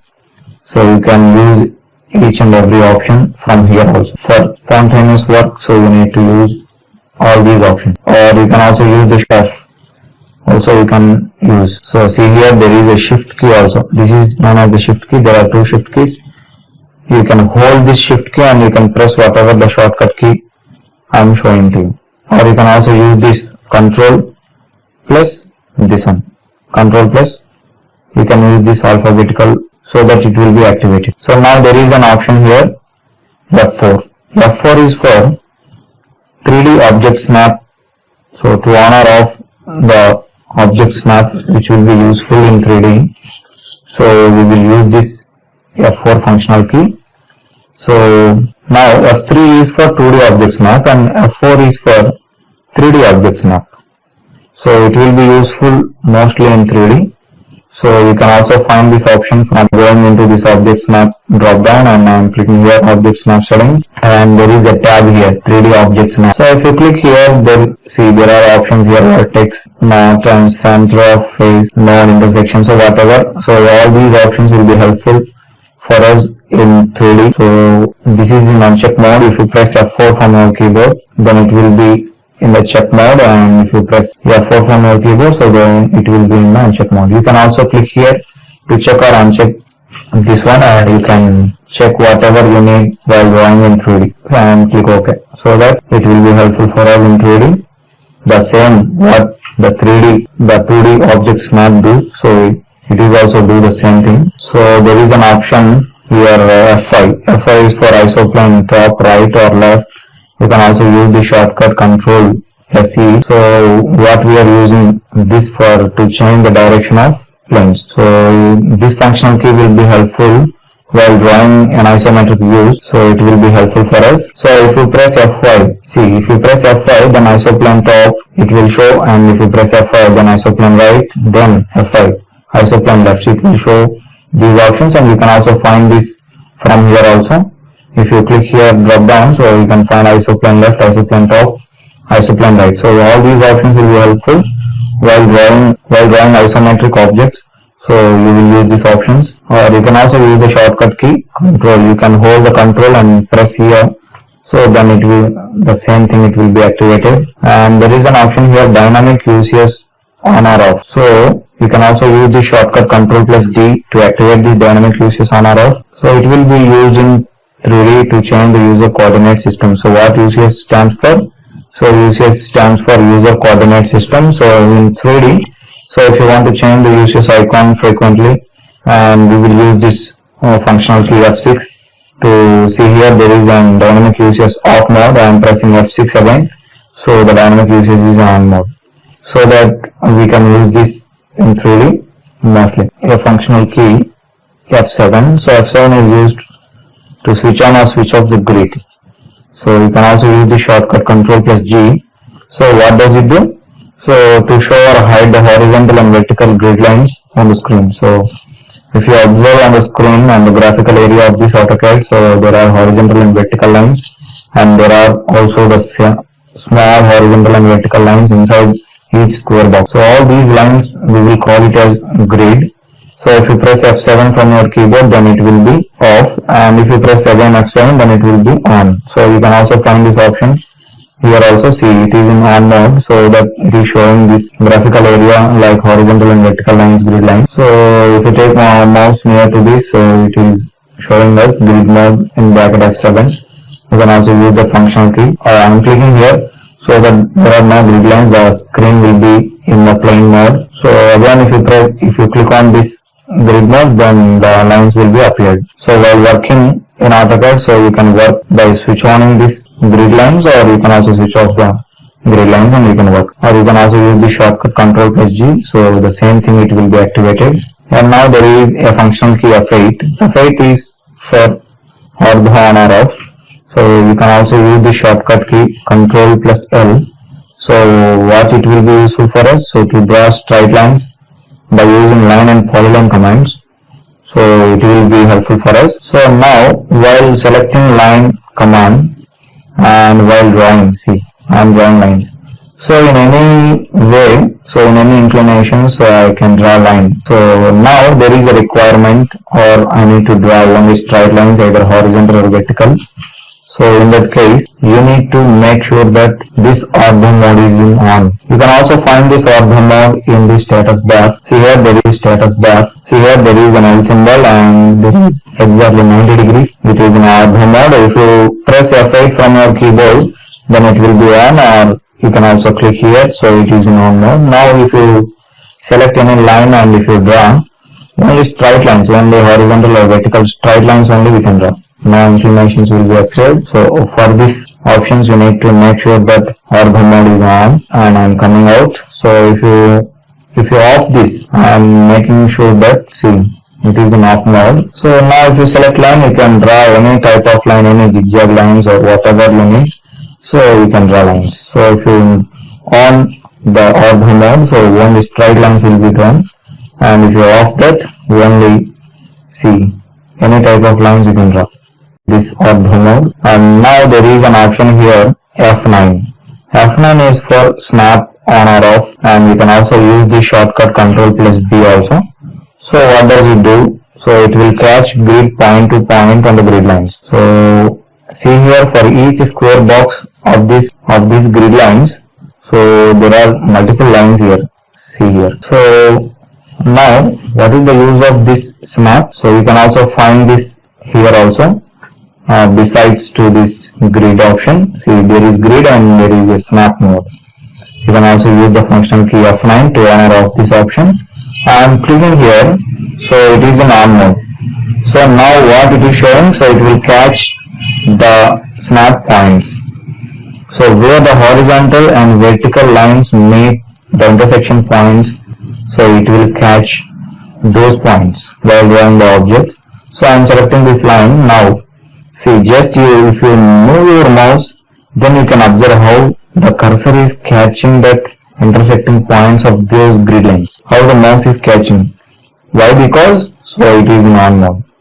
This snap mode is in on. So if you off this, so you cannot find anything. Just if you move your mouse, you cannot find anything. And if you on this, so see, the mouse will catch the intersecting points immediately. See, so in this purpose, you can use this snap mode on or off, and you can also find this grid snap, or you can also check out this polar snapper. So I am making sure that it will be in the off mode. And now you can also use this shortcut Ctrl+B to switch on or switch off those snap mode.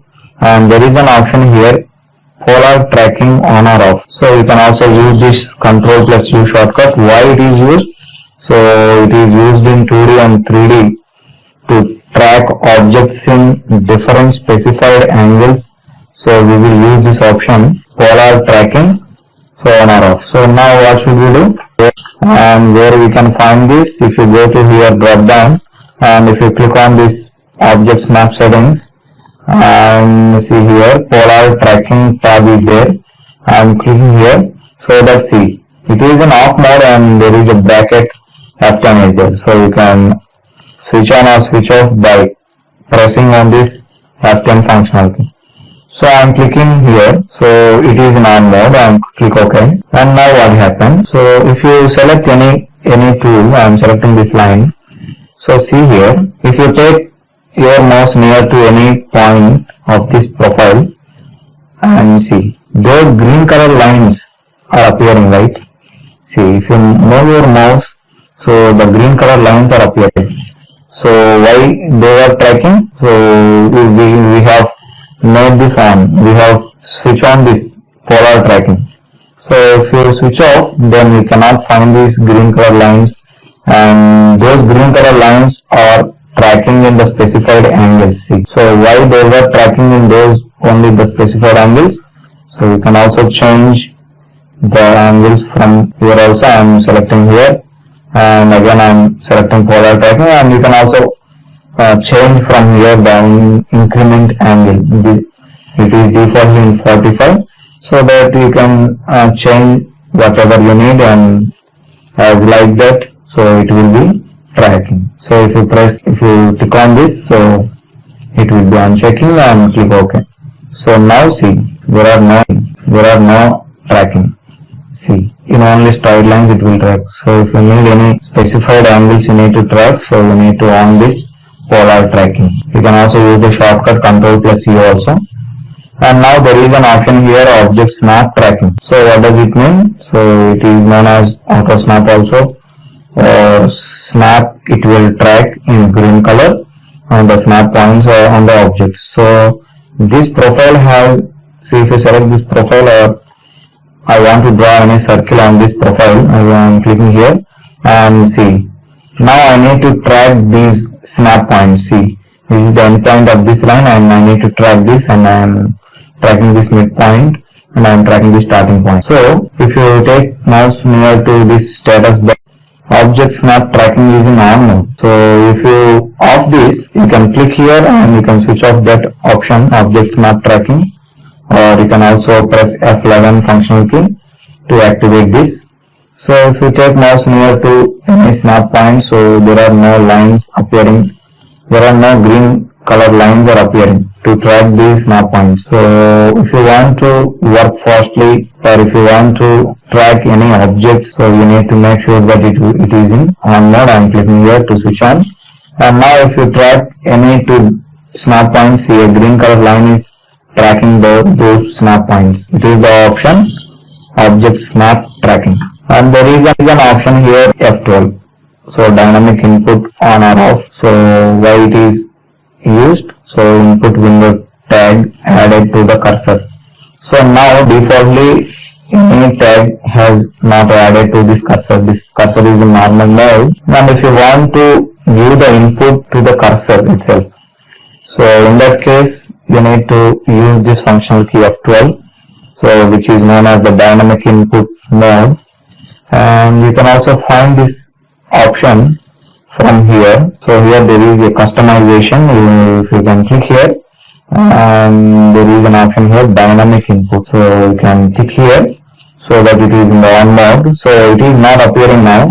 If you select any command, any tool you can select, and you can click any point. So it is the option F12. So dynamic input on or off. See, this option is also appeared in the status bar also. So besides to this ortho mode, so there is an option here, dynamic input. So if you on this, see, I am switch on this. So if you select any tool, so a tag will be added to this cursor, and you can view the input there itself, and you can draw any objects. So it is the option dynamic input mode. And if you click here, dynamic mode, so there is no tag added to this cursor. The cursor is in normal mode. And if you switch on this dynamic input mode, and if you select any tool, so a tag is adding to the cursor, and you can view the input there itself, and it will take that input. So all these functional keys are mostly used in AutoCAD, and you need to remember each and every functional key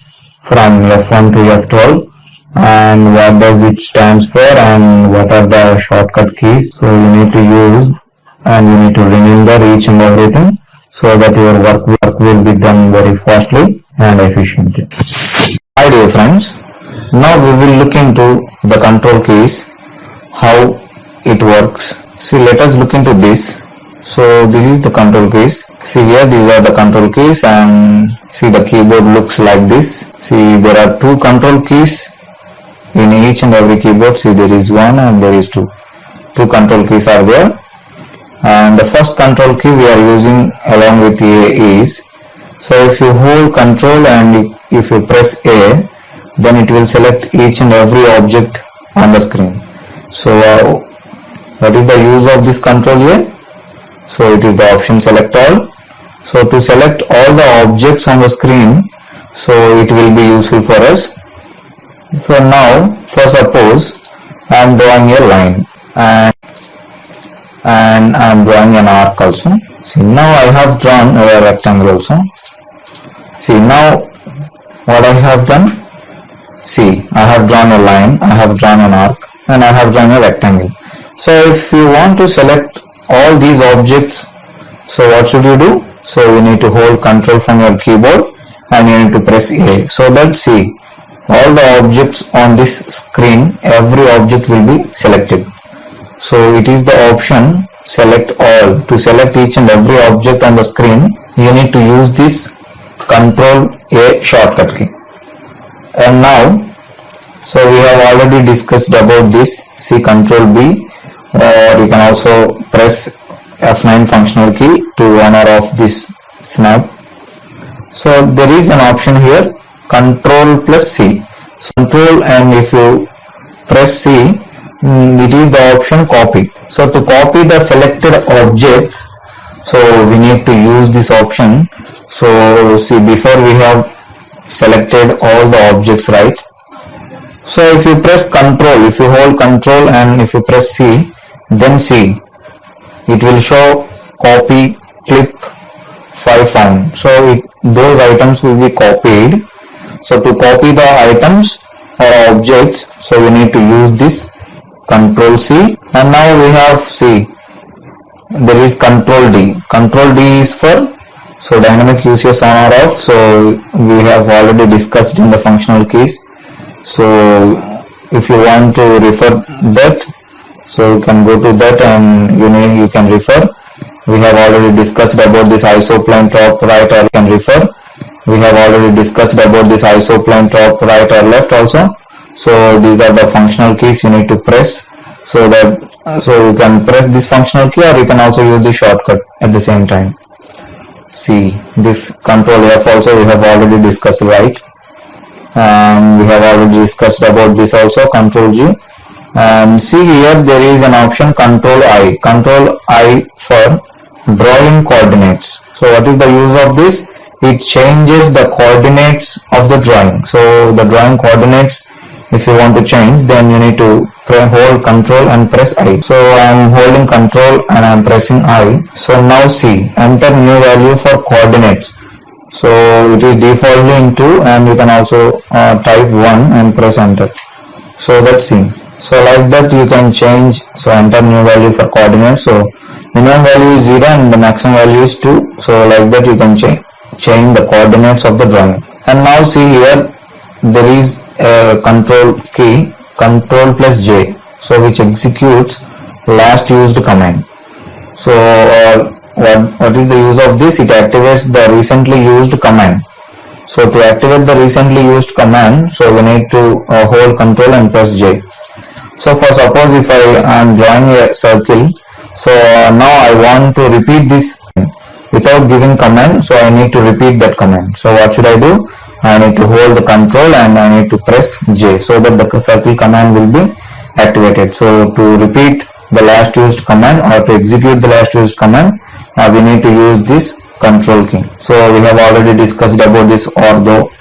And if you press Control plus N, so if you want to open a new drawing file, so see here what is the use of this Control N? It opens the new drawing file. So to open the new drawing file, so you need to hold Control and you need to press N. So that's see, it will open a dialog box like this, and you need to select this AutoCAD and you need to click on this open, so that your new drawing file will be open for you. So now there is an option here, Control plus O. So to open the existing files, so it opens the already existing files. So to open the existing files, we need to use this Control O to open. So if you want to open already the existing or the already created drawing files, So we need to use this control shortcut key. So what is the shortcut? I need to hold control and I need to press O, so that, see, it will ask you the location, so where your drawing files are there. So you need to select that location and you can select that drawings and you can select and click open, so that the already existing drawings will be open for you. So now there is an option here, control plus P. So to print or plot, so it will open print options dialog box. So what is the use of this control plus P? So we have created this drawing. So for suppose, so we have created this drawing and I need to take a print of this drawing. So what should I do? It will be open if you hold control plus P. So if you press that, so this is the plot model and this is the print page setup. So here there is a name here, so you can select here, and there is a name of this plotter which the plotter has connected. So you need to select the connected plotter or printer from here, and see here you need to select the paper size here for, or what should you need, what size you need. So you need to select the paper size from A0 to A1, A2, A3, like that. There are paper sizes. And here there is a plot area, what to plot. So there are some options here, display extents, limits. So most of the times we use this window option. I am selecting this window, so that within the selected area, I am selecting within this area, so the selected area will be selected to print the drawing.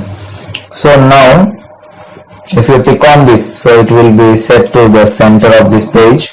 So center the plot, if you tick on, so it will set to the center, and if you tick on this fit to paper, so it will fit to the paper. So you can change the unit system from here, inches to the millimeters. So see here there is a plot style. See, like that there are different options in this, and there is a drawing orientation, and this is the orientation of portrait orientation. And if you need any landscape orientation also, you can select from here landscape, or plot upside down if you need any reverse drawings also, so you can select this.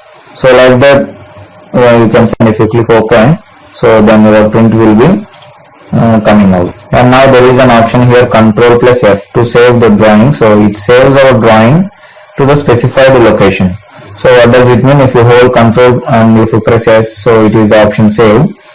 And see here, so now I need to change any modifications to this drawing, drawings and profile, and now I need to save this drawing. So what should I do? So I need to hold the control, and if I press yes, so it will be saved. So where this drawing has been opened, so it will save to the to that particular location. See, from where this drawing has been taken from here, see, and we have no modifications, and if you press Ctrl S, so it will be saved to that particular location. So it is the option. So if you need to save any drawings when you have created, so you need to use this Ctrl plus S, so that your drawings will be saved. So now there is an option here, Ctrl plus Shift plus S. So if you hold three of these, so if it will be save as. So what does it do? So it saves our drawing to the specified location with a different file name. So what I have told previous, so we opened this drawing, right, from some location we have opened. So we have made modifications. So if you press Ctrl S, so that this modified drawings will also be saved in that this drawing file with different name and with different location you need to save. So in that case you need to hold Ctrl and Shift, and if you press S, so it will be save as. Dialog box will be open. See, save drawing as dialog box will be open, and the same drawing with a different file name you can, so with different file names, some A or B, whatever the file name you can give. So you can give the file name, and you can select whatever you need where to save. You can choose the location from here. I am saving into these documents, and you can also select into the specified folder also, so that it will be saved to the to that specified folder. So now there is an option here, files of type. So I am using the version 2021, right? So if you click here drop down, so there are different versions are there. So don't try to open latest versions of drawing files into the older versions of AutoCAD. So those will not be open. So while you are saving drawings, so you are working for, suppose you are working in 2023 version, and if you save this drawing, so in that version it will be saved. So and in some other systems there will be older versions like 2016 or 2012 or 2014, like that the older versions will be there. So in every system there won't be the latest versions, or everybody won't use the latest versions. So if you want to open your drawing files in each and every version of AutoCAD, so you need to, while saving your drawing, so you need to give the file name, and you can click here files of type. So if you save, see here, if you select this AutoCAD 2018, so it will be saved to this version. If you select this AutoCAD 2013, so it will be saved into this version. So if you select this 2010, so those drawings will be saved in this version. So whatever versions you can select, so I am selecting this 2013. So see here, file of type 2013 will be selected, and if you save this file in this documents folder, so it will be saved. I have given this location, right? I am giving the name AA, and I am clicking on save. So that I have saved this as 2013 format that I have created in 2021. This file which I have created in 2021 but I have saved in 2013. So this drawing file will be open in whatever the versions you can open. So but you cannot open the files which has created in latest versions, and don't try to open those latest version drawing files into the older versions of drawing file. Those won't be open for you. So you need to save these drawing files into the older versions, and you can open that older versions of AutoCAD files into the latest versions also. So you need to remember this while saving your drawings. So many people are trying to open latest versions of AutoCAD files into older versions of AutoCAD files. So those won't be applied. And now we have already so once check this. So now there is a control key, control plus V. So control plus V, if you hold control and press V, then it is the option paste. So it pastes the copied objects. So what does it mean? So we have, see, for suppose we have created all these drawings, right? So I am pressing control A, so that all the objects will be selected, and again I am holding and pressing C, so that I am copying this item. So already copied items will be pasted into some other, so it will be used. So I need to paste these drawings. So now I am holding control and I am pressing V, so that see, these objects, the copied objects will be tagged to the cursor, and you can click here, so that these items will be pasted here.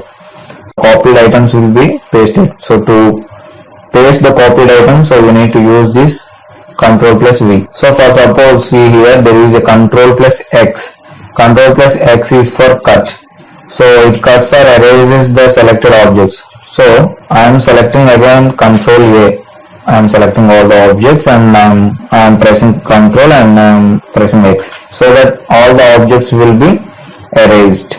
So if you want to erase each and everything, so you can select all and you can select control X, so that items will be erased. And see here, there is an option here, control plus Y. So comes to front operation. So see, these two are in opposite relation, right? So if you press control Z, what does it happen? So it will undo the operations. What undo means? Goes to the previous operations. So I am pressing control and Z. What happens? Before we have done these items erased, right? We have erased the items. So if you hold control and press Z, so those items will be back again. See. So it is the control Z. So to undo the operation or to go to the previous operation, so you need to use control plus Z. So I need to go front again. So to go or to redo the operation, so you need to use this control plus Y. So if you hold control and if you press Y, so you go to the front operation or you go to the past operations, so which is opposite to control. So now there is an option control plus 0. It is not O, it is 0. So what it does, clean screen on or off. So it shows or hides everything on the graphical area. So if you use this shortcut control plus O, I am holding control and I am pressing 0. So see, everything will be erased. The clean screen. Again, if you press control and O, see the ribbon area and these home tabs will be erased, and the status bar also, this task bar, each and everything will be erased. And again using control plus O, so that see nothing will be appeared, all are in hidden mode. If you again press control and 0, so those will be appeared again. See, those will be appeared. So it is the option control plus 0. So if you press control plus 1, so it is the option change properties. It opens the change properties dialog box. So I am pressing control and I am pressing 1. So that see, change properties dialog box will be open. So to open this change properties dialog box, what should we do? We need to go to command line and we need to give the command. We need to go to command line and we need to give the command CH and press enter, so that this dialog box will be open. So instead of giving command, so you can directly use the shortcut control plus 1, so that change properties dialog box will be open for you. So there is an option here control plus 2. So AutoCAD design center, so it opened the design center of AutoCAD dialog box. So to open the AutoCAD design center dialog box, what should we do? So normally we will go to the command line and we will give the command ADC for AutoCAD design center and press enter, so that this dialog box is opening, right? So as that option, so if you press control and if you press 2, so the same dialog box will be open. So it is the shortcut key control plus 2 and see here there is control plus 3. So tool palettes dialog box will be open for you. So it opens the AutoCAD tool palettes dialog box. So to open the tool palettes dialog box, what should we do normally? So we will go to the command line and we will give the command TP and press enter, so that your tool palettes dialog box will be open for us, right? So as in the similar case, so if you hold control and if you press 3, so the same tool palettes dialog box will be open and we can use whatever you need. So see here there is an option here control plus 8. So quick calculator, it will be open. So it opens the calculator dialog box. So what does it mean? So normally if you need any calculator, so we will go to the command line and we will type CIL and press enter, right? So that the expressions will be it will be asked. So now I don't want to give the expressions. I need some calculator type. So what should we do? We will go to the command line and type. You need to give the command quick cal and press enter. So if you give the command quick cal and press enter, so this is the quick calculator dialog box. So there are different options here. See, sin theta, cos theta, tan theta. So these trigonometric options will be there, and you can convert the unit system also. See, there are multiple options here. You can change this length, or you can change to area, or you can change the unit systems. So whatever you need, so you can do here in this quick calculator option. You can give the variables also here like this. So it is the option most advanced calculator. See, for suppose I am calculating 42 plus 30 divided by 2 is equals to, so that it will give the exact value. So like that, if you need any difficult calculations also, you can do by using this quick calculator. So you can open that quick calculator by giving the command quick calc, or you can also use this shortcut Control plus 8. So I am pressing Control plus 8. See, the same dialog box will be open and you can use whatever the expressions you need.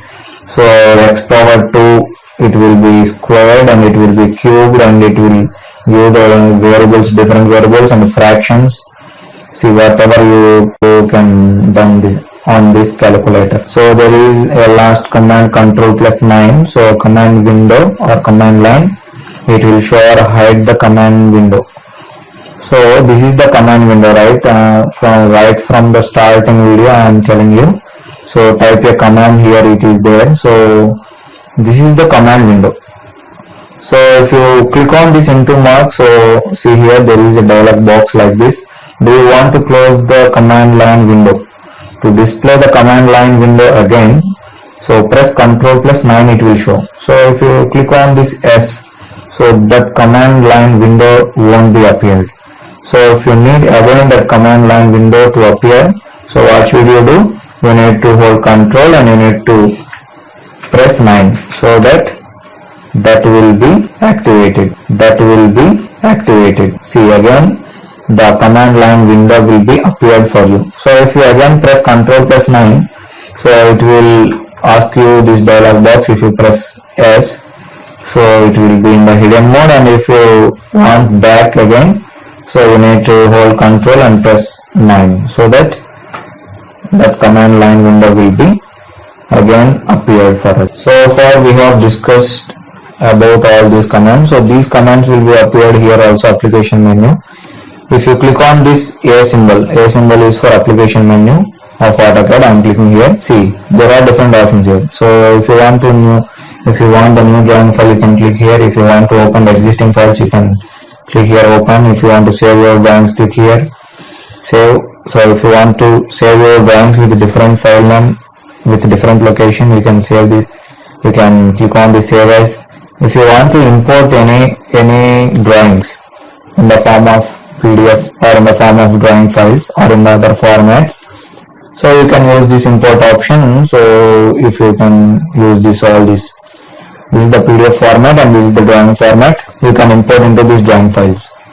So if you want to export the drawing files,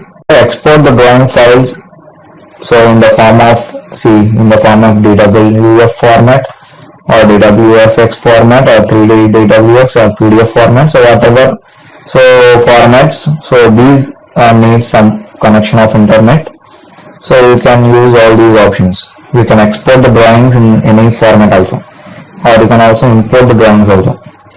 So if you want to publish or if you want to send any drawings through mail or through any social media, so you can also use this publish option. So in this publish there is a mail here. So if you click here on mail, so you can create a profile and you can use that. So it needs some internet connection.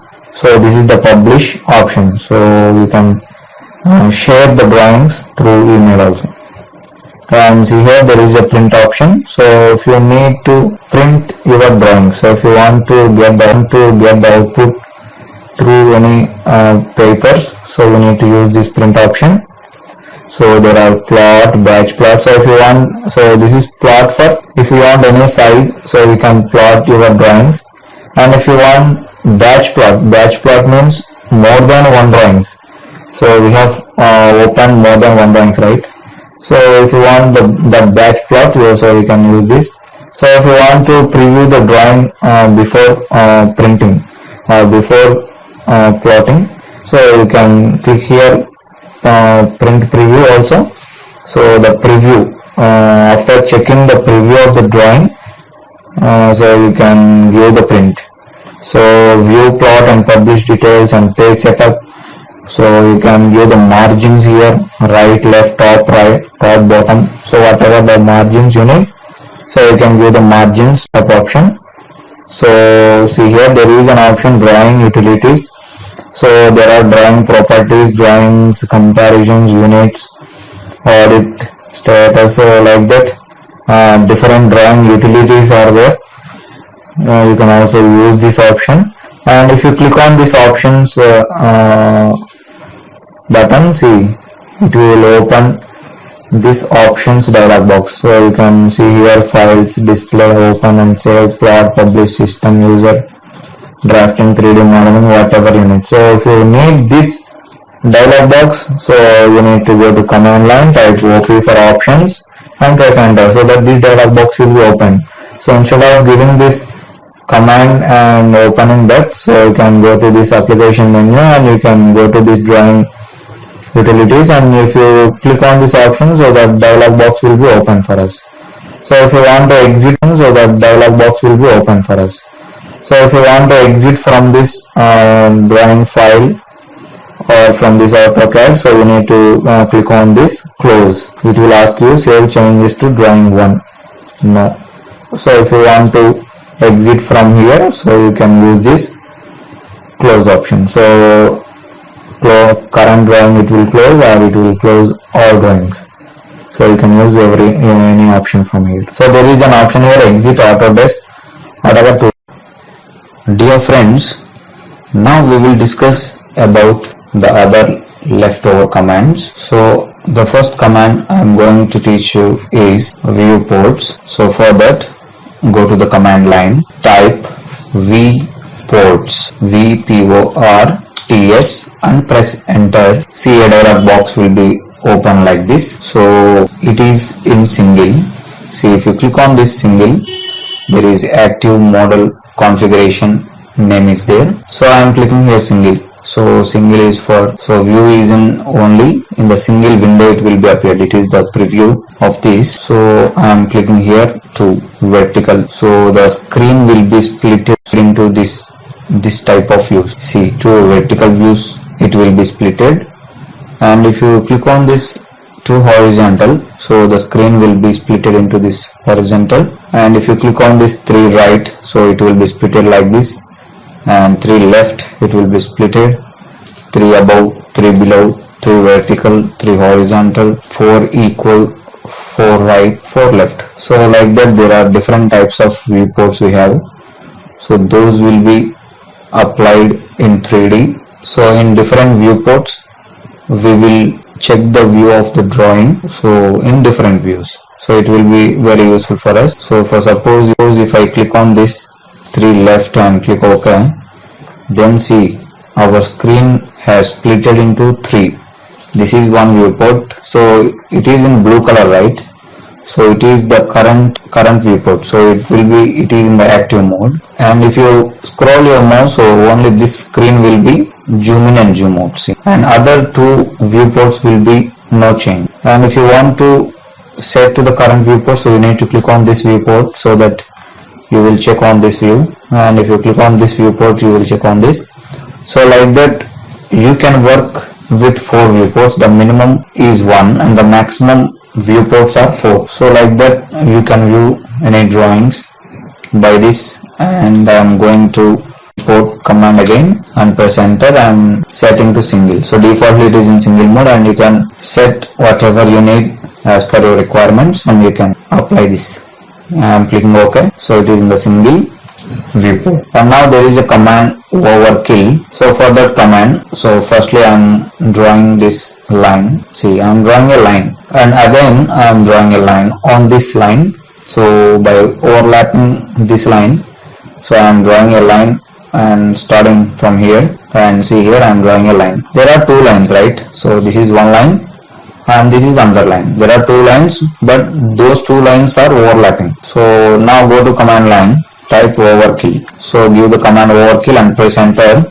So it will ask you to select objects. So I am selecting this line and I am selecting this line. After selecting 2 lines, you need to press enter. So after pressing enter, see, a dialog box will be open like this. Delete duplicate object. See, like this a dialog box will be open. So you just click OK. So now check this line. So see, this is become as one line. So before we have drawn this as 2 lines, but this became as one line. So to overkill the duplicate items which are overlapping one another, so it will be useful for us. So, and the third command we have is, so go to the command line, type quit, QUIT, quit, and press enter.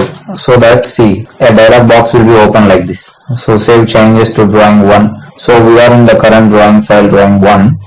and if you click on this S, so it will be close the current window. So to quit or to come out from this current drawing file, so you need to use the command. And now for suppose I'm drawing, so I'm typing some text here. So I have typed some text here. So now there is a command text explode. So go to command line, type txt exp. So txt exp for text explode and press enter. So select objects. So I am selecting this text, and after selecting text you need to press enter and see. So it will be appeared like this. After text exploding, the text will be changed to this view. And if you select any text here, see, a text is a form of multiple lines. It will combine multiple lines and it forms as a text in that alphabetical order. So if you select each one, see, everything has exploded. So before explode, how it looks like, see, I'm typing some text. Now if you select this text, it is an unexploded text, right?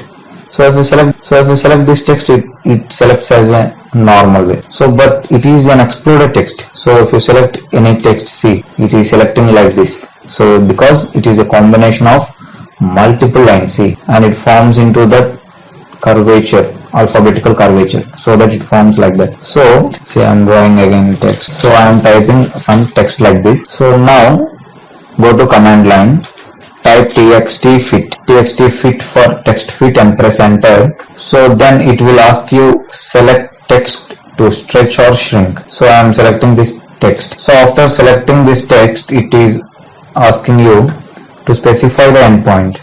So now see, just move your mouse and click somewhere on the screen. The end point where you click, so the text will be stretched to that point. So now I don't want to stretch. Now if you want to shrink or compress this text, so again go to the command line, type txt fit, press enter, select this text, and after selecting you need to give the end point. I am clicking here. See, within that starting and ending points, so the text will be fitted. I am drawing a rectangle and I am drawing a circle. See, I have a rectangle and I have a circle. I am going into the command fill.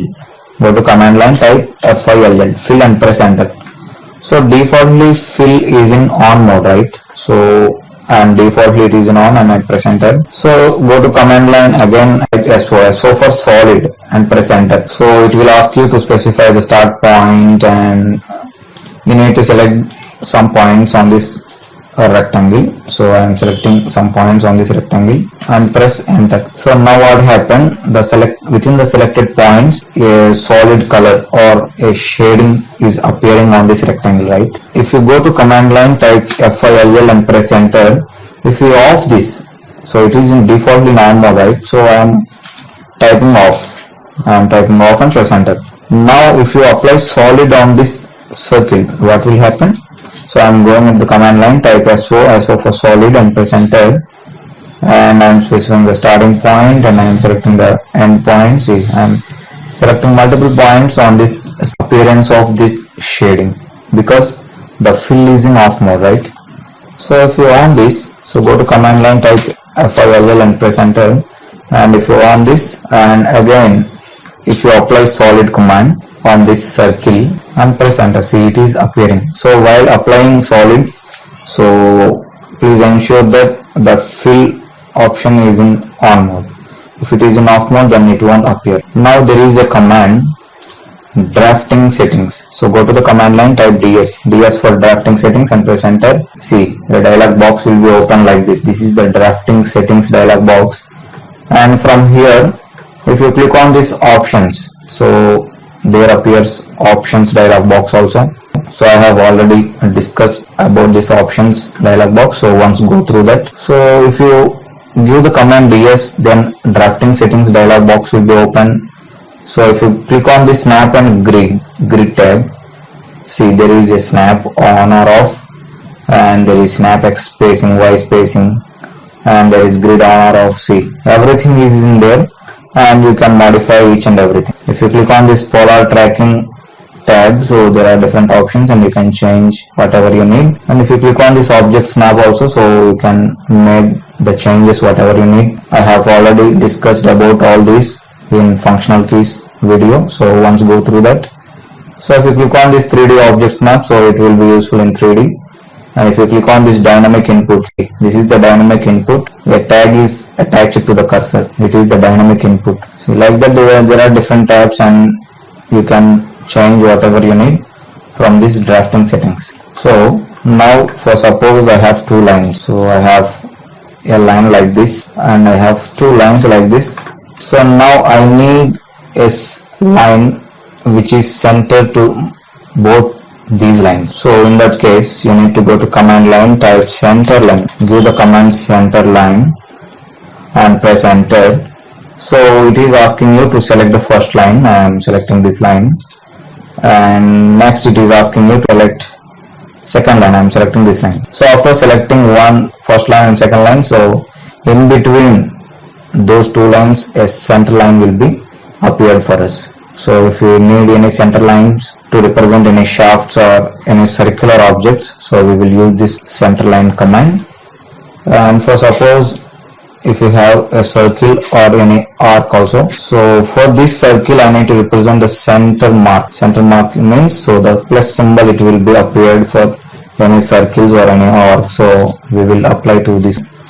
I am drawing an arc also. So now go to the command line, type center mark and press enter. Now it is asking you to select arc or circle to add center mark. So I am selecting this circle. So after selecting circle, see a center mark is applying to this circle. It is the center mark. If you select this arc, so a center mark, so it is applying to an arc also. So to represent center mark, so we will use this center mark command. And now go to the command line, type break line. So give the command break line and press enter. So now it is asking you to specify the first point for break line. So click anywhere on the screen to specify the first point. I am clicking here and just drag your mouse and see here specify second point for break line. So I am clicking here. So after giving first line and second line, see specify location for break symbol it is asking you. So defaultly it is in midpoint, so you need to press enter here, so that defaultly it applies the break symbol at the midpoint of this line. So I am pressing enter. So see, this is the break line. So for creating this, so we need to draw two lines and we need to apply this symbol. So without giving that much of time, so without spending, so we will draw line by breaking at midpoint, and it is representing like this symbol. So it is the line, break line. So it is applying like that. I am again applying. So just press enter to activate the last use command. So now give the first point for break line. I am clicking here and give the second point and press enter to specify or to break symbol and press enter. See, there appears line like this. This is called break line. And now we are in this model tab, right? So if you go to this layout tab, so it is like this. So if you go to the command line, type MS for model space and press enter. So it is giving the message already in model space. So if we are in model space only, so see, we can zoom in or zoom out the objects in the drawing. See, in this size. So we can move this drawing, or we can zoom in or zoom out. So if you go to this command line, type PS for paper space, enter. See, now if you scroll this layout, see the whole layout is zoom in and zoom out. If you scroll your mouse, then the whole layout is zooming in and zooming out. So now I don't want to zoom the whole part, but I need to zoom this objects only. So for that, so go to the command line, type MS for model space and press enter. So now if you are in the model space, then we can observe all these top 2D wireframe. So this view cube, navigation bar and the objects uses icon. So everything will be appeared in this model space only. So in the model space, so each and every object you can zoom in and zoom out of. So if you don't need to zoom in or zoom out, the object, so the objects should be like this only. So in that case, so go to the command line, type ps for paper space and press enter. See, now there doesn't activate zooming in or zoom out, so the whole is in paper space, so we cannot zoom in or zoom out the objects inside that paper space layout. So those are the options. So those are the remaining commands, and you can learn more about further more commands by going into each menus here. So home tab, insert tab, annotate tab, parametric. So all these tabs will be helpful. So if you go to all these tabs, each and every tab, so you can find multiple options here. And if you click on this menus, see, you can also find many more options. You can also inquiry on this. You can once test all these commands also. In each and every menu and in each and every tab, there are different types of commands.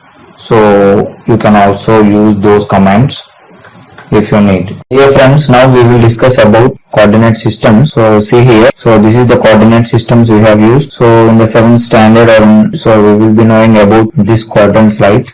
So the coordinate system includes 4 quadrants, and the sign convention in each quadrant should be taken. So we need to remember what quadrant and the values x value and y value in that particular quadrant. So we have totally of 4 quadrants, Q1, Q2, Q3 and Q4, all represents the quadrants. And see here in this quadrant, so x value and y value both are positive, and in this quadrant the x value is negative and the y value is positive. And in 3rd quadrant both are negative, and in 4th quadrant, so the x value is positive and the y value is negative.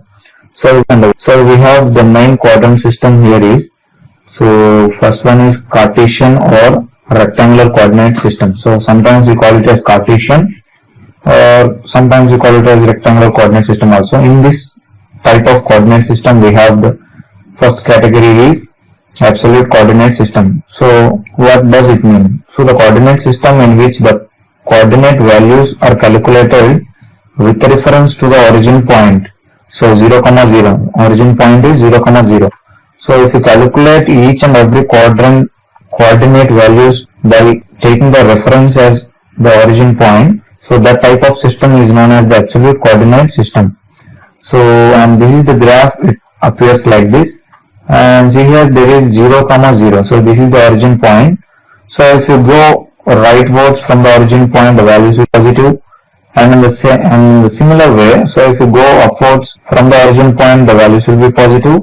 And if you go leftwards or downwards from the origin point, those values will be negative. So if you want to draw the components or any parts, so by using this absolute coordinate system, so we need to use the syntax. Syntax means we need to follow the rule. So we need to give the x value and we need to give the y value to complete the diagram by using this absolute coordinate system.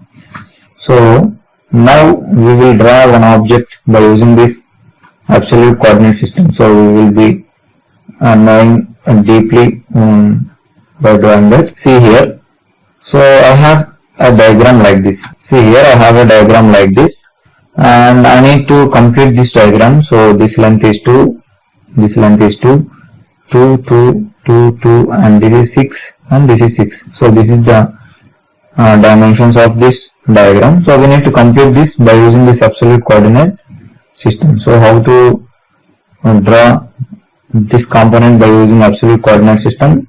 So let us look into this. So before going to draw any component, so you need to first set the units. So go to command line, type un for units and press enter. So check that this type is in decimal and the precision value I need only 1. So 1 value I need. So the unit, see, insertion scale is in millimeters. So I am clicking OK. So I have set the unit system millimeters. And now after setting units, so you need to set the limits.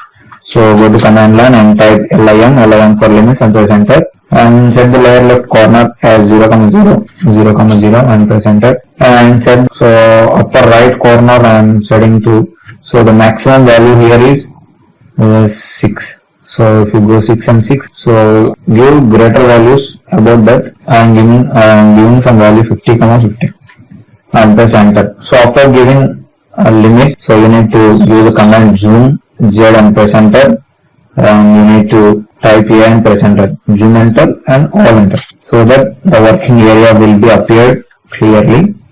So now the syntax you need to follow while drawing the components by using this absolute system.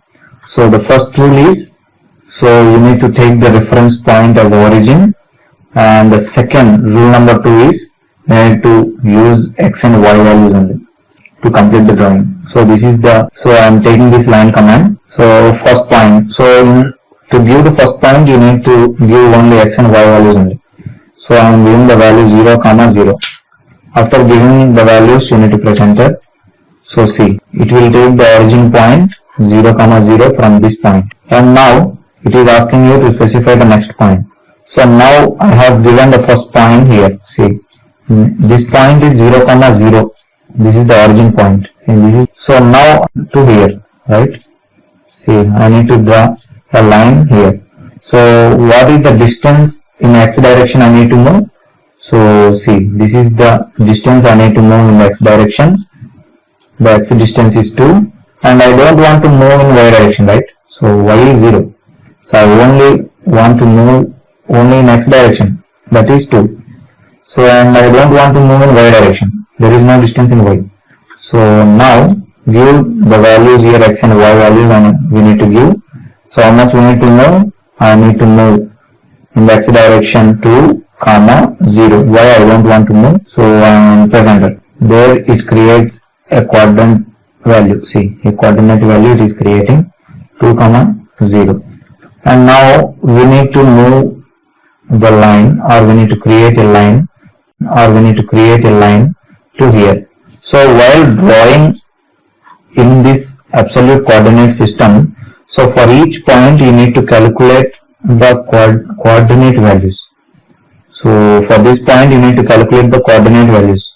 So what is the coordinate value of this point? So I need to move x to, the distance is 2, so the distance is 2, and I need to move the distance 2. So this is the distance 2. See, it has represented here. So I need to move 2, 2. So the coordinate value of this point is 2, 2. From the origin only we need to calculate. So from the origin I need to move the distance 2, and in the y direction I need to move the distance 2. So that if you give this coordinate value, so the point will be getting to here. So I am giving the value 2, 2 and press enter. See. Now now we are here and we need to go here. So now calculate the coordinate value of this point. So how much is the x distance to here? So I need to move in the x direction. So this is 2, this is 2. So it is 4. From the origin only we need to calculate each and every coordinate values while drawing in this absolute coordinate system. So how much I need to move in y direction? So I need to move in y 2. See, the y distance is only 2, but the x is 4. So if you give the value x 4, 2 and press enter, see, now we are here. So we are here and we need to go here, right? So if you want to go here to this point, I need to move the x value 4, and I need to move the y value also now 4. So this is 2 and this is 2. So 2 plus 2, 4. So 4, x value is 4, and we need to move to this point, right? So this is 2, the distance 2, and this is 2. So totally we got 4. So if you give 4, 4, then the point will be here. And now we need to go here, right? So to this point, what is the distance? The x distance from the origin. So the x distance is, see, x distance is, we have given here, see, 6. So we need to move in the x direction 6, and in the y direction, see, this is 2 and this is 2. So this is 4. So if you give the value 6, 4, then the point will be appearing here. And now calculate the coordinate values to this point. So how much we need to move in x and y? So this is the point. So x direction we need to move 6, and in the y direction also we need to move. See, this is the y direction and we need to move 6. So this is the point. So if you go 6 comma 6, then the point will be going to this point. And now if you want to come here, so how much we need to move? In the x direction I don't want to move, so there is no distance in the x direction. From the origin only we need to calculate. I am telling you again and again. So from the origin point, so we need to move the point 6. The distance is 6 in the y direction, and in the x direction there is no distance.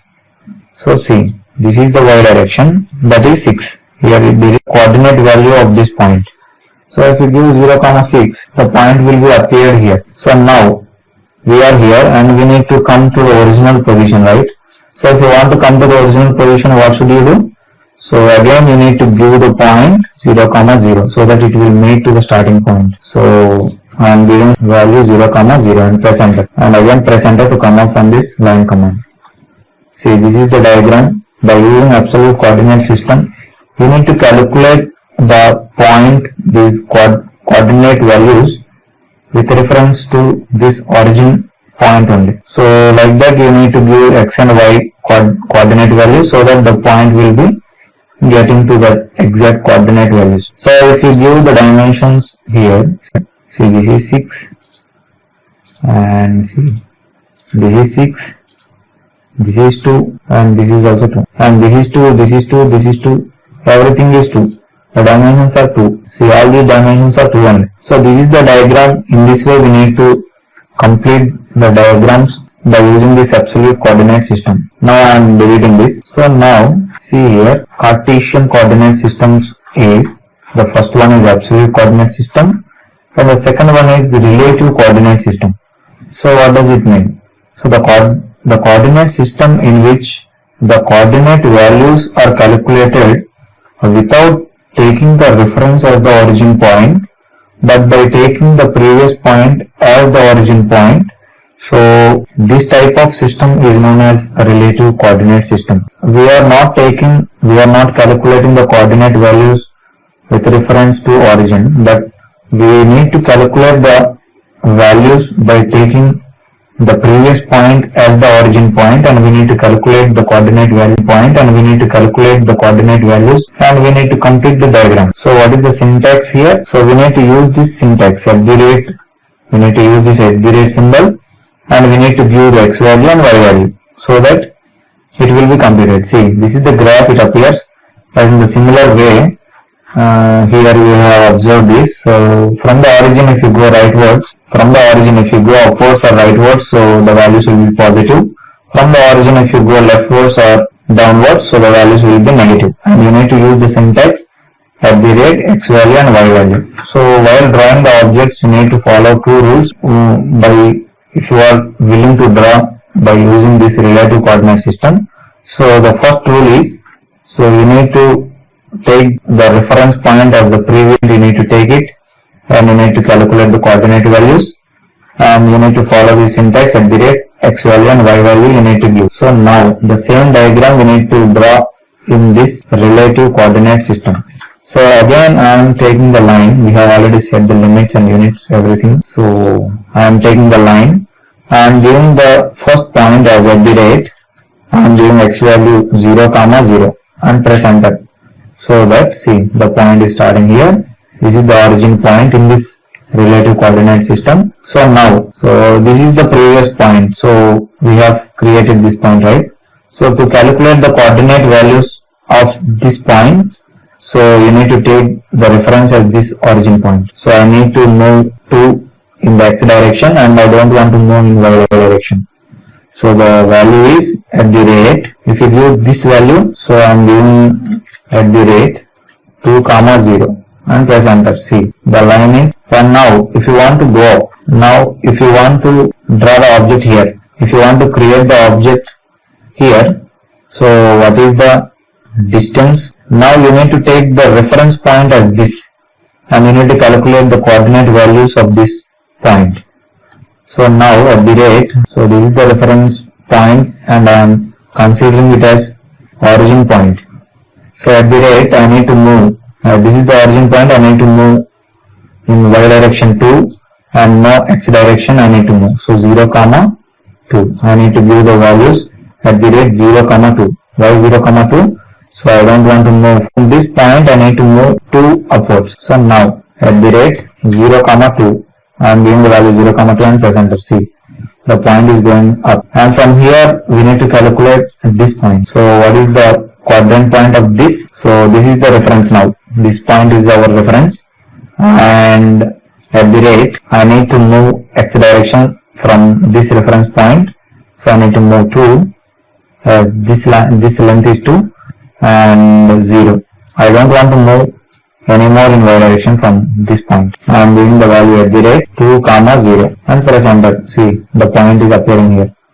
And if you want to go here, the point you need to go here.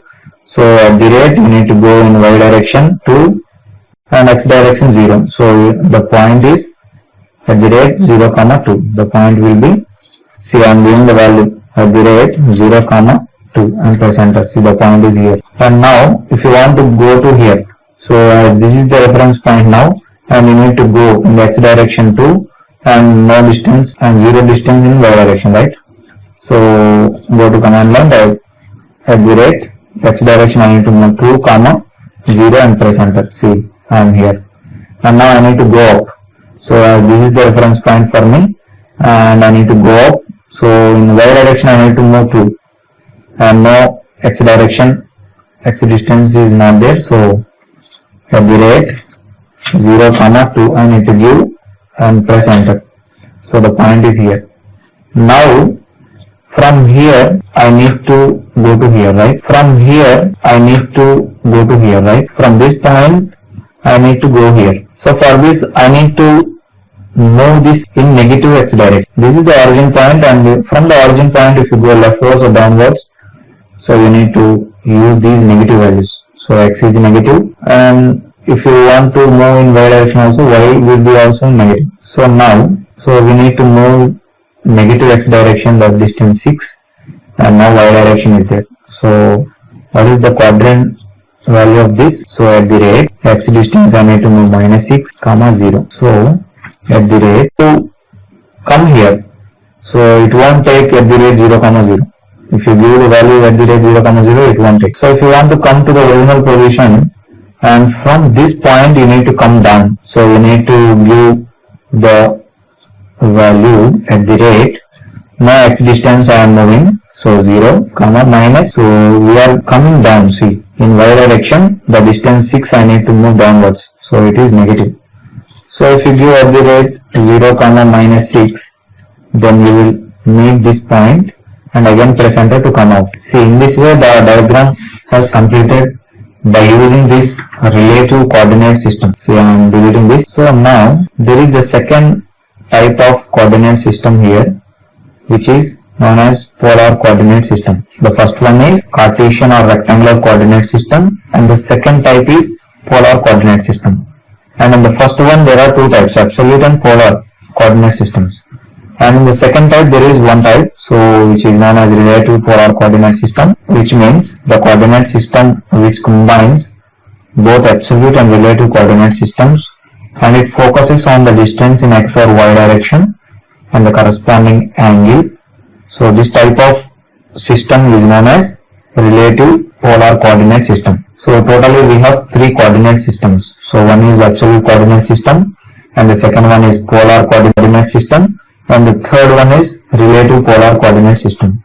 So most frequently used coordinate system is this system. The relative polar coordinate system is most frequently used, and it is the easiest method among these three. So you need to use this. So it is the combination of absolute and relative coordinate systems, and you need to follow the distance and you need to follow the corresponding angles in this coordinate system. So this is the diagram it shows.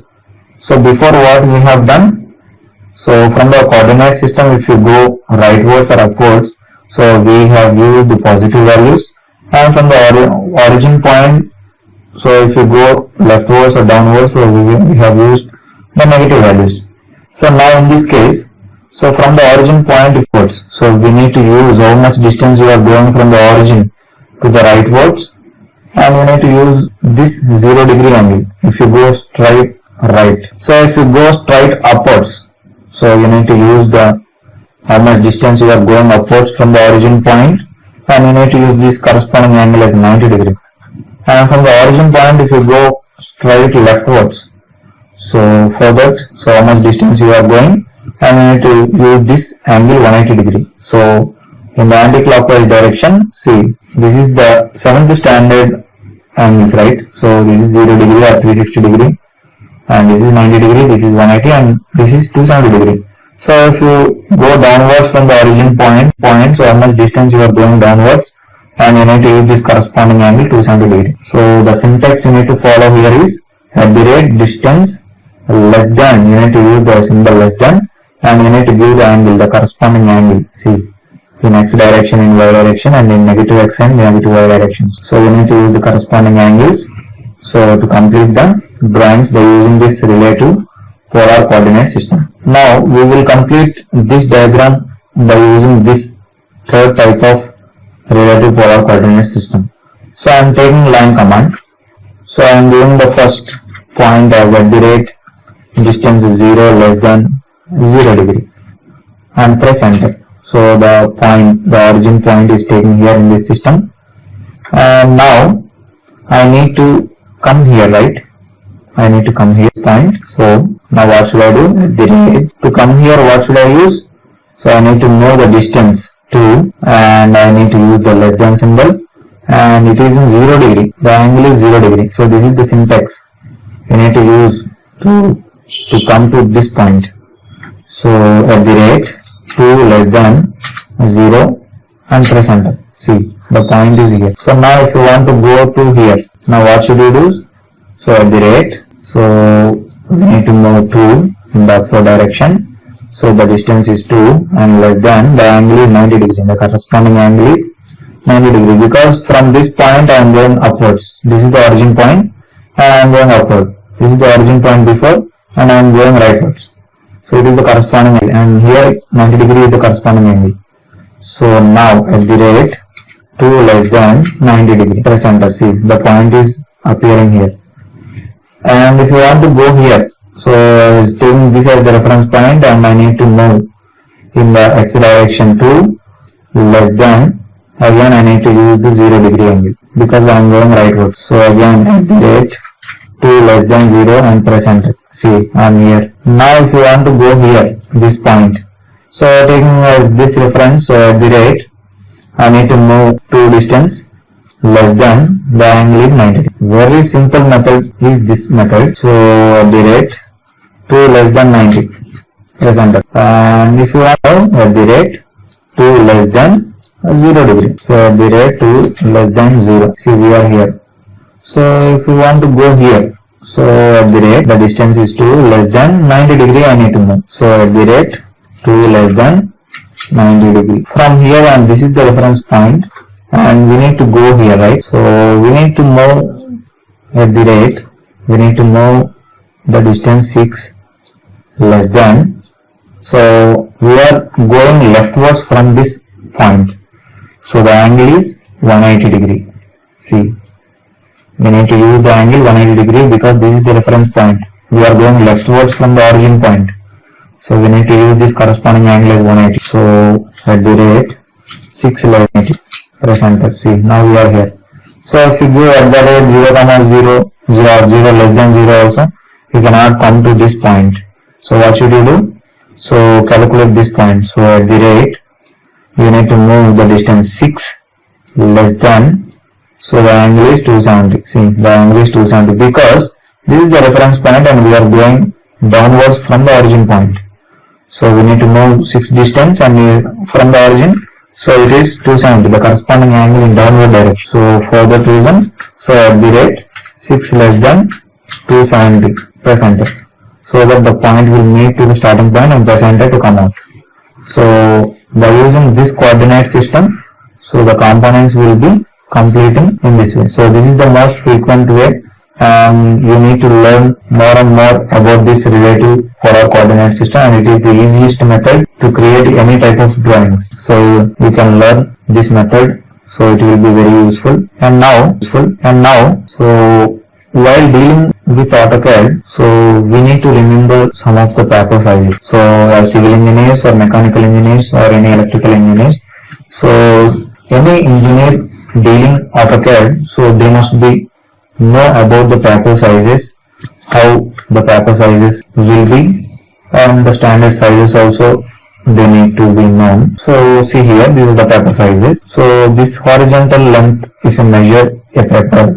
So this is length and this is width, right? In the 7th standard or in the 5th standard we have learned about this.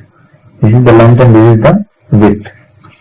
So if you take the paper in this vertically direction, so this type of mode is known as the portrait mode. So we have two modes of paper sizes. So first one is the portrait mode. What is portrait mode? So this is the length and this is the width. So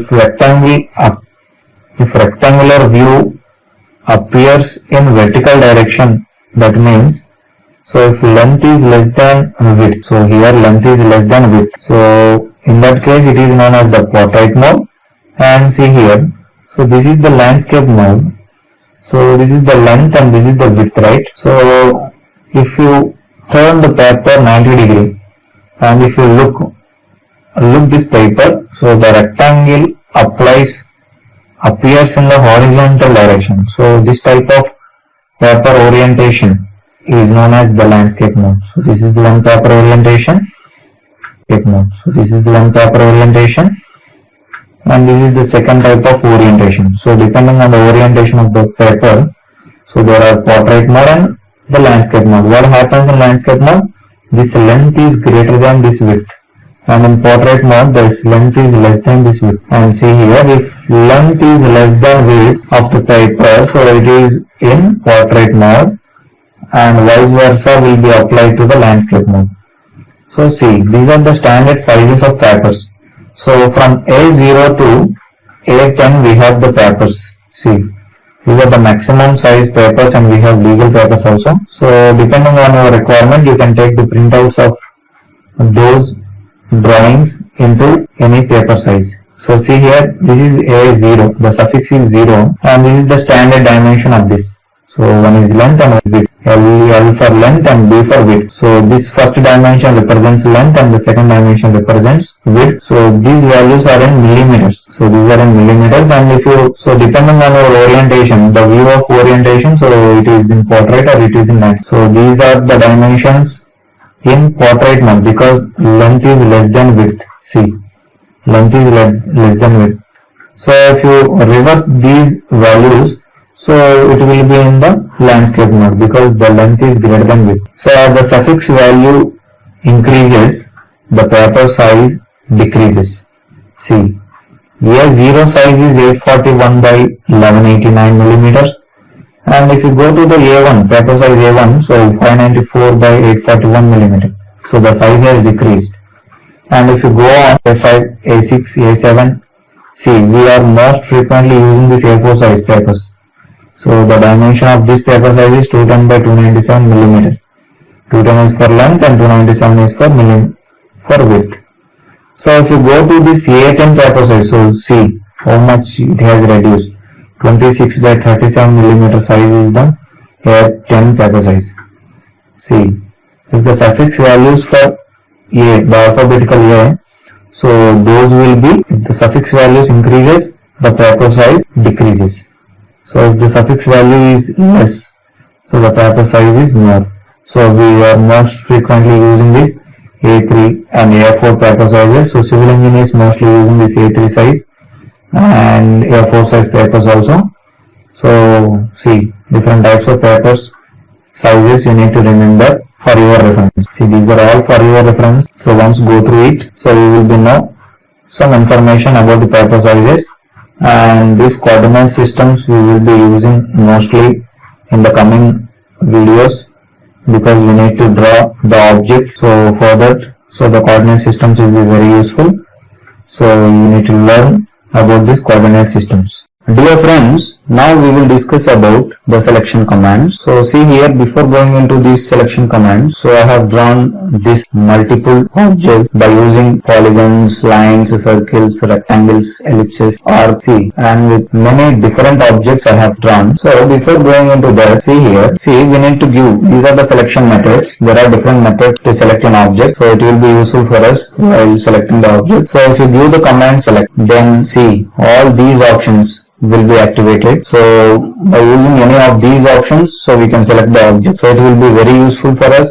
So while drawing the objects or while selecting the objects, so each and every command is very useful for us. So now let us go to that. So now go to the command line, type select. So I am giving the command select and press enter. So it is asking you select object. It is asking you select object. So I am giving question mark, the symbol question mark I am giving in the select object option. So and press enter. So after giving question mark and pressing enter, see it is asking you expects a point or window slash last slash crossing slash box all fence W polygon C polygon group add remove multiple previous undo auto single sub object slash object. So all these are the method to select an object. So after giving command, so all these are the objects, it will be activated. So you can use any of these options and you can select the object. So again, so see the first command is window. So for activating this window option, so you need to use this blue color alphabet. So you just want to give this blue color alphabets, then it will be selected. So I am going into the command line, giving command select and press enter. So it is asking you to select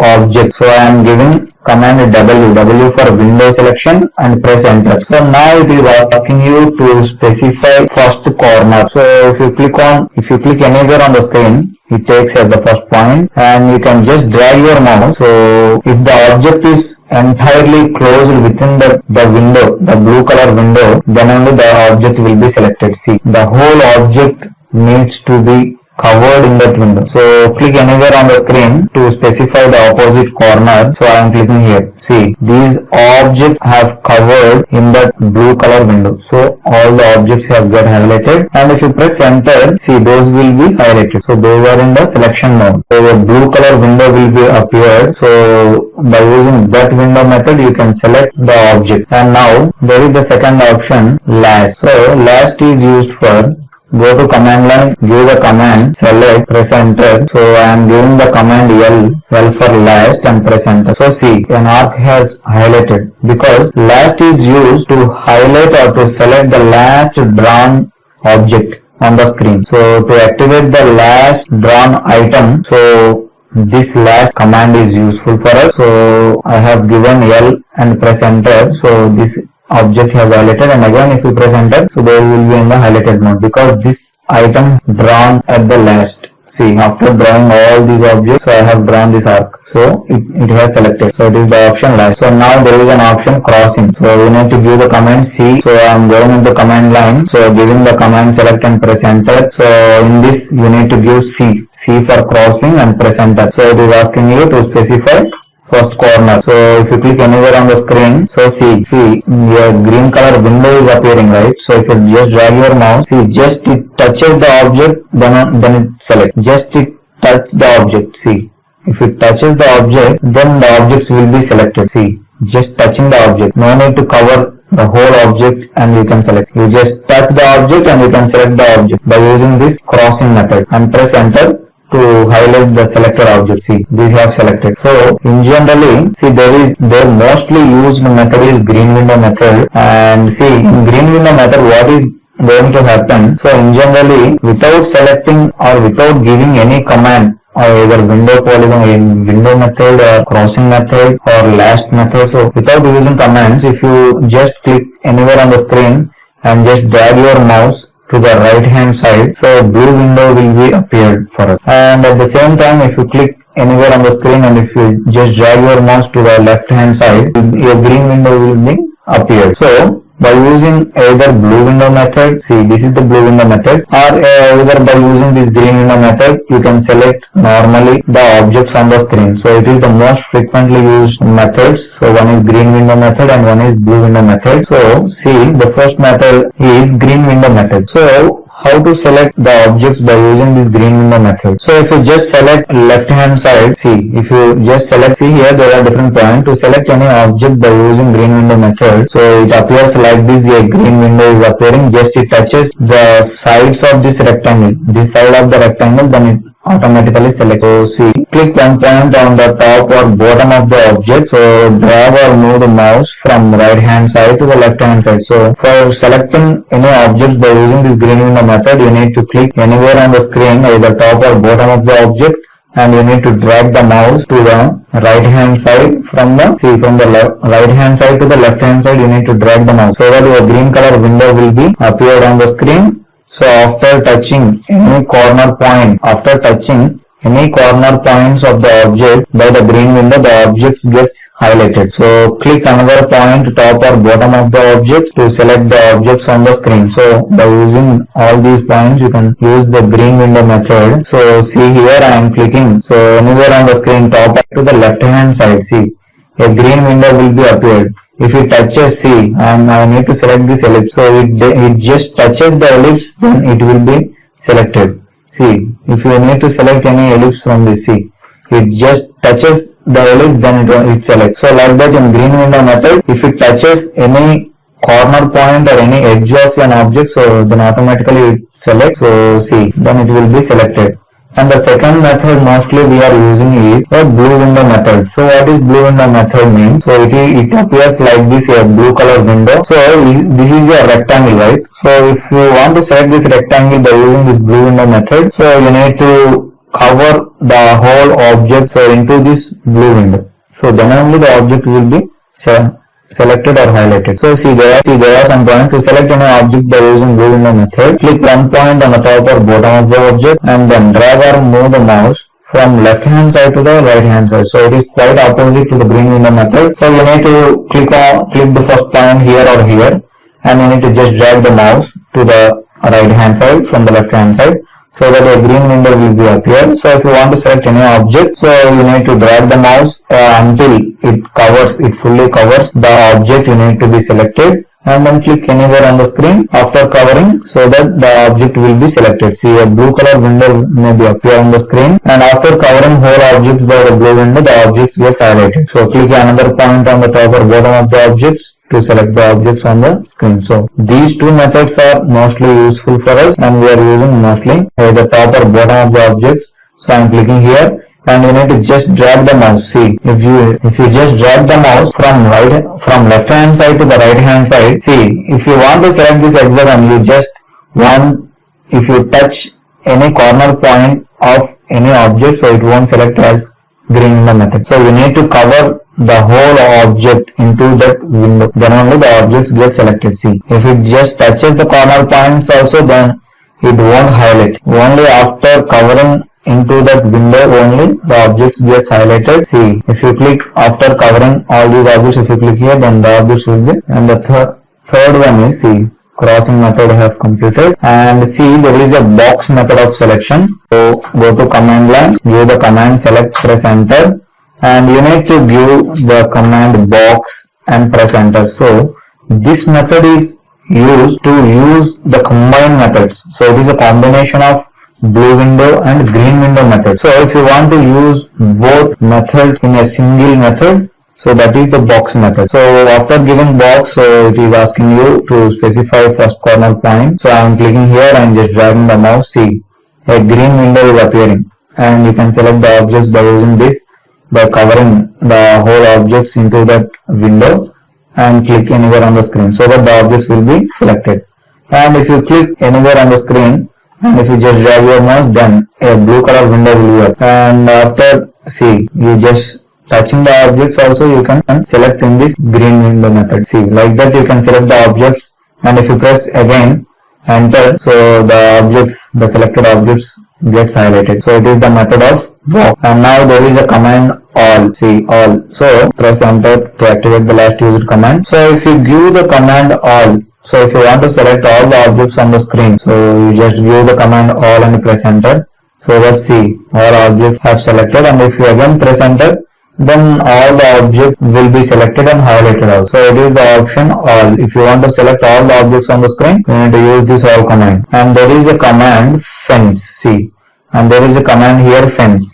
So fence means, so you just press enter to activate the last used command, and you need to give the command F for fence and press enter. So after giving fence command, you need to specify first fence point. So this fence is for clicking irregular multiple point, and you can select the objects. See, while clicking the multiple points, you just the point by touching the object. See, I am specifying the first fence point, so I am clicking here at the first point, and then it will ask you to specify the next fence point. See, so you just see crossly select, crossly click. I am clicking here and I am clicking here, I am clicking here, I am clicking here, I am clicking here. So you can select multiple points. You just want to touch the object, then only the objects will be selected. See, like that you can select by drawing a polyline also, you can select the object. So it is the option fence. So see, all the objects are selected. And if you again press enter, so these objects will be highlighted. So to select the objects by drawing a polyline or by clicking multiple points, that is irregular points, in irregular shapes also you can click the point. So in that way you need to select the objects, and you can go for fence option. And there is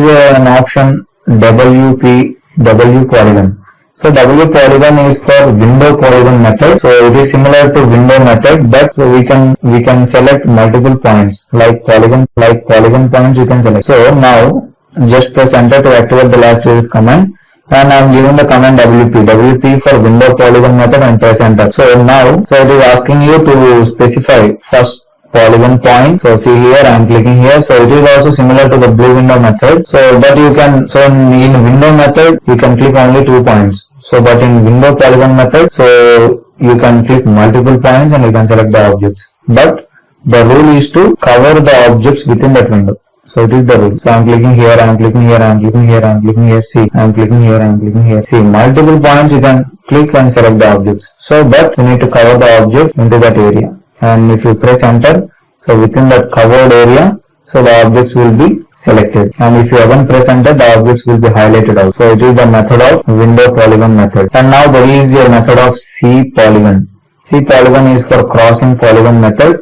And again if you press enter, the last used command will be activated. And if you click CP for crossing polygon method and press enter, so it is asking you to specify first polygon point. So then, so in this method, here I am clicking here, so I am clicking here. See, you can click multiple points, and you don't want to go from right hand side to the left hand side. You can click anywhere on the screen, and you can click multiple points also. So if you just touches the objects, then it will be selected. See, no need to cover the whole object into this window. You just touch the object or any corner point also, the objects will be selected, and press enter. See, the object will be selected, and if you again press enter, then the objects will be highlighted also. So it is the method of crossing polygon method. So in this method, see, I am just pressing enter. So again I am giving CP for crossing polygon method and press enter.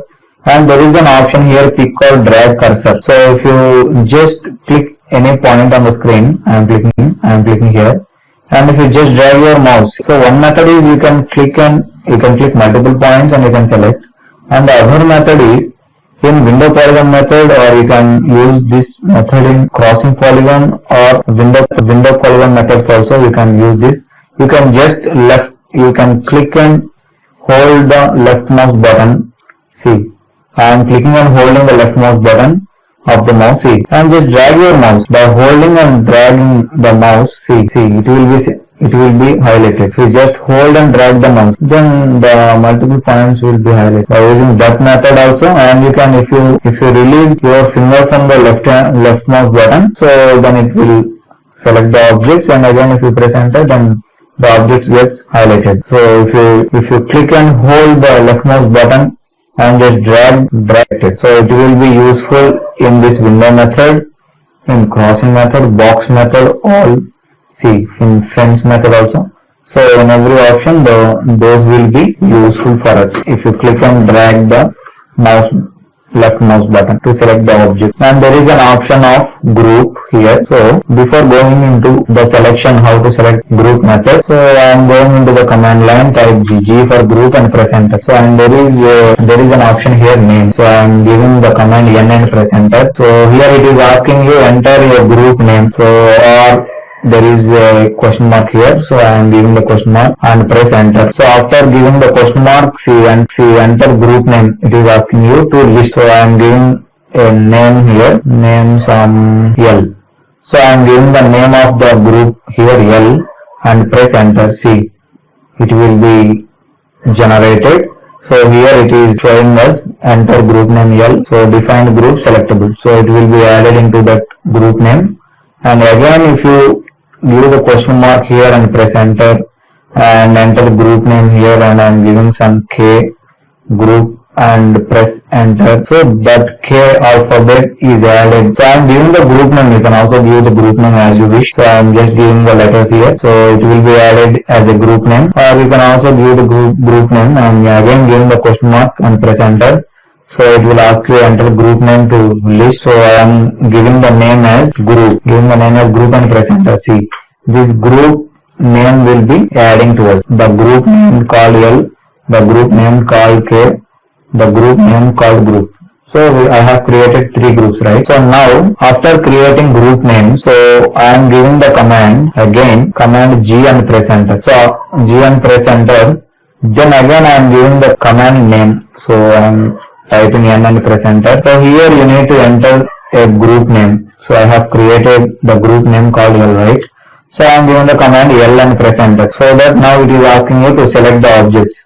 So in that group name L, the selected objects will be stored in that. See, I am selecting these objects. See, I am selecting these objects and press enter. So it is showing us group L has been created. So the selected objects has stored into this the group name called L. So again I am giving the command G for group and press enter. So I am giving the command name and press enter, and I am giving the command K. I have given the name K, right? So I am giving K and press enter. So it is asking you to select the object. So now I am selecting these objects and press enter. Then it is showing us group K has been created. So all these objects, the selected objects will be stored into this K group. So again I am giving the command G and press enter. So I am giving the N and press enter. So I am entering a group name. So I have created the group name with group also, right? So I am giving the command group and press enter, and I am selecting all these objects. So and press enter. So after selecting objects, so group has been created. So like that I have stored the object in these 3 groups, right? Now, so go to command line, give the command select and press enter, and you need to give the command G. See here there is an option here group, right? So you need to give the command G to activate this. You need to use the command G. So I am giving the command G and press enter. So after giving the command G, these group names L, K or group. So if you give those names, so I am giving the command K, group name K and press enter. So the object stored in that particular group name will be highlighted, and if you press again enter, those objects will be selected. So like that by creating group, and you can also select those group by using this group option also. So when I am pressing enter, see now go to command line, so give the command select and press enter, and if you give the command G for group and press enter, so now enter group name. If you give the command L, so I have stored some objects in this L group, right? So if you give L and press enter, then the objects stored in the L group, so those will be highlighted, and if you press enter, those will be selected also. See, so like by using group and by creating groups also, you can select the object as group also. It is the option group. And now there is an option here add. So I am pressing enter. So if you give the command A for add and press enter. So if you select any object, so again if you give A and press enter, you can add the selection. See, you can add the selection. So I am giving again A and press enter. So like that, by giving A, you can add the objects into the selection. So if you want to add the selection, so you need to give A and you can select the objects. So like that you can select and you can press enter. so that the objects will be selected and highlighted. So again press enter. So I am giving A and press enter. So like that I am selecting some object. I am selecting object like this. I have selected some objects, right? And there is an option here, remove. See, there is a remove option. So you need to give the command R and R. See, I am giving R for remove and press enter. So now it is asking you to remove objects. So by using this remove option, you can deselect the objects. So if you select the already selected object, so then it will be deselected. I've selected this ellipse, right? So if you select this, so it will be removed from the selection. See, it is the option remove. See, I am clicking here. So the pentagon will be deselected. If I select this circle, the circle will be deselected. So if you want to deselect the objects and then if you press enter, so these objects will be highlighted. So it is the option remove. And there is an option here, multiple. So what is multiple? So I am pressing enter. So give the command M for multiple and press enter. So then it is asking you to select objects. So just click. So it won't show anything while selecting. You just select whatever you need to select by using this multiple option. So I am just clicking here and press enter. See, after selecting and if you press enter, then it will be highlighted, and again if you press enter, then it will be selected. So if you want to select multiple objects at a time, so you need to use this command while selecting, so those won't be showing anything for us. So you just select multiple objects and you can press enter, so that those objects will be highlighted and you can select the object. So now see, there is an option here, previous. So there is an option here, previous, and I am pressing enter. So I am giving the command PP for previous and press enter. So previous is for, so previously what we have selected, so previous operation it will be activated. So previously what we have selected from these objects, so it will be activated. See, it is the option previous. So I am giving the option PP for previous and press enter. See, we have selected before by using this multiple option, right? So those will be selected, the previous operation. So what we have previously selected, so those will be highlighted, and if you press again enter, so those will be selected. So it is the option previous. So now there is an option here, undo. So see, I am giving the command select, press enter. So I am just selecting the objects, right? I am selecting the objects. So remove option is used so to deselect the already selected object, right? So further you need to click the selected object to deselect it. So but undo option is not like this. Yeah, I am selecting this ellipse. I am selecting objects, right? So if you want to deselect without clicking that object, so if you want to go back or if you want to go to the previous operations, so you need to give the command U here and press enter. See, again you can give the command U and press enter. See, I am going to the previous selections. You press enter. You enter. See, I am going back. If you press enter, so only two objects will be selected. So undo operation is, it will be useful for us. And there is an option here, auto. Auto option is a combination of above we have. So far we have discussed about all these options, right? Box, all, fence, window, polygon. So to use all these options into a single option, so go to command line, give the command select and press enter. So give the command A for auto and press enter. So you can select any of the types. See, if you click anywhere on the screen, see a blue window is appearing, right? So if you click on this side and if you draw, green window will be appeared, and you can select by selecting those objects, and you can give the command A and press enter, and you can select the objects, or you can give the command R and press enter. You can remove the object, so you can use the command all and press enter. So like that, auto option is useful for us to use all the above methods. So it is the option auto. So it will automatically select the object by using any of the methods. So and there is an option here, single. Single is used to, see, I am pressing enter to activate the last use command. So I am giving the command SI for single and press enter. So to select only the single object at a time. So if you say I am willing to select this ellipse, if you select this ellipse, just click that, it will be selected, and the command, you can come out from the command after selecting one object. So it is the option single. So again if you press enter, so enter and SI for single and press enter. So if you want to select this rectangle, you just click that, then the command will be come out. So only to select only a single object on the screen. So the single option will be useful for us. And there is an option here, sub object. I am pressing enter to activate the last digit command. So give the command su for sub object and press enter. So again, so if you give the command su, then it is asking you to select the object. So if you want to select any sub object from the polygon, so see, it is a polygon, right? So if you want to select any one line from this hexagon, see, I need to select only a part of the object from a polygon object, see, from a single entity component. So I need to select a part of the object, sub object, see. So for that we need to use. So this sub object will be useful for us while we need to select any polygons or any single entity components, but it consists of number of lines. So for that objects, if you need to select any part of the object,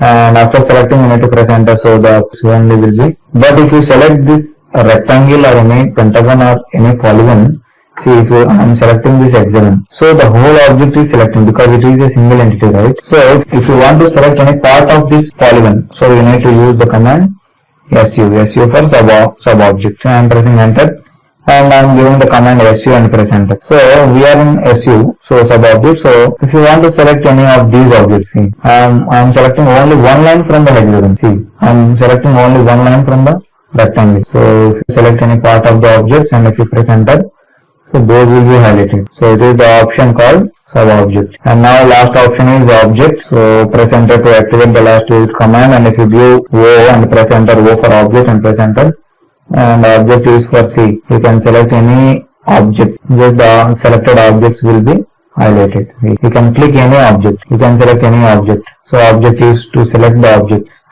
and press enter. So the selected objects only will be highlighted and get selected out. So all these are all the selection methods, and the most usually using method is green window method. So the green window is appearing like this, and it just touches the selected, and this is the blue window methods. And if you want to select any objects by using this, so you need to cover all the objects. So go through all these methods and you can select the objects. And mostly, so all these options selecting methods will be useful for us when, so if you want to while you are using the modify commands. So if I am giving the command m for move, right, and press enter.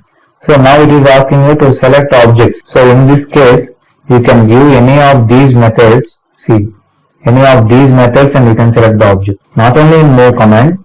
So if you give the command rotate also, RO for rotate and press enter, so then again it is asking you to select the objects. So by using any of these methods, so you can select the object. So while using all these modify commands, see, there are modify, right? Stretch, copy, move, rotate, mirror. So for this, for each modify command, so if you want to activate any modify command, so it will ask you to select objects. So in that case, so all these options will be useful for us. By using any of these methods, you can select the objects. Hi dear friends. Now we will discuss deeply about the coordinate systems used in AutoCAD. So let us discuss about the absolute coordinate system, how to use this coordinate system, and we need to complete the drawings. So let us look into this drawing. See, there is a drawing like this with the dimensions. So now what should we do? We need to complete this drawing by using absolute coordinate system. So for that, so we need to do the first thing. So once check the unit system by giving the command un for units and press enter.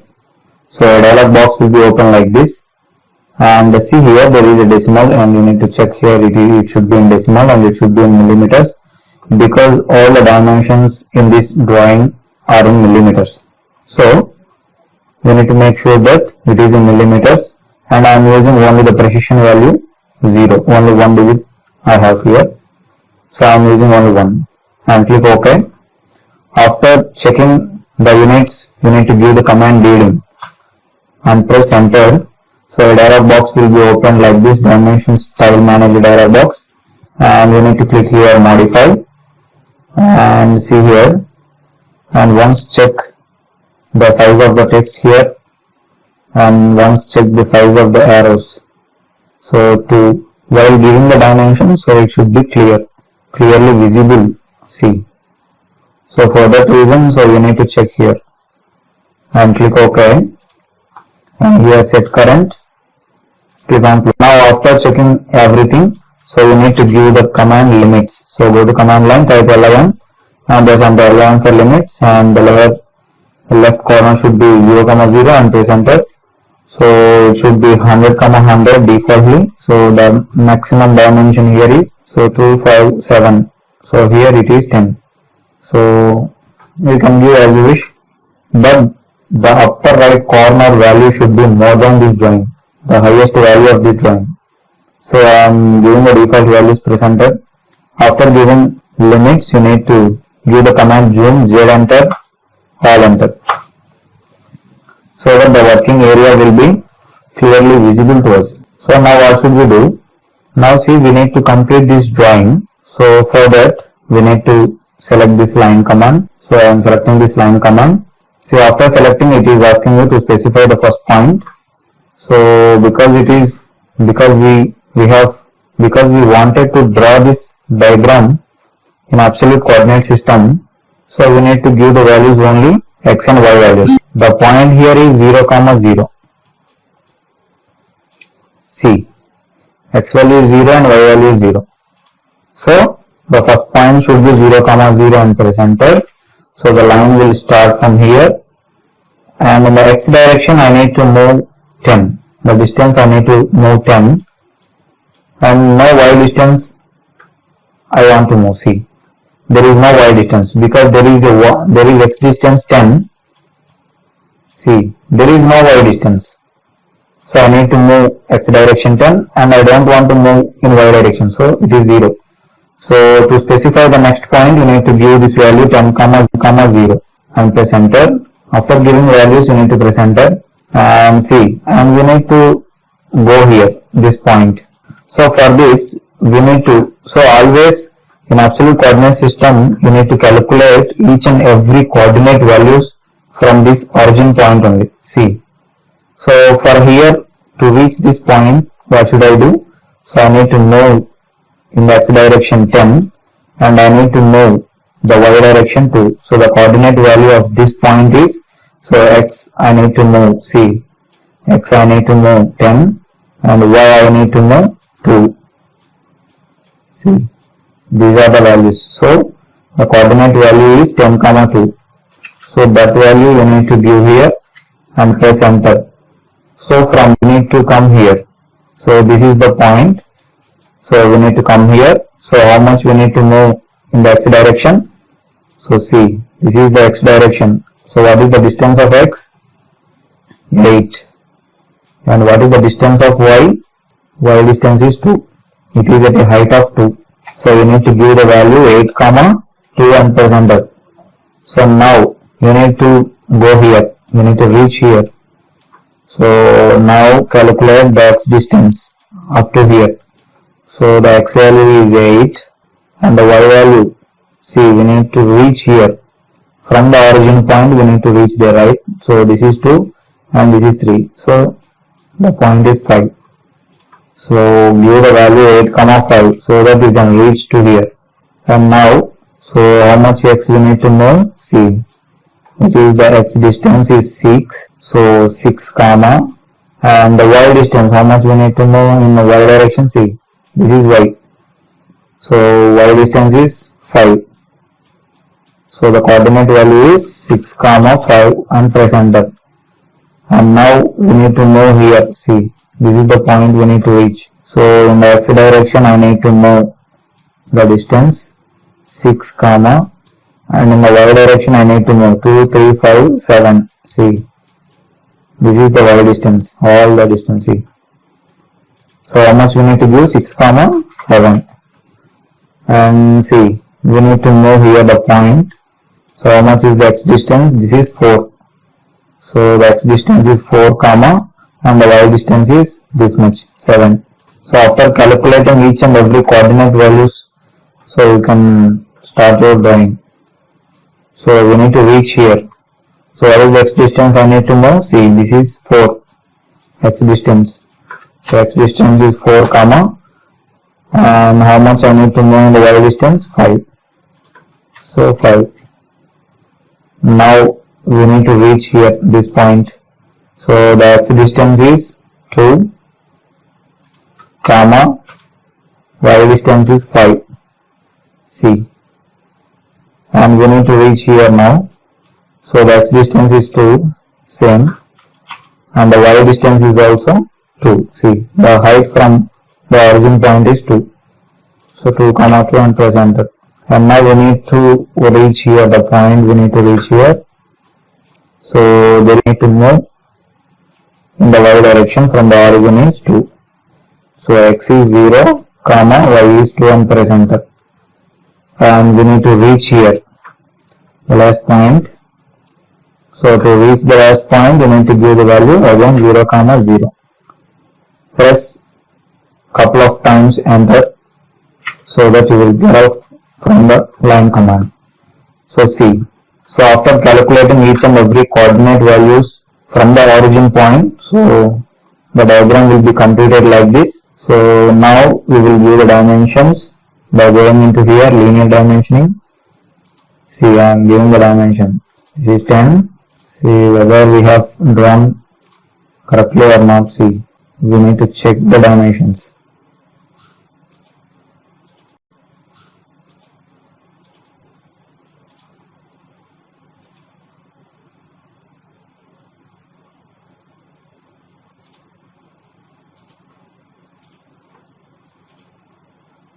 See, I am giving the dimensions for each and every line as shown in figure.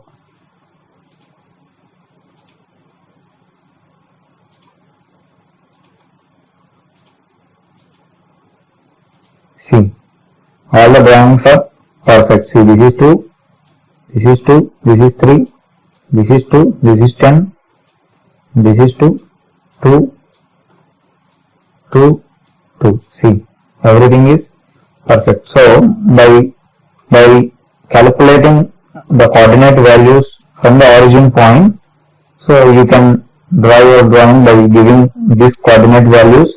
So, reach there. And you can complete your drawing by reaching to the starting point. After completing drawing, so you need to give the dimensions by going into here, the linear dimensioning or whatever you need, and you can give the dimensions. So if you want to learn or if you want to become perfect in AutoCAD, so you need to practice more and more drawings. So I have, see, there is a practice drawing for you. So I have calculated each and every coordinate values here. Once check these values, how the values are getting by using this absolute coordinate system. So you can practice this drawing so that you will become perfect in using the coordinate systems. Once whatever the coordinate system, so you need to become perfect in that. So you can practice this drawing. So this is for your reference and practice. So see, every coordinate values I have calculated already. So you can go through once and practice this drawing. And in the coming videos we will discuss about, so from easy level to difficult level, how the drawings will be. So we will discuss in the coming videos. So now dear friends, so we will complete this drawing. See here, there is a similar drawing of absolute coordinate system. See, we will complete this drawing by using the relative coordinate system. So how to complete this drawing in relative coordinate system, let us look into this. So if you are perfect in the coordinate systems, you can draw whatever you need. So any object you can draw. So you should be perfect in using the 3 coordinate systems. So for that reason, so I am beginning with these type of drawings and I am showing you all the drawings. So how to complete these drawings by using different coordinate systems. See, now to complete this drawing, so I am selecting line. So it is asking you the first point. So I need to start from here. See, I am willing to start from here. So it is the point at the rate 0, 0.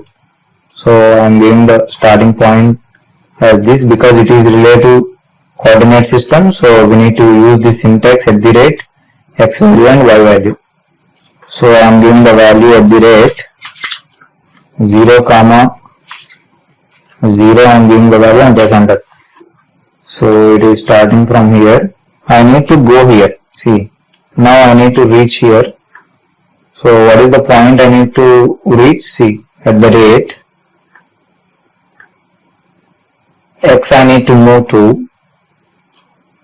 So while drawing relative coordinate system, while creating drawings by using relative coordinate system, you need to check the previous coordinate value and you need to give the coordinate value for the next point. So I need to move in the x direction 2 and I don't want to move in the y direction. So at the rate 2 comma 0 we need to give. See, at the rate 2 comma 0 and press enter, so that we can move to x 2 the distance, and we need to reach here. So how much we need to give?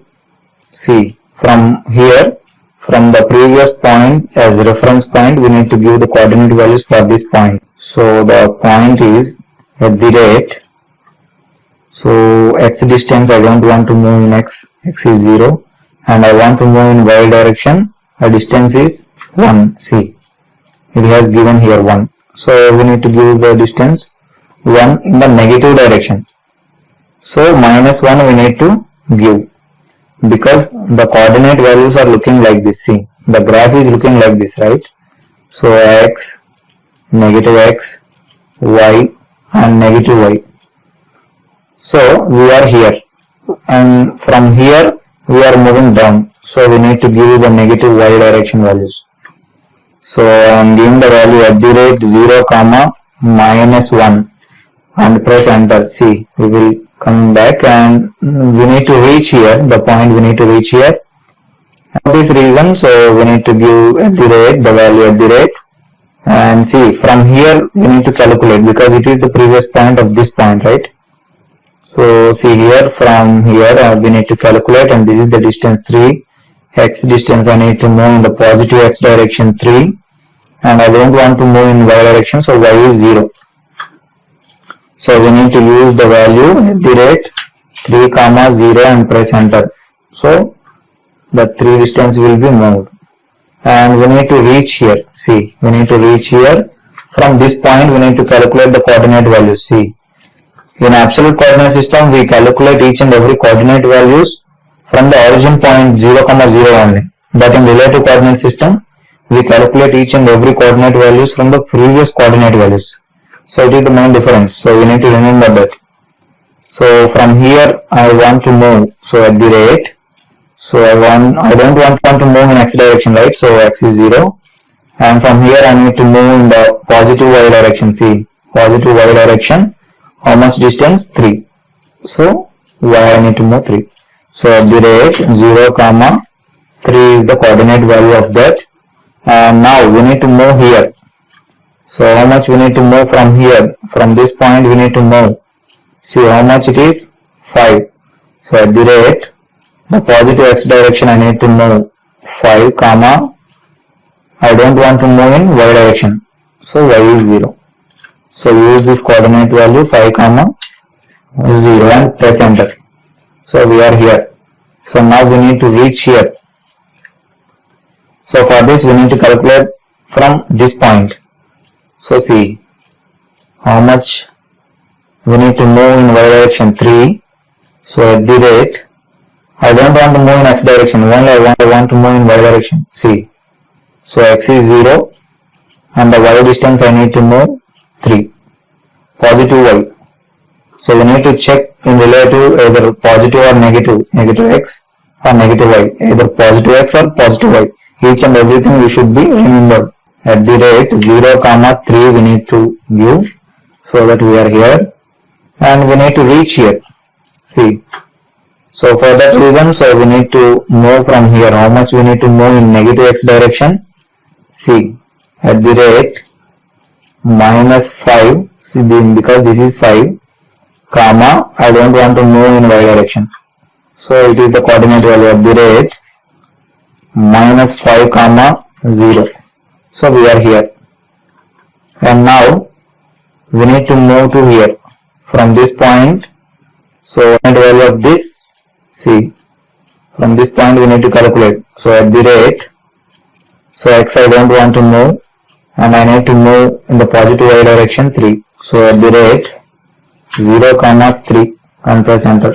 So we are here, and now we need to move here. So from here we need to calculate how much is the distance. See, at the rate,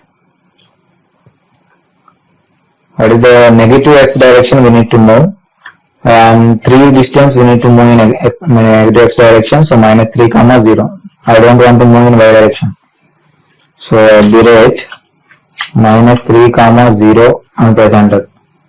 Now we need to move here. So from here I need to move in negative y direction. See, 1.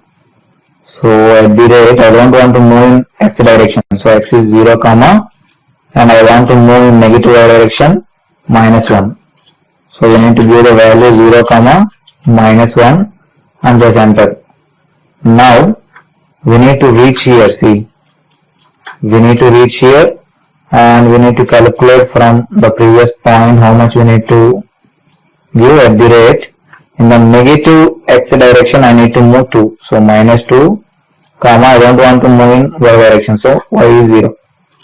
So at the rate minus 2 comma 0 and press enter.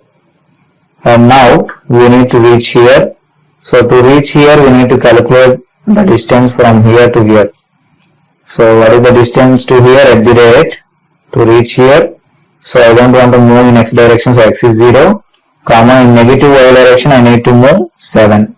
So minus 7 we need to give, because this is the distance is 7 here. So at the rate 0 comma minus 7 and press couple of times enter, so that you will come out of the command. So that, see, by using all these coordinate values you can complete this type of drawings by using a relative coordinate system. And you need to give the dimensions. So go to here, linear dimensioning. So as it is showing in diagram. So I am giving the dimensions. So either we have drawn with exact dimensions or not, once check.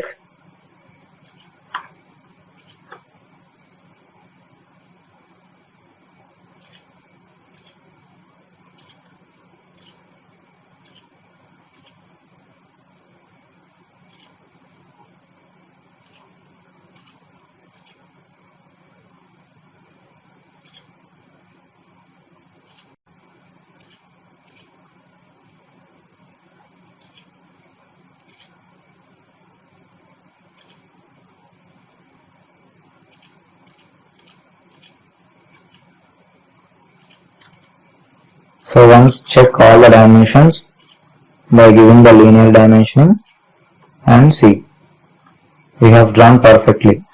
Each and every dimension has matched here. So this is 2, this is 2, this is 3, 3, 5, 5, 3, 3, 3, 3, 3, 3, and here 1, 1 and 7. See. So by using this relative coordinate system, so we need to complete this drawing like this, and I am giving some practice exercise. So you need to practice this. So I have already calculated the coordinate values for each and every point. So once check these coordinate values, either it is correct or wrong, how they came, so how we calculated. So you can practice this drawing by using this relative coordinate system. So in the further videos, so we will be discussing about from easy level to difficult level all civil and mechanical drawings in deep. So you can follow this channel to learn more and more about the drawings and AutoCAD. So if you want to become perfect in AutoCAD commands, so you need to draw more and more components. Now dear friends, so see here there is a drawing like this. So we need to complete this drawing by using relative polar coordinate system. So see here. So for this, so what should we do first? So this is the point, from here I need to start. So it is the value at the rate distance 0 less than 0 degree. So this is the angle. See, you need to remember these angles. So it is 0 degree and this is 90 degree and this is 180 degree and this is 270 degree. So you need to remember all these angles while drawing in related polar coordinate system. See, I need to start with, so I am taking line. So I am giving the first point as at the rate 0 less than 0 and press enter. So the point is starting here and now we need to go here. So we need to go here. So what is the value? So the distance is 16. See, at the rate 16 less than 0 degree angle. This is in 0 degree, right? So at the rate and distance I need to know 16 less than 0 and press enter. So see, this is the 16 line. So I want to reach to here. So what is the distance? So see here it has given 2. So we need to move 2. So at the rate, so 2 less than 90 degree. So it is in upward direction. So upward is 90 degree. So at the rate 2 less than 90 and press enter. Now we need to come here. So this is the point we need to reach. So in the x direction we need to move 2 and it is corresponding angle is 0 at the rate 2 less than 0 and press enter. So we have reached here and see here we need to reach here. So what is the distance? So it is here 4. So at the rate 4 less than, to top I need to move, so 90 degree and press enter. So now I need to move here. So the distance is 2. So at the rate 2 less than, so from here we are going to the left hand side, the negative side. So it is the corresponding angle is 180. So 2 less than 180 and press enter. Now we need to move up in the distance 2. So we need to give the value of the rate 2 less than 90 and press enter. And see, we need to reach here. So see, we need to go back. So this is the coordinate value and we need to go back at 4. So at the rate 4 less than 180 degree. The corresponding angle is 180. So we need to give the value 4 less than 180 and press enter. And now we need to move up. So from here we need to move up. The corresponding angle is 90 degree here. And at the rate, the distance I need to move 4 less than 90 degree. So this is the coordinate value. At the rate 4 less than 90 degree and press enter. So and now we need to move here. So from here we need to move. So the distance is 2. I need to move in the 180 degree angle. So at the rate 2 less than 180 and press enter. See, I am here and now I need to move up. See, I need to move up at a distance 2 in the corresponding angle 90. So at the rate 2 less than 90 and see, I need to move here. So with a distance of 4 I need to move in 180 degree. So at the rate 4 less than 180 degree I need to move. And now, so I need to move here. So from here I need to move. See, to a distance of 2. So the coordinate value at the rate 2 less than 270 degree. Because it is the point, right? See, it is the point. From here if you want to move downwards, so the corresponding angle is 270. So at the rate 2 less than 270 and we need to move to the left hand side from here. So with a distance of 2 and the corresponding angle is 180. So at the rate 2 less than 180 and press enter. And see, we need to move in the downward direction from here at a distance of 4. So at the rate 4 less than 270 is the coordinate value of this.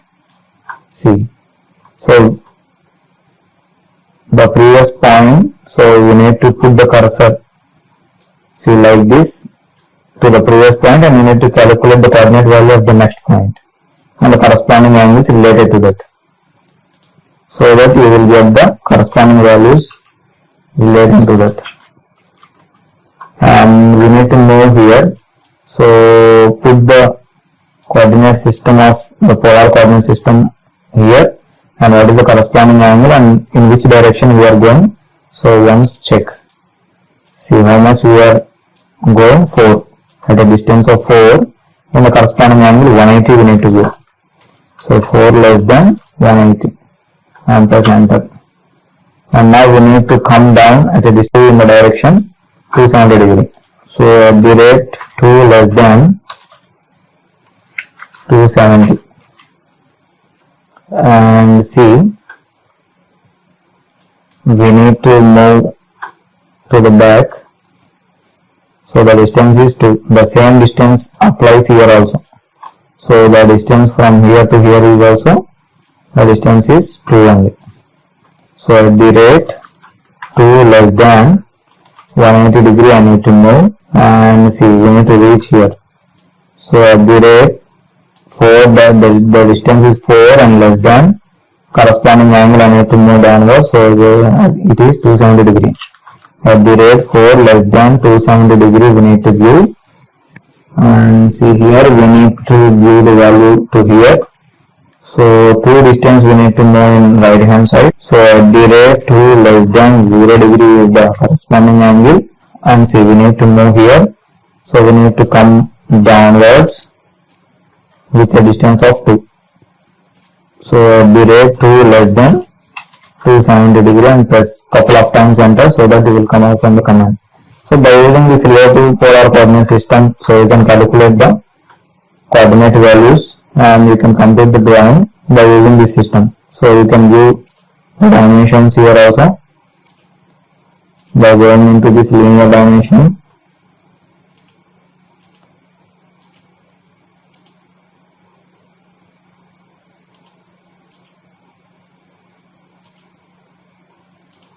Once check all the dimensions you have given correctly.